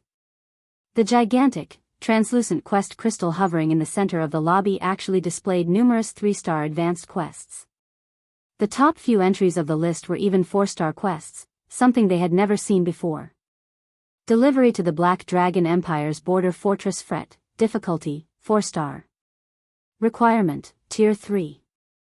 Team must have at least one person that has completed 10 3-star advanced quests and 20 3-star quests. All other members must have completed at least 10 3-star quests. Remuneration, 50 gold and 3,000 contribution points. Additional rewards unknown. Recruiting 50 people. Delivery to the neutral zone Silent City, difficulty, 4-star. Requirement, Tier 3. Team must have at least one person that has completed 12 3-star advanced quests. All other members must have completed at least 5 3-star quests. Remuneration, 60 gold, 2,000 contribution points, and an elf's gift, 15% chance to obtain a dark gold item of the same level, 25% chance to obtain a fine gold item of the same level. Recruiting 100 people. When the eyes of Solid Wind and the other Blood Pact members landed on the rewards of the 4-star quests, they wished they could accept these quests immediately. Setting aside the additional rewards, just the coins and contribution points these quests awarded were more than enough to make Tier 3 experts like themselves go crazy. Bull, log out and contact the commander. Have the commander negotiate with the other adventurer teams. We need to secure these 4-star quests before the others do. Solid Wind said urgently. It was impossible for an individual adventurer team to take on a 4-star quest. At least 2 adventurer teams worth of Tier 3 experts would be needed to challenge a 4-star quest. However, if they could complete a 4-star quest, they would raise Blood Pact's overall strength by a small margin. Alright, logging out now, Crazed Bull said as he hurriedly clicked the Log Out button. Read latest chapters at Wuxia EU. As for Solid Wind and the others, they promptly contacted the other Blood Pact members outside the city and had them come to the transportation firm right away. Their excitement was palpable to the other players around them. However, none of the surrounding players found the reactions of Blood Pact's members surprising at all. After all, Blood Pact wasn't the only group aiming for the 4-star quests. The members of other adventurer teams and guilds that had visited the transportation firm earlier had reacted in a similar fashion. They all either notified their superiors about the transportation firm or had their other companions rush to the transportation firm. For a time, large numbers of the Tier 2 players camped outside Silverwing City thronged to the city's main gate with bloodshot eyes. In the blink of an eye, the main gate swarmed with players. If not for everyone fearing the personal guard stationed by the gate, they would have most likely started a fight to enter the city. Meanwhile, when the black-clad summoner from Frost Heaven, who had already entered the city, saw the disturbance at the gate, she was stunned. What's going on?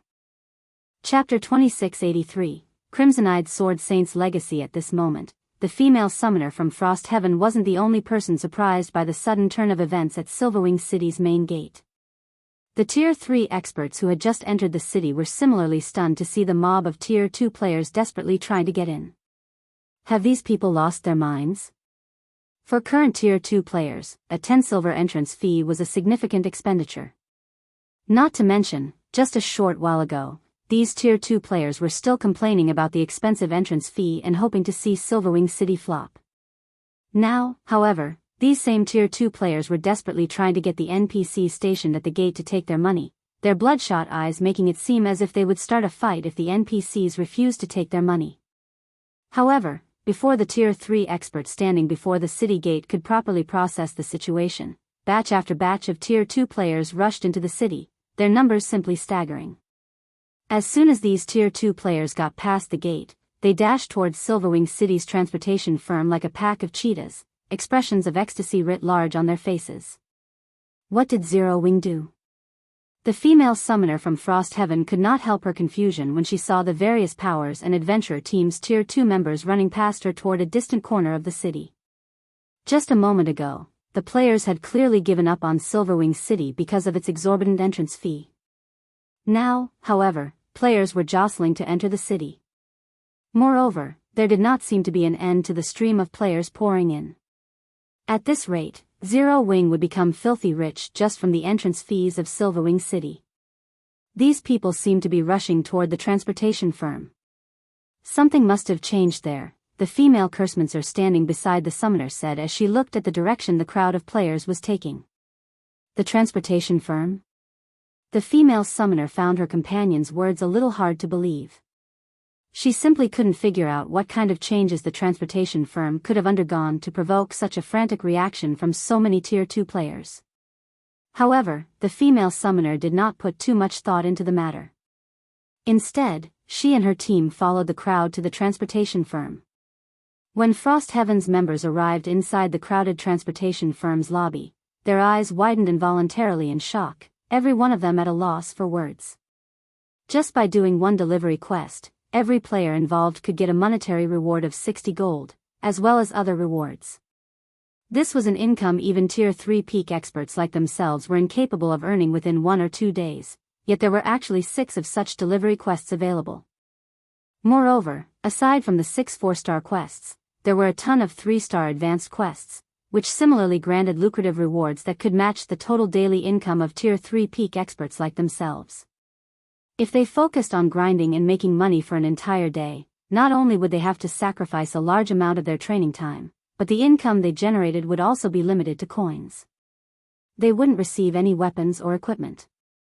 However, the 3-star advanced quests granted a large amount of coins upon completion, as well as contribution points and top-tier weapons and equipment. Doing these delivery quests was even more lucrative than raiding super large-scale team dungeons. With how low the drop rate was in team dungeons, there definitely wouldn't be enough weapons and equipment dropped for everyone in the team. Moreover, there was also the problem of class compatibility. On the other hand, every player that took part in the delivery quests would have a considerably high chance of obtaining a top-tier weapon or equipment that suited their class. One could say that, so long as players kept doing these 3-star advanced delivery quests, their income, EXP gain, and equipment acquisition rate would already rival those of Tier 3 peak experts. It's no wonder these people reacted so crazily. I truly underestimated Zero Wing. With these tempting quests, let alone a 10 silver entrance fee, even if the fee were 20 silver, there would still be a ton of players seeking to develop in Silverwing City, the black-clad summoner commented as realization dawned upon her. Since even a Tier 3 peak expert like herself felt tempted by the delivery quests available in the transportation firm, the attraction the firm held for Tier 2 players and ordinary Tier 3 experts was easy to imagine. Mushin, I just relayed this information to the guild leader. The guild leader says we can proceed with the partnership, the female Kursmancer said. Isn't the guild leader being too hasty? Although the transportation firm's quests and Silverwing City's defenses will ensure the city's future as the trade hub of the Orc Empire and the neighboring kingdoms, it still won't be easy for Zero Wing to take the initiative to strike back at the Faux Saint monsters. Zero Wing won't be of any help to our alliance at all. At best, we can only use its Silverwing City as a resting spot, the female summoner named Mushin said, frowning. Zero Wing's transportation firm was indeed amazing, but the alliance Frost Heaven formed was no ordinary existence either. Anyone who became a member of the alliance would gain benefits beyond what they could normally get from partnering with ordinary superpowers. This was also why she and her team had come to observe Zero Wing and verify its qualifications. Are we still going, then? The female Kursmancer asked as she looked at Mushin. Aside from being a domain realm expert and a vice guild leader of Frost Heaven, Mushin was also the heiress of the Boulder Corporation, a top-ranking international corporation that stood above even the Starline Corporation. Since the Boulder Corporation supplied more than half of Frost Heaven's resources, Mushin's standing in the guild was not at all lower than the guild leader's. Hence, the guild leader had to take Mushin's opinion into heavy consideration on important matters. Since the guild leader has already said so, let's go take a look first. If Zero Wing really has the potential and strength to fight the Faux Saint monsters, letting it join the alliance isn't exactly impossible, Mushin said after giving the matter some thought. However, if I find Zero Wing wanting, then we'll have to choose another target to recruit. I'll get in touch with Zero Wing now, then, the female Kursmancer said with a sigh of relief at Mushin's answer. In her opinion, Silverwing City's potential was truly massive. Even without Frost Heaven's help, the city would still flourish. In fact, it might even become an integral location for the Alliance's fight against the Faux Saint monsters in the future. However, if Mushin was really opposed to Zero Wing's joining the Alliance, then even the guild leader would have difficulty persuading her. While Mushin and the others were conversing, news regarding the transportation firm also spread quickly. As a result, many of the powers heading back to their respective kingdoms promptly did a U-turn, with some even planning to make Silverwing City a long-term headquarters of theirs. As Silverwing City's player population was booming, Faux finished accepting the Crimson-Eyed Sword Saint's legacy. Sure enough, breaking through the limits of the epic mana body isn't that easy. Faux breathed out a deep sigh as he looked at the shattered memory crystal in his hand. Originally, He thought that with the effects of the 8 soul marks and the Crimsonide Sword Saint's legacy, he could instantly break the shackles of his epic mana body. Unfortunately, things didn't work out as he planned, leaving him still one step shy of a breakthrough. Although he had long since known that it was much more difficult to break through the limits of an epic mana body than it was for a gold mana body, he never thought that the difficulty would be this high. Despite relying on the Crimsonide Sword Saints and Heavenly Blue Saints' experiences, no matter how he tweaked the circulation of mana in his mana body, he still couldn't surpass the perfect state. Of course, that didn't mean Faux had gained absolutely nothing from the Crimsonide Sword Saints' guidance. By relying on Elvo's experiences and techniques, he could now circulate the mana inside his body 20% faster than before. For other players, such an improvement wouldn't yield any significant effects. However, for someone like Faux, who possessed a natural domain, it was akin to a 20% boost to his reaction speed, a massive improvement. Moreover, his mana domain had also become much denser and more solid. If Faux were to go up against a Faux Saint Devourer now, he was confident he could beat the living daylights out of the mythic monster without even resorting to his mana technique and Black Dragon Soul. Read latest chapters at Wuxia EU. At this time, Yulan suddenly called Faux and said, "Guild leader, some representatives from Frost Heaven have paid us a visit. They say they wish to discuss a partnership." Frost Heaven? Faux was not unfamiliar with this name. In fact, this was a very famous name during his previous life. After all, Frost Heaven was one of the 12 great guilds of God's domain, a true titan in the game. However, Frost Heaven had maintained a very low profile during the early stages of God's domain, so much so that barely anyone had thought about the guild. To everyone's surprise, though, Frost Heaven had actually been the first superpower in the game to successfully produce a Tier 4 player, an incident that had propelled the guild into the spotlight and made it known by everyone in the game. "Do you wish to meet them?" Yulan asked when she saw Faux turning contemplative. "Have them wait in the City Lord's mansion's reception room," Faux said, nodding. He then tidied up his workspace before leaving his 4th-floor office and making his way to the 1st-floor reception room. Chapter 2684 Mana Domain Silverwing City, City Lord's Mansion. Under Yulan's lead, Mushin and the other Frost Heaven members arrived before the entrance of the City Lord's Mansion. Currently, a large number of NPCs, as well as players wearing the merchant's insignia, were lining up outside the tall walls of the mansion. The liveliness here could easily rival the frenzy at Silverwing City's main gate. This city is truly amazing. Despite having been promoted just recently, there are already so many NPC and player merchants coming forth to rent shops here. I doubt even the various superpowers' main headquarters received this much attention when they got promoted into basic cities, the female Cursemancer from Frost Heaven exclaimed as she looked at the long line of NPCs and players standing outside the City Lord's mansion. Aside from being the core that controlled the City Lord's mansion also managed the city's lands and shops. Anyone seeking to rent or purchase land and shops inside the city had to visit the City Lord's mansion to do so. Generally, however, neither player nor NPC merchants would rent a recently promoted city's lands and shops. They would generally do so only after thorough consideration and observation to determine whether an investment would really be profitable. However, despite Silverwing City having just been promoted and opened to the public less than an hour ago, there were already close to 1,000 players and NPCs waiting to enter the City Lord's mansion. This response was unbelievable. This should be considered normal. After all, Silverwing City is currently the only guild city in the Orc Empire. With that transportation firm here, high player traffic is guaranteed. These cunning merchant players and NPCs definitely won't let this opportunity get away. The only question now is, how many shops and lands is Zero Wing willing to rent out? Mushin said, her expression remaining unfazed as she took in the long queue before her. In fact, after seeing what Silverwing City had to offer, Mushin had already resolved to rent some of its lands and shops in preparation for her guild members' development in the city. Needless to say, merchant players and NPCs, who frequently traveled between large cities and possessed a keen sense for business, would definitely realize Silverwing City's potential and take action much more quickly than she had. The player merchants waiting outside the City Lord's mansion turned their heads automatically toward Mushin's group, surprise flashing across their eyes when they recognized the group. What? Frost Heaven is actually planning to partner with Zero Wing? If that's the case, Zero Wing will really rise on the eastern continent. Indeed. Frost Heaven has 3 international corporations backing it. Even if Zero Wing receives only a small amount of support from Frost Heaven, it would no longer have to worry about funding and resources. It seems the various superpowers will have to fear Zero Wing in the future. After all, previously, Zero Wing was already close to rivaling ordinary superpowers in terms of experts and guild foundations.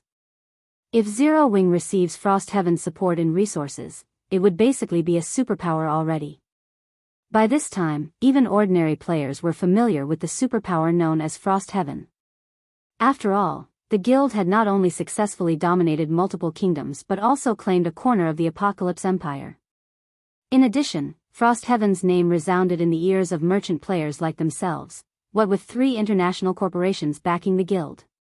Even the eastern continent's up-and-coming Starlink and various super guilds had to show respect to Frost Heaven. Mushin's group walked into the City Lord's mansion under the watchful gazes of the merchant players outside. Inside the City Lord's mansion, aside from the personal guards on security duty, there were plenty of Zero Wing experts training. The liveliness inside the mansion grounds was not the slightest bit inferior to the situation outside the mansion. Sure enough, the number and quality of Zero Wing's experts are still considerably inferior to the various superpowers. The female Cursemancer shook her head and sighed as she eyed her surroundings. With the standards of Zero Wing's members, even if Mushin agrees to let Zero Wing join the alliance, the other allied guilds will most likely object. Many of Zero Wing's Tier 2 members had reached level 115 already, with the Tier 3 members boasting even higher levels. These players were also very well equipped, with the weakest piece of equipment on the Tier 3 experts being level 110 Fine Gold rank. When it came to levels and equipment standards, Zero Wing's members did not lose out to the various superpowers. However, Zero Wing's members had one fatal flaw: their average combat standard was very low. Let alone Flowing Water Realm experts, Zero Wing barely had Refinement Realm experts. In this regard, Zero Wing was no match for the various superpowers at all. Hence, even though Zero Wing possessed a large number of powerful personal guards, it still couldn't be considered a superpower. After all, personal guards would remain a threat for only a certain period. Compared to players, NPCs had a much more difficult time developing themselves. The true way for a guild to grow strong was for it to have a large number of peak experts under its command. Although rumor had it that Zero Wing had several extraordinary experts, this small number simply wasn't enough for the guild to become a superpower, let alone get Mushin to agree to its joining Frost Heaven's alliance. During the time the female Cursemancer was entertaining such thoughts, Yulan had brought Mushin's group to the City Lord's mansion's first-floor reception room. "Please enter," Yulan said as she opened the doors for Mushin's group. After nodding in response to Yulan's words, Mushin entered the reception room together with her subordinates. The instant Mushin and the others entered the reception room, however, their bodies immediately felt heavier.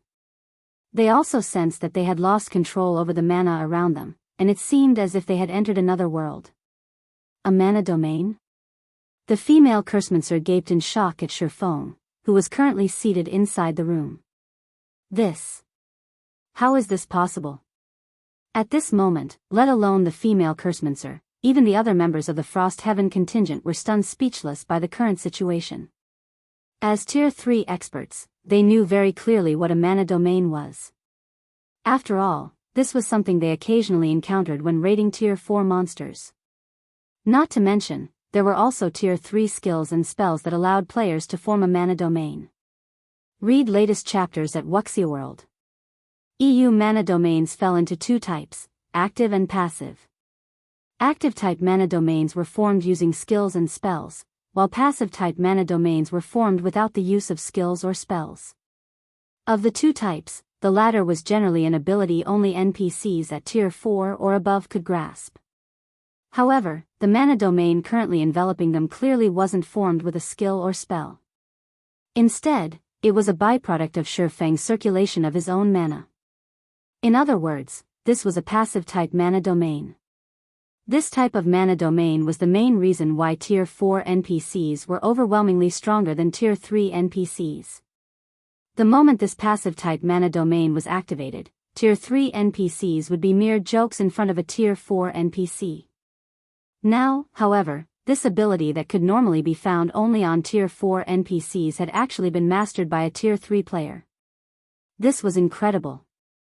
You must be Frost Heaven's representatives. I am Zero Wing's guild leader, Black Flame, Faux said as he swept his gaze across Mushin's group. Going straight to the point, he asked, I heard from Yulan that you've come to discuss a partnership with Zero Wing. May I know what kind of partnership you have in mind? Chapter 2685, Generous Remuneration, Tier 4 Promotion Quest. As soon as Faux finished speaking, the female Cursemancer and the other Frost Heaven members inside the room promptly snapped out of their dazes. All the contempt they previously had for Zero Wing swept away. The number of peak experts Zero Wing currently had was indeed no match for the various superpowers. However, with Feng's mana domain, he could boost a team's combat power by a significant margin. Moreover, if a superpower did not have any means of dealing with a mana domain, it wouldn't matter how many Tier 3 experts they send at Feng. Every one of them would just end up as cannon fodder. Guild leader Black Flame, you really are a straightforward person. In that case, let me introduce myself first. I am Mushin, a vice guild leader of Frost Heaven, and I am here on behalf of the guild to invite Zero Wing to join Frost Heaven's alliance, Mushin said, looking at Feng. Your alliance? Feng looked at Mushin with some confusion. As far as he remembered, Frost Heaven had always walked the path of a lone wolf, never forming alliances with others. That's right. You can consider it an alliance targeting the Faux Saint monsters, Mushin explained, nodding. So long as Zero Wing joins the alliance, not only will we attack and defend against the Faux Saint monsters together, but we will also share plenty of information with Zero Wing, especially information related to the Faux Saint monsters' activities. This way, if the Faux Saint monsters try to conduct any large-scale operations, we will be prepared for them. What are the entry requirements? Feng asked. For the current Zero Wing, the offer of help in attacking and defending against the Faux Saint monsters wasn't particularly important. However, information regarding the Faux Saint monsters' activities was something that interested him greatly. Although Zero Wing's members could collect plenty of information regarding the Faux Saint monsters' movements, the scope of that information would drastically pale in comparison to what several superpowers working together could obtain. With such information, he would have a better grasp of the Faux Saint monsters' movements and could have Zero Wing make preparations ahead of time. After all, the problem of the Faux Saint monsters wasn't something that could be dealt with in the short term. In fact, these monsters would remain a big problem for Zero Wing far into the future. Guild leader Black Flame, you're overthinking things. There are no conditions for joining the alliance, Mushin said, a faint smile appearing on her face. If I have to give one, then it is receiving Frost Heaven's recognition. Does that mean Zero Wing has received this recognition already? Feng asked curiously. Of course. Moreover, aside from inviting Zero Wing into the alliance, I also wish to extend an invitation to Zero Wing to take part in a secret operation our alliance is planning, Mushin said earnestly. Secret operation? Is it compulsory to join? Feng asked when he noticed a hint of excitement on Mushin's face. It's not compulsory, but if Zero Wing is willing to help, I can personally provide you with a generous remuneration. For example, I can give you 50 bottles of S-rank nutrient fluid, something that the various superpowers are currently in urgent need of, Mushin said. The other Frost Heaven members standing beside Mushin turned to her in shock. Mushin, what are you thinking? That's an absolute secret. Even within the alliance, only 2 other guilds have the qualifications to take part. If you invite Zero Wing, even if the Grand Elders agree, the other 2 guilds will most likely have strong opinions about it, the female Cursemancer murmured to Mushin. The female Cursemancer wasn't particularly surprised that Mushin had agreed to Zero Wing's joining the alliance. After all, with Silverwing City's benefits and Feng's mana domain, Zero Wing indeed possessed the qualifications to do so. However, inviting Zero Wing to participate in the alliance's secret operation was a completely different story. The secret operation Mushin referred to was extraordinary. Frost Heaven and the two other superpowers involved in this operation had paid an enormous price to secure this opportunity. Mushin was simply insane to invite Zero Wing along. Relax. I'll just say that Zero Wing's participation will be taken from my share. That way, the two other superpowers should not have any problems, Mushin replied nonchalantly. You have truly lost your mind. You asked for this. It's your problem if Uncle Hong and the others get angry at you, the female Kursmancer said in a huff. As the heiress of the Boulder Corporation, one of the three main corporations supporting Frost Heaven, Mushin indeed possessed a considerable number of participation slots for the upcoming operation. However, if Mushin gave these slots to Zero Wing's members, Frost Heaven's guild leader and grand elders would definitely have opinions about it.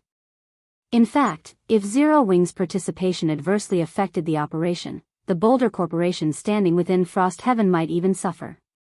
Meanwhile, seeing that the female Kursmancer had stopped speaking, Mushin returned her gaze to Faux. What do you think of this, guild leader Black Flame? Mushin asked once more. Will we receive the 50 bottles only if the operation succeeds? Faux asked after giving the matter some thought. He had a great yearning for S-rank nutrient fluids. Setting aside his own needs, he also needed plenty of S-rank nutrient fluids for the development of Zero Wing's core upper echelon.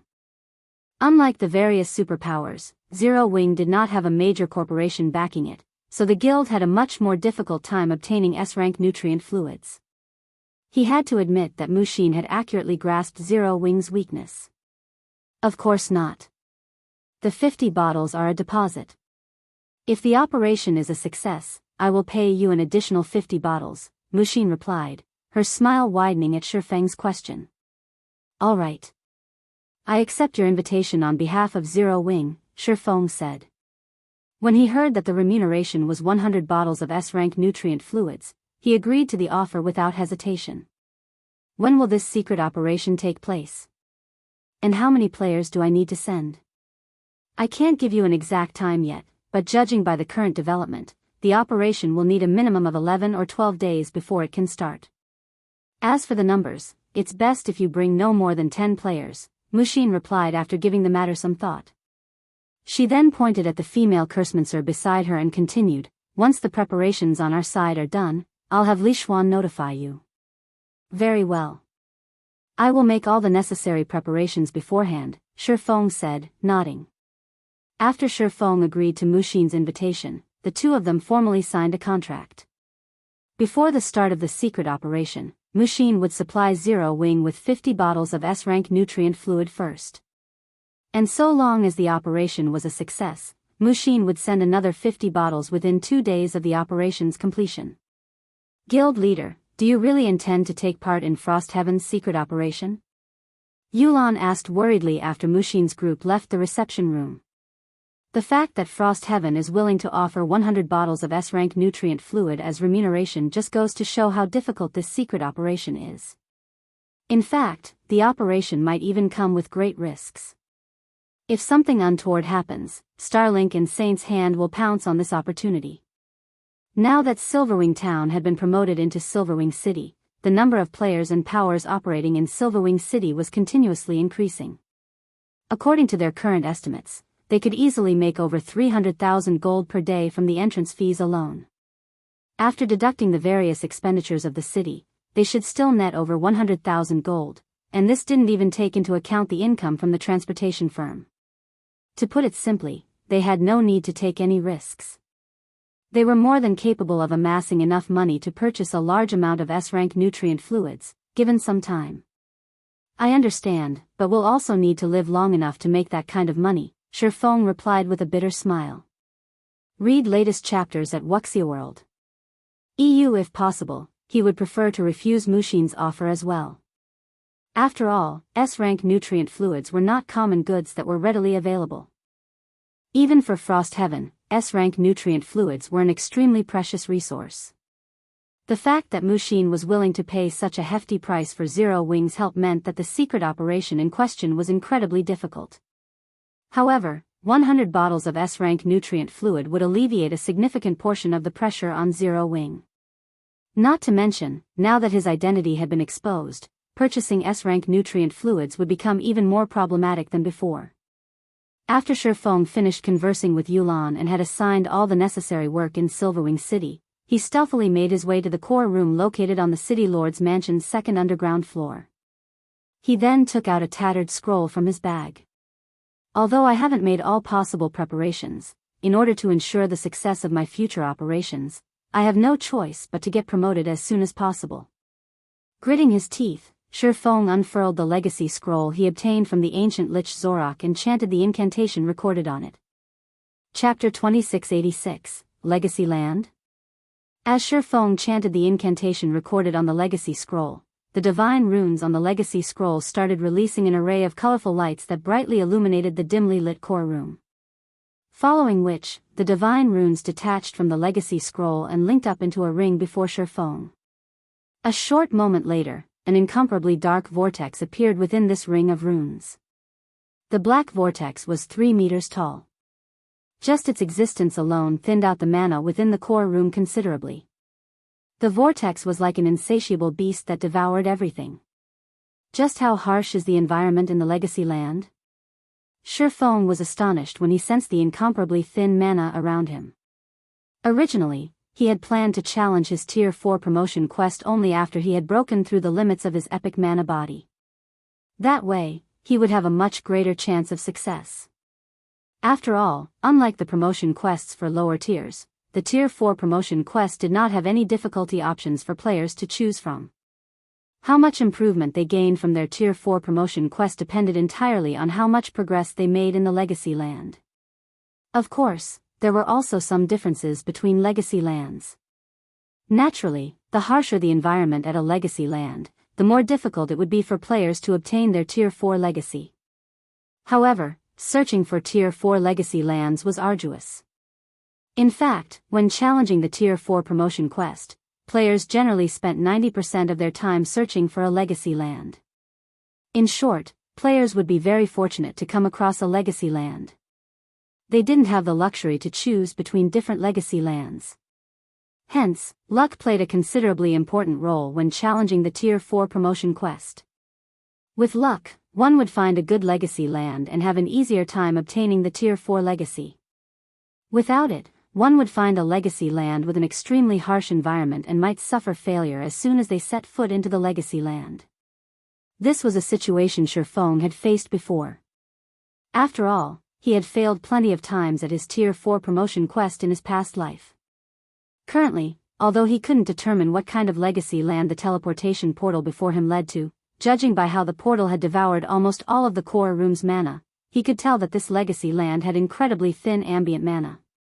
In fact, the ambient mana density in the Legacy Land should be even lower than that of the core room at the moment. However, before Faux could continue his observation, a series of system notifications entered his ears. System, you have opened the Legacy Lands portal. Please enter the portal within 3 minutes, or the portal will automatically close. System, you have activated the promotion quest for the Tier 4 Blade Saint. Quest content, enter the Legacy Land and obtain the Ancient Legacy's power. Rewards unknown. System, once you enter the Legacy Land, you will be prohibited from having any contact with the outside world. If you die within the Legacy Land, you will be teleported out of the Legacy Land, your levels will be reduced by 5, and your soul will be weakened for 3 days. Please consider your decision carefully. 5 levels? This Legacy Land is truly vicious. Faux frowned reflexively when he heard the contents of the system notifications. Normally, dying in a Tier 4 Legacy Land would result in a loss of only 2 or 3 levels. The penalty for this one, however, was actually 5 levels. This was definitely the Legacy Land with the highest penalty he had ever heard of. However, Faux did not hesitate for long before walking straight into the black vortex. If possible, he did not wish to enter such a harsh Legacy Land either. However, if he didn't enter, he would be deemed to have failed his Tier 4 promotion quest. If that happened, he would have to wait a considerable period before he could challenge his Tier 4 promotion quest again, an outcome he definitely didn't want. After all, aside from Frost Heaven's upcoming secret operation, the Divine Dragon's trial also awaited him. If he gave up on entering his legacy land now, he would have to face the Divine Dragon's trial with only a Tier 3 body, basically setting himself up for failure. Hence, he had no other choice but to grit his teeth and take on this legacy land. Fortunately, the Epic Legacy Scroll granted him 3 re-challenge attempts, 2 more than what the Dark Gold Legacy Scroll provided. Having a total of 4 challenge attempts increased his chances of success significantly. As soon as Faux stepped into the black vortex, darkness enveloped his vision. At the same time, his body seemed to spin freely in empty space. By the time his vision recovered, the scenery before him had changed completely. Currently, he was free-falling. Moreover, not only was the sky dark, but spatial tears also filled the air around him. It was as if the world he had just arrived in was crumbling. There was no ground beneath him either. All he could see below was a bottomless abyss. To make matters worse, the mana was practically non-existent. Faux was momentarily stunned by this situation. He had been to many legacy lands, but this was his first time visiting such a harsh legacy land. In fact, rather than a legacy land, this location looked more like a world teetering on the brink of destruction instead. If not for his epic mana body, he would have long since lost consciousness due to the extremely thin ambient mana here. Not daring to be careless, Faux promptly activated Gale Domain to put some distance between himself and the bottomless abyss below. However, shortly after he started flying, a powerful suction force came from the bottomless abyss, which made his body feel incomparably heavy. Is long-term flight prohibited here? Looking at the bottomless abyss that was pulling him down, Faux faintly understood the rules of this legacy land. He immediately headed for the nearest cliff. 400 yards. 300 yards. 200 yards. The longer Faux remained in flight, the stronger the gravity acting on his body grew. Initially, the gravity was only twice as strong as usual. Eventually, though, it increased to more than tenfold. Moreover, it continued increasing by twofold every second. Not only did this situation cause his flying speed to decrease continuously, but it also made controlling his body increasingly difficult. Faster. I need to be faster. When the gravity approached unbearable levels, Faux desperately tried to reach the cliff beside the abyss. When less than 20 yards separated him from the cliff, his ability to fly suddenly got neutralized. As a result, he plummeted toward the bottomless abyss like a meteor. To make matters worse, the gravity acting on his body still kept increasing, which, in turn, accelerated his speed of descent. This won't do. At this rate, I'll die from the wind pressure before I even hit the ground. After free-falling for a dozen seconds, Faux already found the increasing wind pressure pushing against his body unbearable. At this rate, he would most likely die after another few dozen seconds of free fall. He took out a bunch of advanced frost grenades from his bag and detonated them on his back. Boom. Boom. Boom. Along with the sounds of explosions, a series of ice flowers appeared in midair. Although Faux ended up losing over 20% of his HP and got himself covered in a layer of frost from the frost grenades, the impact of the explosions propelled his body a lot closer to the nearby cliff. However, despite the distance to the cliff narrowing, his complexion remained grim. After all, if he collided with the cliff at his current speed, he was still unlikely to survive. In the next moment, the armor Faux wore also started turning red-hot. Just as he was about to crash into the cliff like a blazing meteor, he activated Heavenly Dragon's power, instantly increasing his basic attributes, defense, and HP by a significant margin. He then unsheathed the abyssal blade and stabbed it into the cliff. Boom! After getting stabbed into the cliff wall, the abyssal blade tore the rocky surface as Faux continued sliding down. At the same time, his HP also started depleting rapidly. 75%. 60%. 30%. Fortunately, his body finally came to a grinding halt with his HP just below 500,000. After pulling himself out of the clutches of death, he breathed out a deep sigh of relief. If not for Heavenly Dragon's power, he really would have died just now. Is this really a legacy land? Confusion filled Shifeng's heart as he gazed at the bottomless abyss beneath him. Although legacy lands weren't known for their friendly environments, none of them had such a harsh environment either. Currently, he couldn't see any signs of life in this legacy land, let alone monsters. Aside from the bottomless abyss, the only other thing within sight were the cliffs surrounding it. He couldn't find any traces of an ancient legacy at all. Read latest chapters at Wuxia EU. However, as Shifeng was trying to figure out what he needed to do in this legacy land, several thunderous roars came from the bottomless abyss. A short moment later, gigantic figures emerged from the abyss. And upon seeing these figures, Shifeng could not help being dumbfounded. How is this possible? Shifeng's eyes widened with astonishment as he gaped at these gigantic figures. After all, these figures belonged to the rarely seen dragon race. Meanwhile, these dragons had clearly discovered his presence already. Chapter 2687, Infant Black Dragons. Before Shifeng could snap out of his daze, the three black dragons with 60-meter wingspans flapped their wings and transformed into a blur as they flew straight at him. Infant Black Dragon, Great Lord, Level 122 HP 4, 200 000/4, 200 000/000. Crap.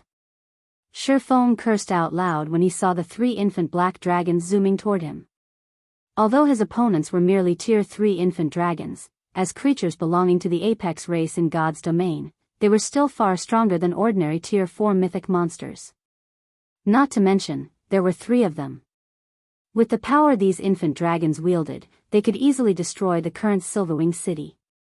They simply weren't existences individual Tier 3 players could hope to go up against. In fact, even Tier 4 players would have to take the long way around if they came across a force of 3 Tier 3 infant dragons. To make matters worse, not only was Shifeng currently stuck to a cliff, but an incredibly powerful gravitational force was also dragging on his body. Despite having Heavenly Dragon's power activated right now, he couldn't move his body normally. Clashing with these infant black dragons would simply guarantee an early death. He immediately unsheathed Killing Ray and stabbed it into the cliff wall, as well. He then started climbing up the cliff with all his might using his two swords.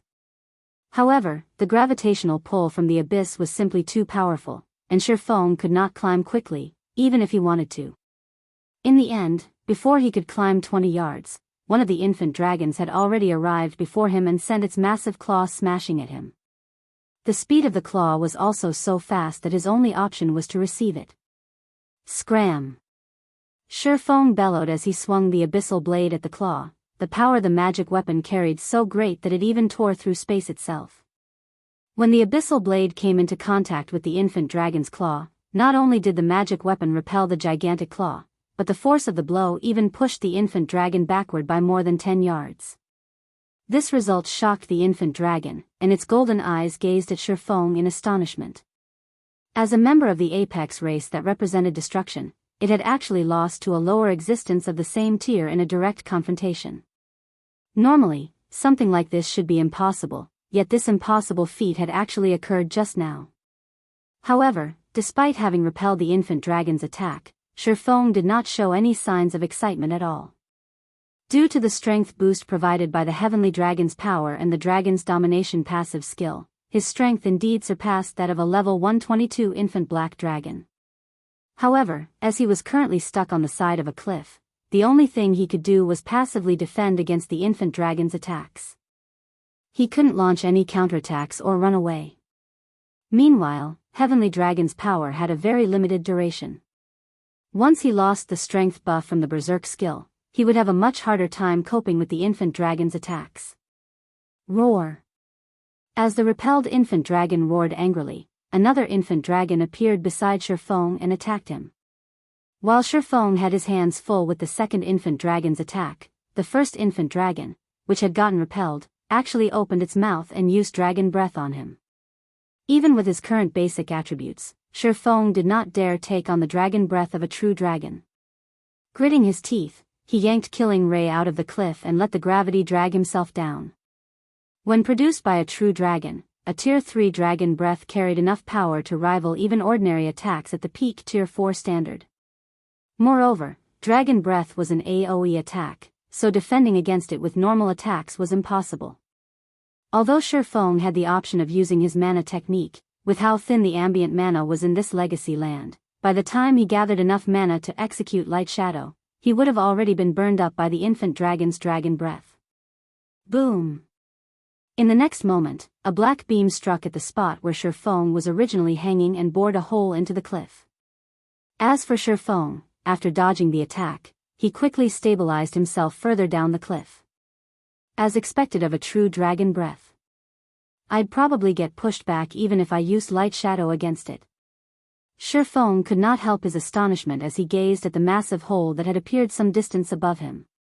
With just one attack, the infant black dragon had carved a hole with a 30-yard radius into the sturdy cliff. Faux, on the other hand, was just barely able to stab his swords into the cliff, even with the boost from Heavenly Dragon's power. Without the Berserk skill's help, he would be able to stab only half their length into the cliff, at best. However, before Faux could fully appreciate the infant black dragon's Tier 3 Dragon Breath, the two other infant dragons used their Dragon Breaths on him as well. Roar! Two black beams instantly shot at Faux, the range they covered making it utterly impossible for him to avoid them. Seeing this, Faux instinctively activated Absolute Defense to block the two Dragon Breaths. However, because the cliff he was clinging to got vaporized, he lost his foothold and started plummeting toward the bottomless abyss once more. It seems it's over. Faux could not help a bitter smile when he looked at the bottomless abyss beneath him, then the three infant black dragons chasing after him. Not only was there a bottomless abyss that exerted an insane gravitational pull on him, but there were even 3 infant black dragons roaming the area. The difficulty of this legacy land was simply unheard of. He couldn't even keep himself alive for more than a few minutes in this legacy land, much less search for the ancient legacy hidden here. In other words, this legacy land was basically made to toy with players seeking to challenge their Tier 4 promotion quest. However, just as Faux was mentally preparing himself to give up on his Tier 4 promotion quest, several gleaming lights suddenly appeared on the pitch-black cliff. The lights carried a faint hint of divine might that made his soul shudder involuntarily. The ancient legacy fragments?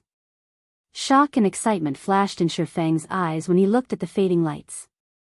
Just now, he'd concluded that this legacy land was a prank on players. However, it now looked like that was not the case at all. Although the gleaming lights coming from the cliff had soon vanished from sight due to his rapid descent, he was certain he had sensed divine might coming from those lights. The Tier 4 promotion quest was basically a quest for players to enter a legacy land and obtain as much of their legacy's power as possible. Normal classes generally needed to accumulate 70% of their legacy's power to reach Tier 4, while peak classes needed roughly 85%. He had seen quite a few streaks of light on the cliff, which meant that there should be a considerable number of legacy fragments there.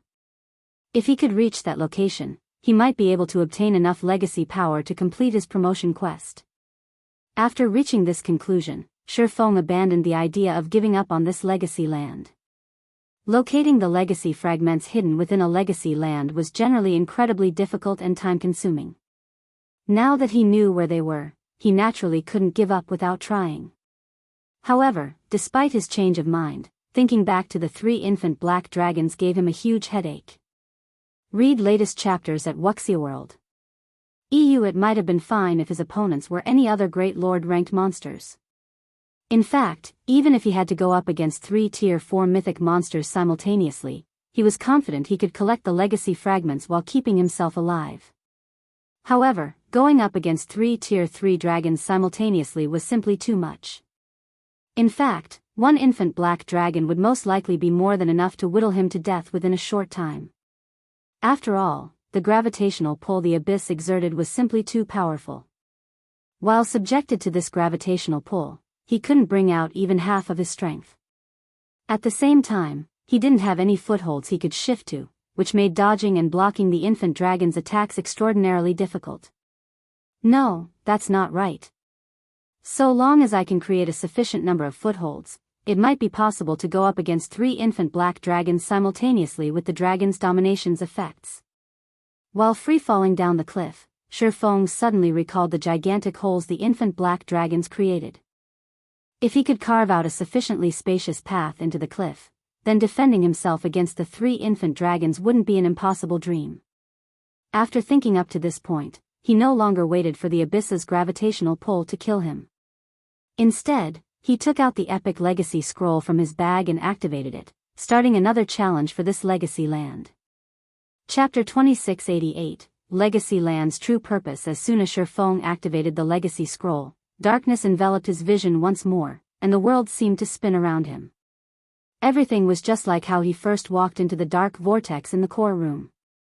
The legacy scroll was a treasure highly sought after by the various superpowers, something they were willing to trade even fragmented legendary items for. And it was so coveted because it allowed players to re-challenge the same legacy land. While this function might not seem like much, it was heaven sent for players challenging their Tier 4 promotion quest. Normally, players had only one opportunity to challenge a legacy land. So long as they died, they would be teleported out of the legacy land, and the portal to the legacy land would disappear and reappear in another random location. Even if players found another legacy land portal later on, the chances of that portal leading to the same legacy land were abysmally low. Hence, it was almost impossible to challenge the same legacy land twice, which, in turn, made it impossible to learn from experience. For players, the difference between having a lot of experience when challenging a legacy land and challenging it cold was massive. Their chances of successfully clearing their Tier 4 promotion quest would skyrocket if they had foreknowledge of their legacy land. Hence, the various superpowers in the past had been willing to go as far as exchanging fragmented legendary items for legacy scrolls.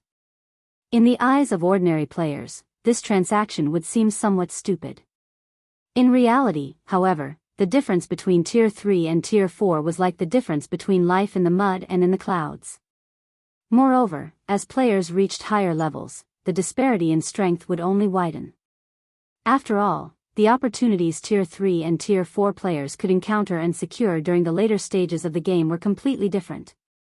Moreover, there was the difference in the amount of basic attributes Tier 3 and Tier 4 players gained whenever they leveled up. Meanwhile, after a short moment in the darkness, Faux reappeared in the sky above his first legacy land. And like before, his body started free-falling toward the bottomless abyss below him. Moreover, the cooldown of all of his skills and spells had been refreshed, the current situation making it seem as if he had gone back in time. Good. A quick check found that even the additional skills of his weapons and equipment had been refreshed.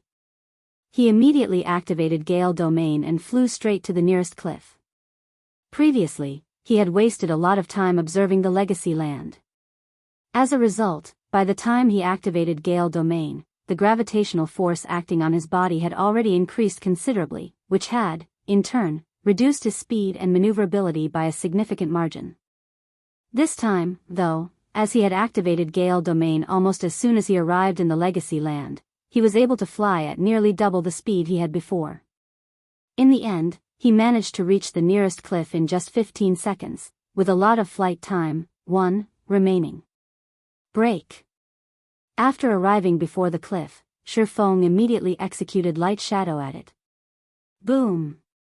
An explosion rang out as rubble went flying. However, to Feng's surprise, the Phantom Greatsword had only managed to carve out a single tear the size of a human adult, barely enough for one person to stand in. Light Shadow's power was actually reduced this much? Feng frowned at the tear in the cliff. The power of Light Shadow was much weaker than he expected. He had given his all in that attack, yet it had barely reached the intermediate rank Tier 4 standard.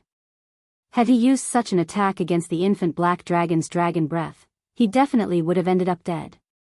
However, Feng did not dare to waste time. Quickly, he executed Light Shadow against the cliff once more. By the 8th time he executed Light Shadow, Gale Domain finally expired. Fortunately, he had managed to carve out an adequate foothold for himself.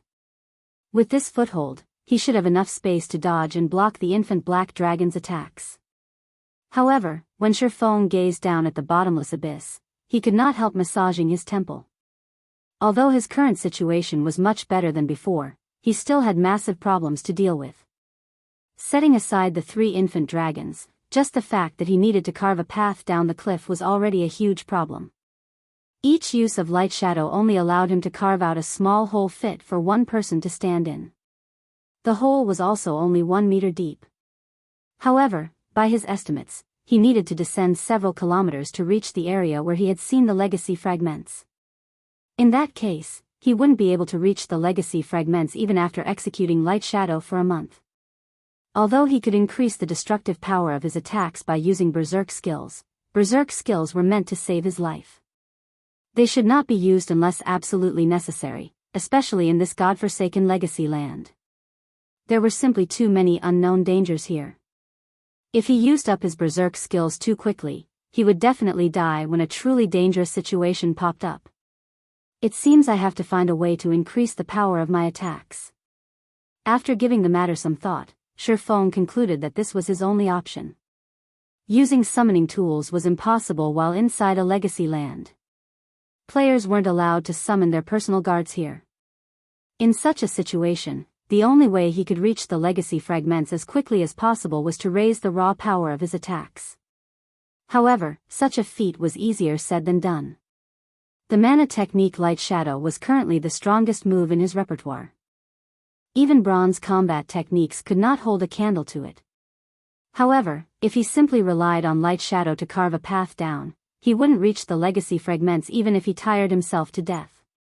He needed a qualitative improvement to his raw power. If I wish to increase the power of my attacks, aside from breaking through the limits of my mana body, the only other option is to improve my mana technique. Without any inspirations, trying to break through the mana body's perfect state is utterly impossible. In that case, I have no choice but to try to master the second sword, Holy Devour. As Faux sensed the mana surrounding him, an idea struck him. Although the environment here is extremely harsh and the density of the mana here is close to zero, my brain doesn't feel any discomfort. The environment here is roughly similar to that inside the Legacy Gate. Could the environment here be created for the purpose of helping players learn mana techniques? Having thought up to this point, Faux felt that there was a high possibility of his guess being correct. Legacy lands were termed as such because they provided guidance to their challengers. They weren't created to extinguish all life. Meanwhile, in low mana environments, players would have an easier time not only sensing the mana flowing within their mana bodies but also training in mana techniques. This was because the ability to control one's mana played an important role in executing a mana technique. And in a low mana environment, players wouldn't have to deal with as much interference from the ambient mana as they normally would, which, in turn, allowed them to perceive and control their mana better.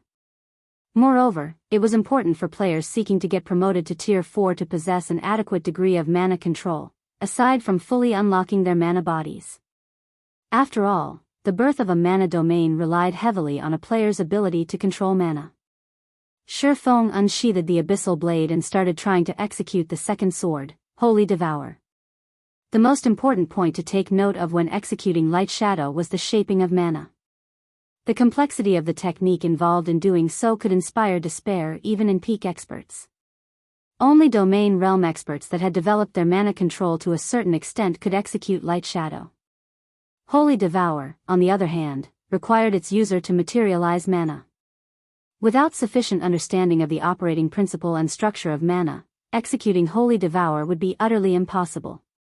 Read latest chapters at Wuxia EU. Previously, Faux had not held much hope of learning how to execute Holy Devour while he was still at Tier 3. After all, the degree of perception and control of mana required to execute the technique reached in human levels. However, due to the Faux Saint Devourer's soul marks, his perception of mana had undergone a qualitative transformation. In the next moment, Faux shut his eyes and lightly raised the abyssal blade with both hands. He then manipulated his mana domain to start gathering as much mana as possible around the abyssal blade. After draining all the ambient mana, Faux abruptly opened his eyes and swung the abyssal blade at the cliff wall before him. Holy Devour.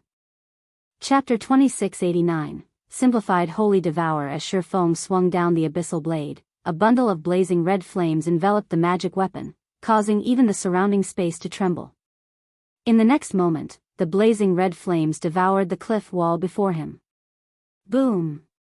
Along with the sound of an explosion, countless stone fragments went flying. Originally, the cave Faux had dug for himself was only the size of a small room. Now, however, the cave had grown to the size of a small house. Moreover, its walls were extremely smooth as if they had been polished. So strong. Surprise flashed in Feng's eyes as he took in the cave before him. He had only been trying to execute Holy Devour. He never thought that he would actually succeed on the first attempt. Although the second sword he executed was many times weaker than the Heavenly Blue Saints version and could even be considered incomplete, the power of his attack was already close to the upper rank Tier 4 standard. With such destructive power, his efficiency in carving out a path to the legacy fragments should improve by several dozen times.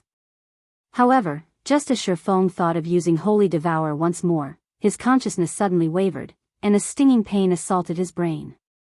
Sure enough, it is still too much for my current self to execute Holy Devour. Feng could not help a bitter smile at this situation. He had indeed succeeded in executing Holy Devour. However, the amount of concentration he had consumed by using it once was equivalent to executing over a dozen bronze combat techniques simultaneously. With such a high consumption rate, he would run out of concentration after using Holy Devour 3 or 4 more times. Moreover, he was able to achieve such a result only because his concentration had reached the Tier 4 standard already. Had his concentration remained at the Tier 3 standard, he would have most likely passed out as soon as he executed the first Holy Devour. However, just as Feng was thinking of how he could further perfect his Holy Devour to reduce the burden on his concentration, a tremor suddenly rocked the cave. Before he could react to this unexpected development, the rubble scattered around the cave suddenly gathered and formed a humanoid golem that was as tall as he was. The moment the golem took shape, it released a frightening pulse of mana that froze the ambient mana, making it impossible for him to manipulate the ambient mana at all. Outer Path Guardian, non-elemental creature, Grand Lord, level 121 HP 53, 500, 000/53, 500, 000. A non-elemental creature? Feng was a little surprised when he saw the Outer Path Guardian. He'd never heard of the non-elemental creature label before. Normally, if a monster wasn't an elemental creature, they would be labeled with their race, such as giant, elf, wild creature, orc, and so on. Before Feng could properly digest this situation, the Outer Path Guardian suddenly appeared before him. Its 2 arms then transformed into razor-sharp rock blades that cut at him. The attack speed it displayed surpassing that of ordinary Grand Lords and nearly rivaling mythic monsters. However, Feng was no pushover either. With his extraordinary combat standard and basic attributes, even mythic monsters of the same level would have difficulty landing attacks on him, let alone a Grand Lord whose speed was merely close to rivaling mythic monsters. In the next moment, Feng brandished the abyssal blade. Swords Transmigration. Pung. Pung. Pung. In the blink of an eye, Feng deflected over a dozen attacks. Immediately afterward, he sent a counterattack cutting at the Path Guardian. In the next moment, a pitch-black sword light cut at the Path Guardian's body. A metallic clang echoed in the cave as the sword light came into contact with the Path Guardian.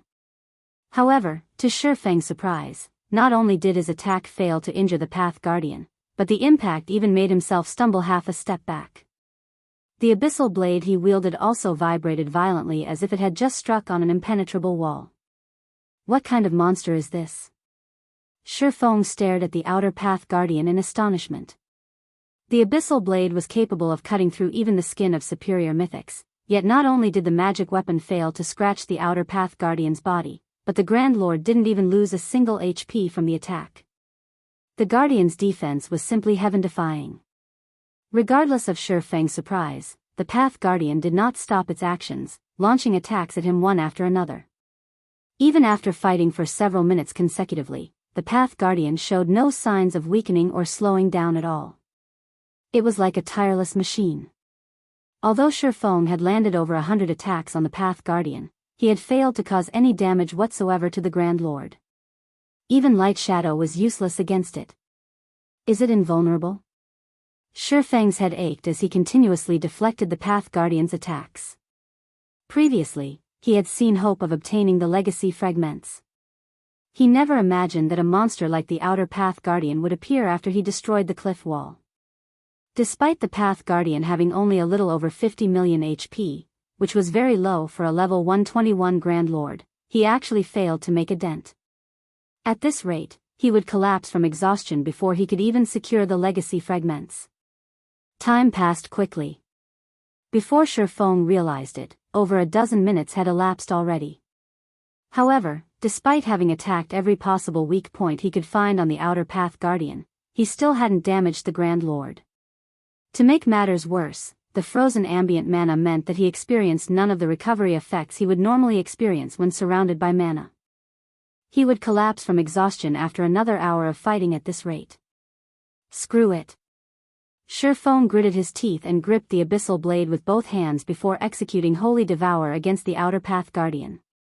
If even this is no good, I'll have no choice but to use Berserk skills. Holy Devour was currently the strongest move he could execute without transforming into a Black Dragon King. If even Holy Devour was incapable of harming the Path Guardian, he would have to use a Berserk skill to boost his strength further, something he wished to avoid doing if possible. Immediately, a scorching inferno engulfed the Outer Path Guardian. Boom! In the next moment, the Path Guardian's body shot out of the blazing inferno like a cannonball and smashed into the back of the cave. Cracks formed on the Path Guardian's originally invulnerable body, and the Grand Lord's HP also fell by over 3.7 million. It was effective? Faux was surprised as he looked at the Path Guardian lying on the ground. Previously, even Light Shadow failed to damage the Outer Path Guardian. However, not only did Holy Devour succeed in damaging the Path Guardian, but its effects even far exceeded his initial expectations. Did I break through its defensive limit? Faux wondered. However, he quickly shook his head and denied the thought. No, that's not right. Even if my attack exceeded the Guardian's defensive limit, it shouldn't have produced such overwhelming results. He had plenty of experience in surpassing a monster's defensive limit. Hence, he knew that exceeding a monster's defensive limit wouldn't allow him to suddenly go from dealing 0 damage to dealing over 3.7 million damage. Moreover, normally, even if one failed to exceed a monster's defensive limit, the monster should still receive some form of damage after receiving an attack. A non-elemental creature, a mana screen, and Holy Devour? Faux continuously racked his mind as he watched the Outer Path Guardian slowly standing back up.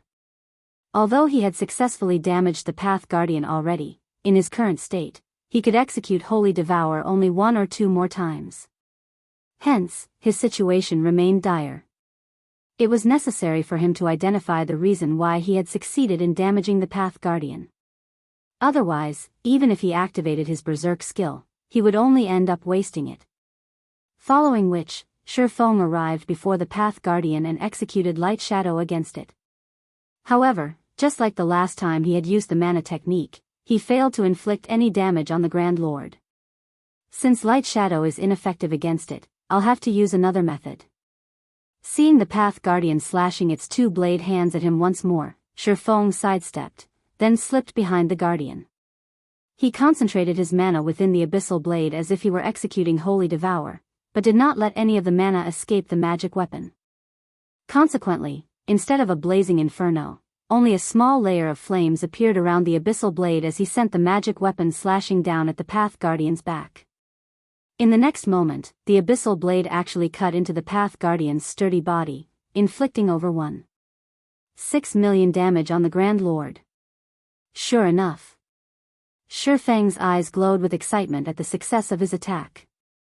After seeing that Holy Devour was highly effective against the Path Guardian while Light Shadow was completely ineffective, it was clear to Feng that the Path Guardian's defensive limit had nothing to do with why one could deal damage to it while the other couldn't.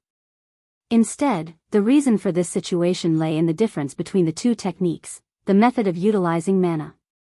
Light Shadow was a technique that gave shape to mana, whereas Holy Devour was a technique that caused mana to go berserk before materializing it to exhibit a frighteningly destructive power that could destroy even the very essence of matter. Currently, although he did not fully execute Holy Devour, he had materialized his mana and concentrated it on the abyssal blade. By doing so, he was able to drastically reduce his consumption of mana and concentration while still utilizing the effects of materialized mana. Only, the raw power and scale of his attack were considerably smaller compared to those of the real Holy Devour. Basically, he had executed a simplified version of Holy Devour. Meanwhile, after achieving success once, Faux promptly started bombarding the Path Guardian with attacks. In terms of combat power, the Outer Path Guardian was significantly inferior to ordinary mythic monsters. The only thing that made it a challenging foe was the fact that it could be damaged only after certain conditions were met. However, now that Faux had met these conditions, the Path Guardian's 53.5 million HP was nothing. In less than 2 minutes, Faux had depleted all of the Outer Path Guardian's HP. The Guardian's rocky body then crumbled and scattered on the ground. Meanwhile, along with the Outer Path Guardian's death, not only did Faux's experience bar fill up by a significant margin, but a stream of black mist also flowed into his heart. In the next moment, fragmented images appeared before him one after another. At the same time, a system notification also entered his ears. Read latest chapters at Wuxia EU. System, you have obtained 5 legacy power points. Tier 4 legacy completion rate at 0.5%. When legacy completion rate reaches 85%, you may attempt to activate your Tier 4 legacy. Legacy power? Faux was surprised to see the system notification. He never thought that killing the Outer Path Guardian would actually grant him legacy power. Collecting legacy power using this method would be much easier than trying to descend into the abyss and reach the legacy fragments. Meanwhile, shortly after the Outer Path Guardian died, its body exploded into bundles of light that hovered quietly in midair, expelling all the mana in the surrounding space. Chapter 2690, Unknown Metal Fragments. What a powerful phenomenon. Faux's heart was filled with surprise when he saw the dozen or so items quietly hovering in midair. He had seen many kinds of monster loot before. He had even seen loot accompanied by a holy chant. However, this was the first time he had seen or heard of the phenomenon the Outer Path Guardian's loot created. Currently, all mana within a 50-yard radius of the dropped items was getting banished from the area. Even the mana within his body was rapidly depleting. Right now, if a player with a silver mana body were standing here, they would most likely have lost consciousness instantly from mana exhaustion. Seeing this situation, Faux did not dare hesitate for too long. Immediately, he stepped forward and tried to store the loot in his bag space. However, the instant he touched one of the dropped items, a system notification entered his ears. System, this item should not be stored, as it has an extremely powerful repulsion toward mana. Storing it in your epic spatial bag involves a certain degree of danger. Do you wish to store this item in your epic spatial bag? Should not be stored? Faux was quite surprised at the system notification. However, despite his surprise, he still chose to store the loot in his epic spatial bag. After all, he would lose his life if he didn't put the items into his bag space and allowed the mana repulsion field to continue existing. As he stored the items in his bag one after another, the mana environment within the cave gradually recovered. Upon seeing this, he could not help a sigh of relief. How close. These items truly are strange. Had I been a few seconds later in taking action, they probably would have drained all my mana. Sitting down, Faux shuddered involuntarily as he checked the 15 new items inside his bag space. Previously, the Outer Path Guardian was already plenty astonishing, as it could actually freeze the mana around it, preventing players from using the ambient mana. For players that relied heavily on skills and spells during combat, this was a fatal ability. However, these dropped items were even more amazing. They had directly banished all the mana within a 50-yard radius. Not even the mana within his body was exempt. This situation was simply unheard of. If players encountered these extraordinary items without any means to store the items, they would definitely meet their deaths.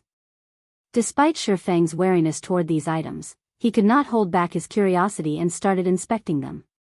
After he used his identification skill on these items, he was stunned. He couldn't appraise any of these 15 metal fragments. Even after he activated Omniscient Eyes, all he got was that these metal fragments were named as unknown metal fragment, and that they were originally part of a weapon. Crap. What kind of weapon was it? Isn't it a little too amazing? Just its fragments alone are so powerful already. Even legendary weapons are not that powerful. Faux was astonished when he saw the little information omniscient eyes obtained. In God's domain, legendary items usually deteriorated into fragmented legendary items because their core component had suffered damage, which prevented them from exhibiting their true might. However, if a legendary weapon got shattered into numerous fragments, rather than becoming multiple fragmented legendary weapons, the legendary weapon would become garbage. Only if the shards were recast and more material was added was there a chance of them becoming a fragmented legendary weapon. Yet, despite not having undergone any rework, the fragments in his bag still exhibited such a powerful mana repulsion effect. Even the strongest legendary weapons he had heard of were unlikely to be so powerful. However, Faux did not dwell on the metal fragments. After getting enough rest, he left them sitting inside his bag space and resumed attacking the cliff wall. Since he now knew that the Outer Path Guardians provided legacy power and that the Guardians spawned from the rubble of the cliff, he naturally wouldn't let this opportunity to kill two birds with one stone get away. However, despite Faux repeatedly using Holy Devour on the cliff wall, not every attack of his caused an Outer Path Guardian to spawn. Roughly one Guardian spawned for every 3 or 4 attacks he executed. As a result, his accumulation of legacy power wasn't going as fast as he initially expected. Moreover, because of the legacy land's harsh environment, which severely hampered stamina and concentration recovery, Feng's recovery rate wasn't particularly fast despite the high-ranking foods and beverages he consumed. At best, it was like he was resting inside an ordinary town. Fortunately, he was familiar with the harsh environments of Tier 4 legacy lands and had made preparations beforehand. Long before he could challenge his Tier 4 promotion quest, he had already tasked Melancholic Smile with stockpiling a large amount of high-ranking foods and beverages in the guild's warehouse for both himself and the rest of the guild's core upper echelon. Hence, he currently had more than enough high-ranking foods and beverages to last him for 2 whole months. As Faux relentlessly attacked the cliff and killed Outer Path Guardians, his experience bar filled up rapidly. His mastery over the simplified Holy Devour also improved. Only, as the number of Outer Path Guardians he killed increased, the number of unknown metal fragments he obtained conversely decreased. Initially, each kill yielded him more than 10 fragments. Eventually, that number dropped to single digits. Now, he got just 1 or 2 from every kill. As Faux progressed down the cliff, he had unknowingly spent 9 days inside the legacy land. After 9 days of constant grinding, Faux had reached level 124.